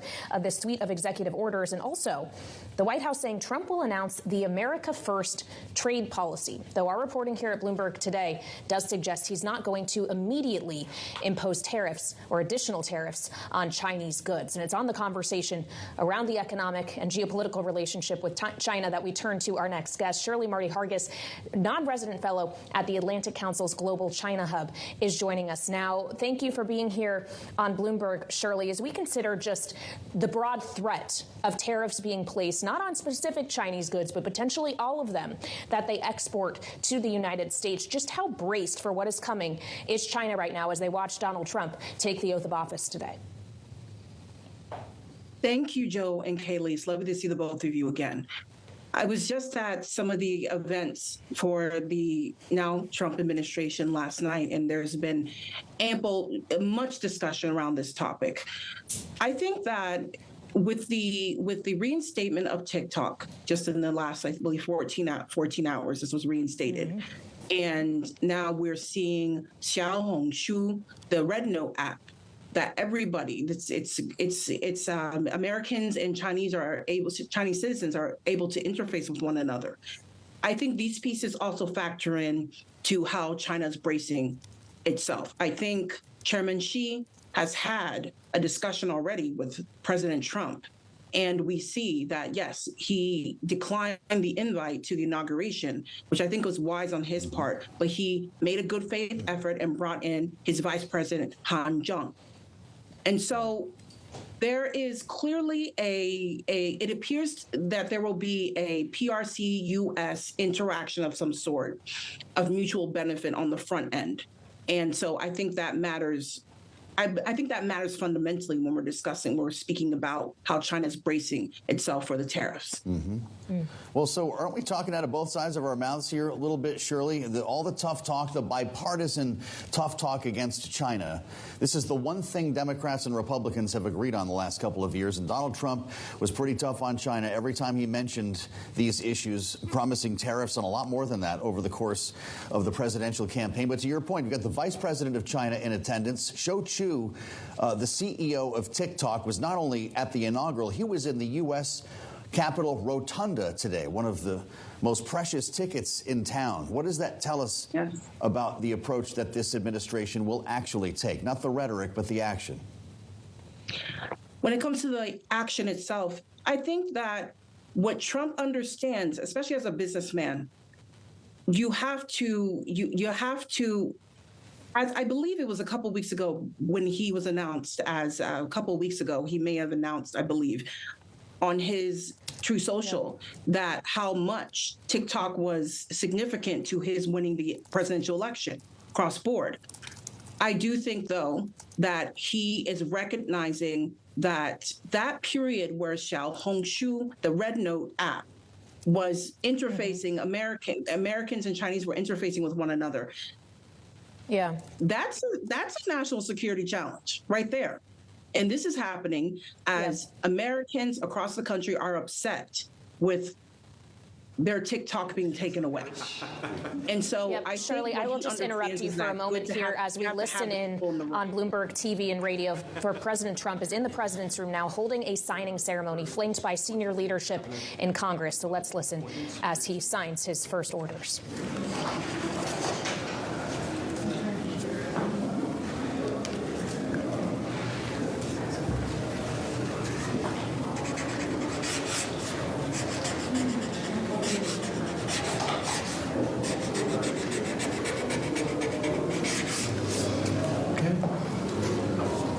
Next one will be, excuse me. The next one will be 47 sub-cabinet level appointments, sir. But you don't have to sign 47 times.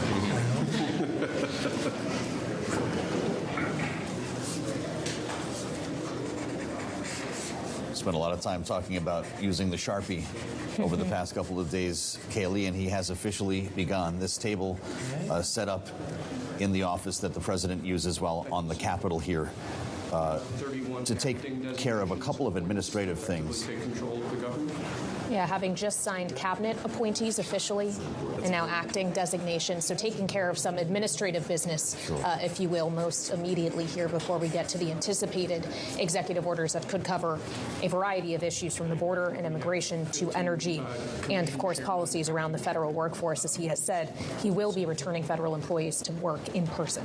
If you're listening on Bloomberg Radio, Donald Trump seated behind the desk here, flanked by Vice President J.D. Vance, House Speaker Mike Johnson. Also, House and Senate leadership are with him as well. Chuck Schumer, John Thune, Amy Klobuchar, Deb Fischer, and then those from the House, Steve Scalise and Hakeem Jeffries, as he hands the book. We have a proclamation ordering on all future inauguration days, including this inauguration day, that flags shall be flown at full mast.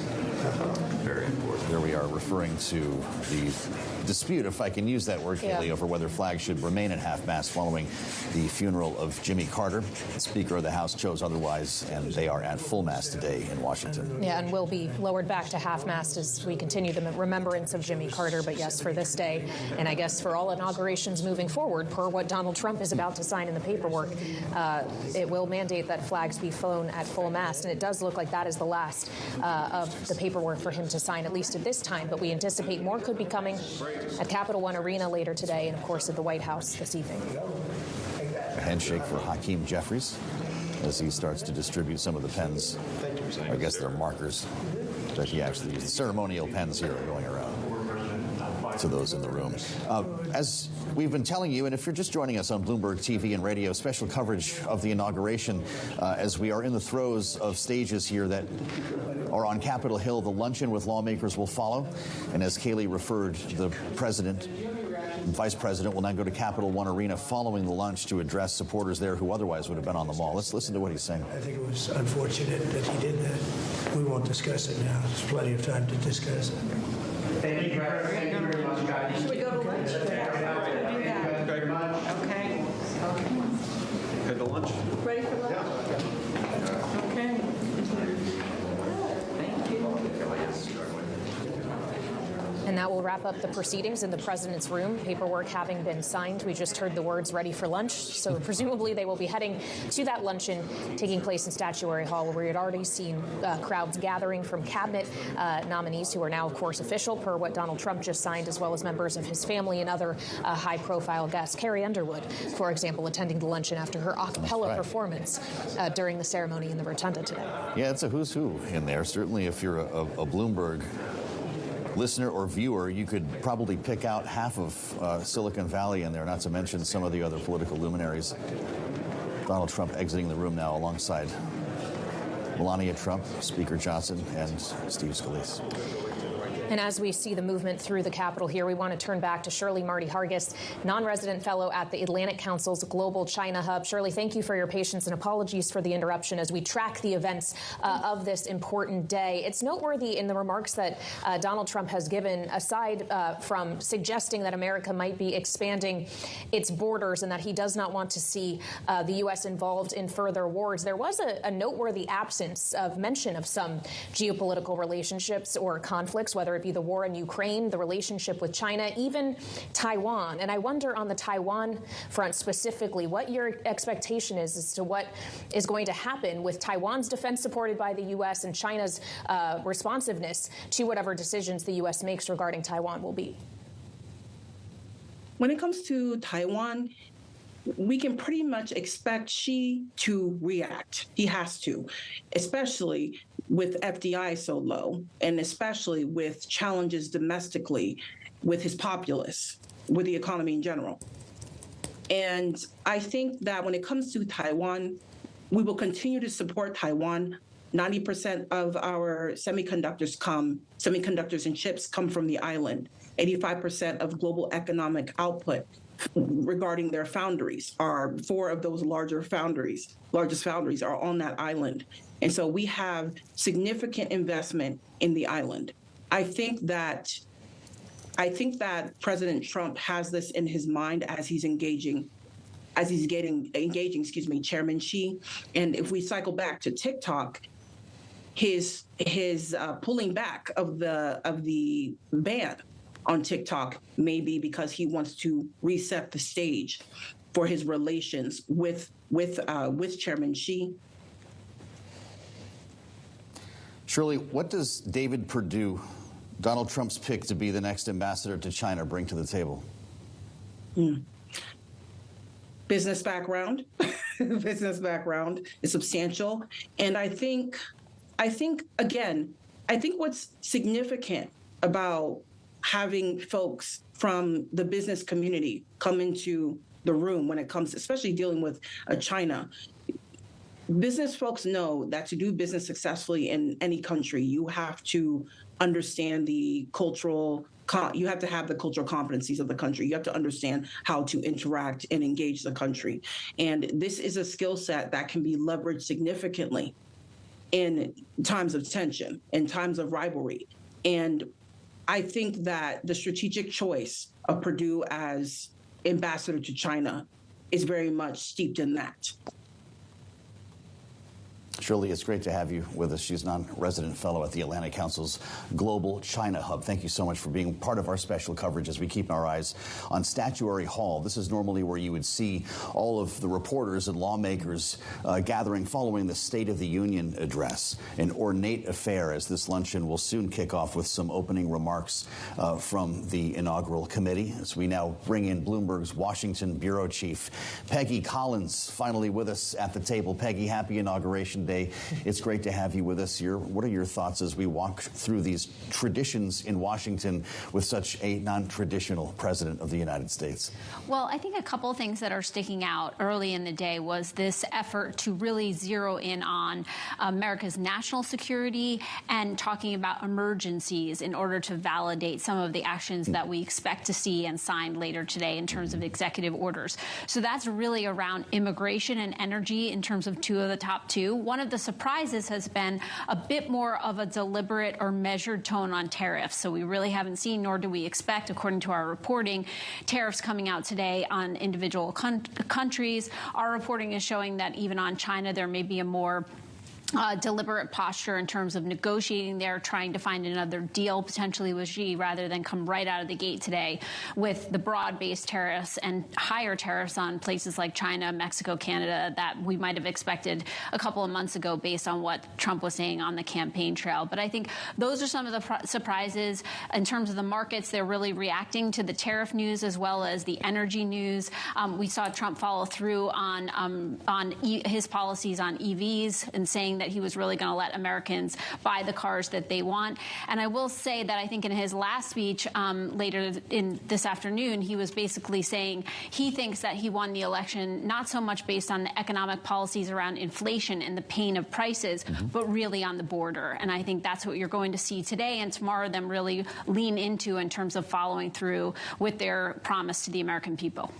I'm glad you mentioned the market reaction we're seeing because you are seeing a weaker dollar today. In fact, the Bloomberg Dollar Index seeing its worst day since August, and it's weaker against literally everything in G10. So even though it is a federal holiday, not just for inauguration, but because of Martin Luther King Day and stock and bond markets aren't actively trading, you are still seeing people reacting to what we are or are not getting from the now president of the United States. You mentioned this notion of dealing with China when it comes to things like tariffs, but also Donald Trump wants to strike a deal with China and whoever ultimately is a buyer for TikTok. He said today he would be signing something that essentially extends the window so it won't be banned. That's why we saw TikTok only go dark for a certain period of time. When might that be coming, Peggy? Well, our reporters are looking out for it any minute now. So we certainly are waiting to see if they will make some pronouncement today in terms of those executive orders or executive actions. But again, it is a lot of the posture that we've seen with President Trump in the past coming back as soon as today, which is really bringing business into the fold and saying we're going to make a deal with business owners, with companies like China to protect America's national security. And if we need to bring corporate America into that or we need to bring in economic tools like tariffs, we're going to. Quite the scene here as we look at the room of luminaries. Peggy, just pick your table. A high-tech executive multi-billionaire, a Supreme Court justice, a member of Congress. What are they talking about? I think they're talking about a lot of different things, but I do think that is one of the changes that you're going to see with this administration. We've already seen it in terms of the tech titans that were there today, not only there, but really in the front rows, almost like right behind the family, kind of showing that Trump is bringing business back to Washington. How that actually plays out in terms of policy still remains to be seen, but I think that's going to be one of the most marked shifts of this administration. All right, Bloomberg's Washington bureau chief, Peggy Collins, thank you so much. And incredible as we watch this room gathered here to consider all of those in attendance. And of course, Donald Trump should be entering the room any minute now, and we'll wait to see if he makes more remarks after his much lengthier second speech given in Emancipation Hall earlier today. Look, we can expect, I guess, a lot of things from Donald Trump in the next couple of hours, including a lot more talking. He'll be speaking as well at the Capital One Arena a bit later on today. Following the luncheon and executive orders, things are way off schedule.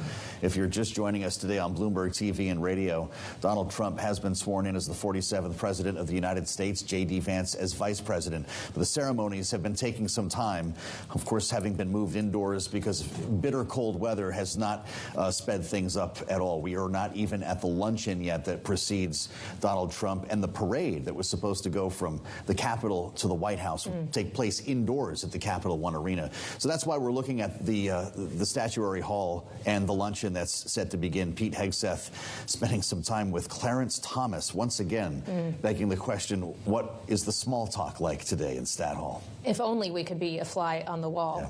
It would be incredible. Anne-Marie Hordern certainly is trying to be, as she's joining us live from the Capitol, our Bloomberg colleague here on TV and radio. Anne-Marie, as we consider the likes of Pete Hegseth, the other nominees who are gathered for the luncheon, it does raise the question of when exactly these people can be confirmed to a second administration. Yeah, I just saw Senator Marco Rubio, who's set to be the next Secretary of State, sitting down with Jeff Bezos. They were at the same table. So, of course, I would wish I was a fly on the wall on these conversations. Clearly, I'm sure they're talking about what we can expect over the next 4 years as Trump tries to enact his agenda. When it comes to him, potentially, we can see these nominees. And before this lunch took place, Trump, of course, did a lot of some of the maintenance that that happens when you are going into office, signing through some of these cabinet secretary names and the sub-level. We are waiting to know when the votes are going to be. We could see one as soon as today. Yes, it's a lot of pomp and circumstance up here on the Hill, but senators will get back to work this evening, and we could see a vote on Marco Rubio. He is likely going to sail through. Out of all of Trump's nominees, he had a very easy hearing. He is liked. These are members of both sides of the aisle like him. He's one of their colleagues, and he will likely, out of all these nominees, get the highest level of votes in the Senate chamber. We do know that the Trump administration does want to focus on national security positions. So then you have to ask, when is it going to be Pete Hegseth's turn, who's going to be the next defense secretary? He is likely not going to get the number of votes that Marco Rubio is going to get, but he did have a hearing where a number of Republicans who were concerned about him said that they were on board. So likely he will pass that threshold. Of course, we're still waiting on Tulsi Gabbard as well, and also John Ratcliffe, who's going to be leading the CIA, waiting on when we will get confirmation of his vote as well for the full Senate, although I believe tonight in the committee, he might get a vote as well. So that should potentially move him into a higher place for the full Senate vote. Anne-Marie, thank you. Bloomberg's Anne-Marie Hordern with us live on Capitol Hill as part of our special coverage, watching Vice President J.D. Vance and the Second Lady arrive in Stat Hall for the luncheon shortly. Donald Trump and Melania Trump will be doing the very same.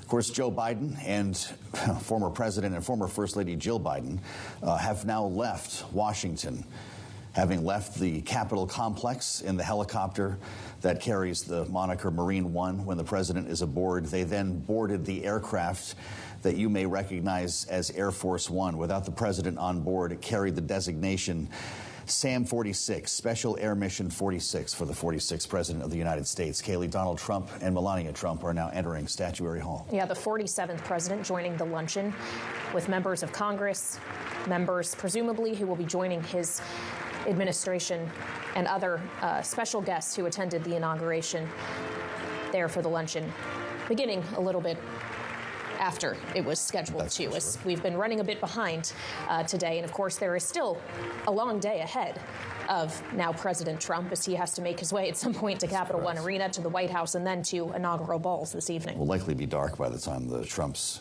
get back to the White House. We're running almost an hour late at this point. And as they take their seats, we want to go back to the White House right now. Bloomberg's Tyler Kendall is standing by. Tyler, now that the Bidens have left, this is the Trump White House once again.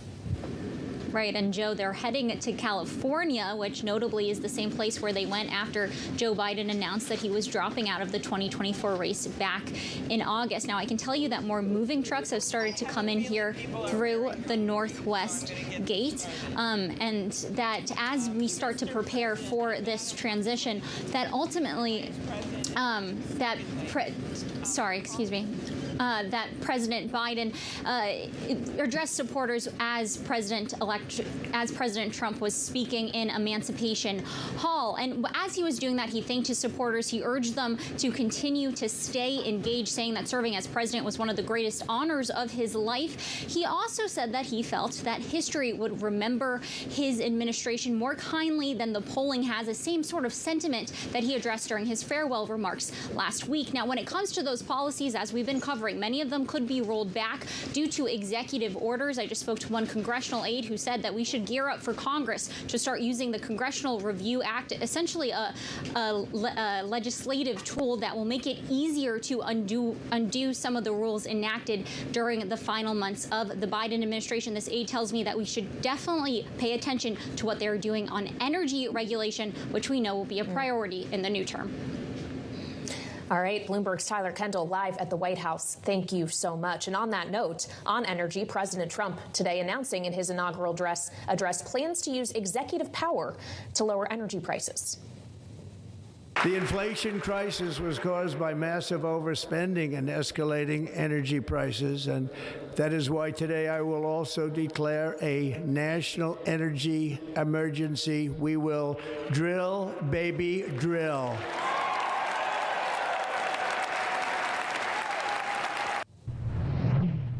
Joining us now for more on this here on Bloomberg TV and radio is Dan Brouillette, former Secretary of Energy for the first Trump administration. Mr. Secretary, thank you for being here. As he says, drill, baby, drill, a refrain we've heard often from now President Trump. How easy is it to make that drilling happen via executive order exclusively? Well, thank you for having me today. It's actually quite easy if you think about what it takes in terms of regulation to get a permit today in the United States. If we can make that more efficient, we can make that more easily done, if you will, shorten the timetables for achieving production-type permits or infrastructure permits, then we can increase production here in the United States. And I think that's what the president wants to do. He's absolutely correct about the underlying cause of inflation. The rising of energy prices in early 2021 and 22 had a devastating effect on the U.S. economy with regard to pricing here. So I think he's on the right track. I think he's going to be very effective in doing that. Each of those cabinet secretaries, each of those cabinet agencies are going to move very, very quickly to streamline the regulatory processes. So that's the first step, or first couple of steps, Dan. How easy will it be to keep producers pumping and drilling when oil prices inevitably start to fall? Well, they only start to fall if demand goes down. And what we're seeing here in the United States as well as around the world is that demand continues to grow. And as we think about what technology is bringing to the U.S. economy and to the demand curve, you see a very steep upward curve. So as long as that demand continues, and I think it will, then we need more production. As we look today, so we should not expect lower oil prices? I thought Donald Trump promised to cut them by half. No, I think you will. If you make that production more efficient, if you make it less costly, then consumers will be the benefit of that. That's one of the things that we've seen over the course of the last 4 years. Our oil and gas production has gone up. We have indeed set new records from the 2019-2020 period. We've exceeded those numbers, roughly 13 million barrels per day here in the United States. But the challenge is that consumers are not seeing the benefit of that increased supply in the marketplace because we've made it more expensive to produce. So if we can shorten the timetables, if we can reduce the litigation or the judiciary burdens that producers now face, then we can pass those consumers or pass those costs or lower cost on to consumers, and they'll be the beneficiary. And I think that's the president's focus today. Well, and we're obviously talking about traditional oil and gas and fossil fuels here, Dan, but he also has made a number of proclamations, or at least saying he intends to do things like end wind farms and offshore wind farms specifically, pull back the EV mandate, as he calls it, elements of the Green New Deal. When we consider the wider energy composition in the United States, what do you ultimately see as the appropriate balance for cleaner fuels versus the traditional ones? Well, I think you're going to see increased production from wind and from solar as well. I think, the record gets a bit skewed. If you look back at the record, 2019 was actually the high water mark for the installation of both solar and wind capacity here in the United States, and that was under the first Trump term. So, this notion that Donald Trump just flat out opposes renewable power, I don't think is a correct one. I think he understands full well that all of the above means, in fact, all of the above. Now, should we be giving preferences to certain types of fuel in the marketplace? I think you'll see the president say no to that. And what he wants to do is to eliminate those distortions in the marketplace that are created by either legislation or by, yet sometimes, regulation as well. So I think you'll see a very in-depth look at that. Do you expect the executive orders that the president will be signing throughout the day today? We understand we could have as many as 200, maybe even more.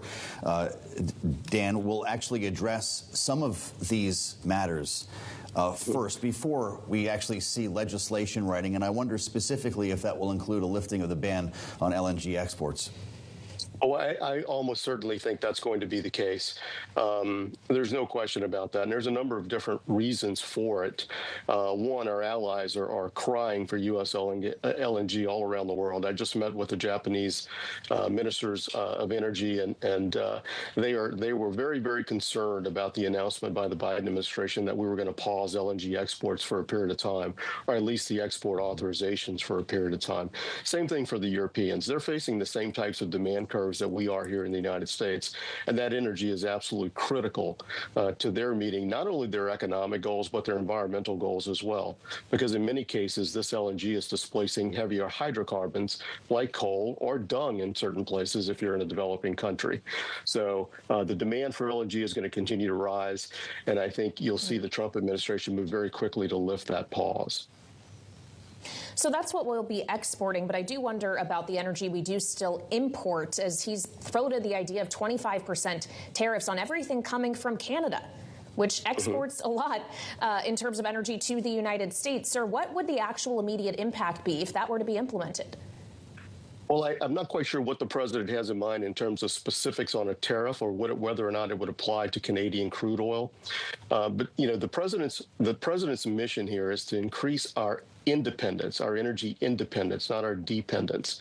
And when we think about trade and we think about imports and exports and what we do with various countries, there's an enormous difference between depending upon a certain product in our marketplace and simply trading for that product. Canadian crude is obviously different than U.S. crude. It's heavier. It's called sour crude. And refiners are set up in the United States, certain refiners are, to accept that type of crude. The United States produces light or sweet crude, and that's a good export product. So to the extent that we can trade rather than be dependent is, I think, the president's goal. As you've heard him say many, many times in the past, energy security is national security. He wants balance in the economics. He wants balance in the trade policies all around the world. Dan Bria, former Secretary of Energy in the first Trump administration. Dan, thank you so much for the insights. We appreciate that as part of our special coverage on this Inauguration Day in Washington. I'm Joe Matthew alongside Kaylee Lyons. We're glad you're with us here on Bloomberg TV and radio as we add the voice of Democratic Congressman Brad Sherman of California. He is on Capitol Hill and joins us now live on Bloomberg. Congressman, it's good to see you. Before we get into some of the politics at play today, I just would like to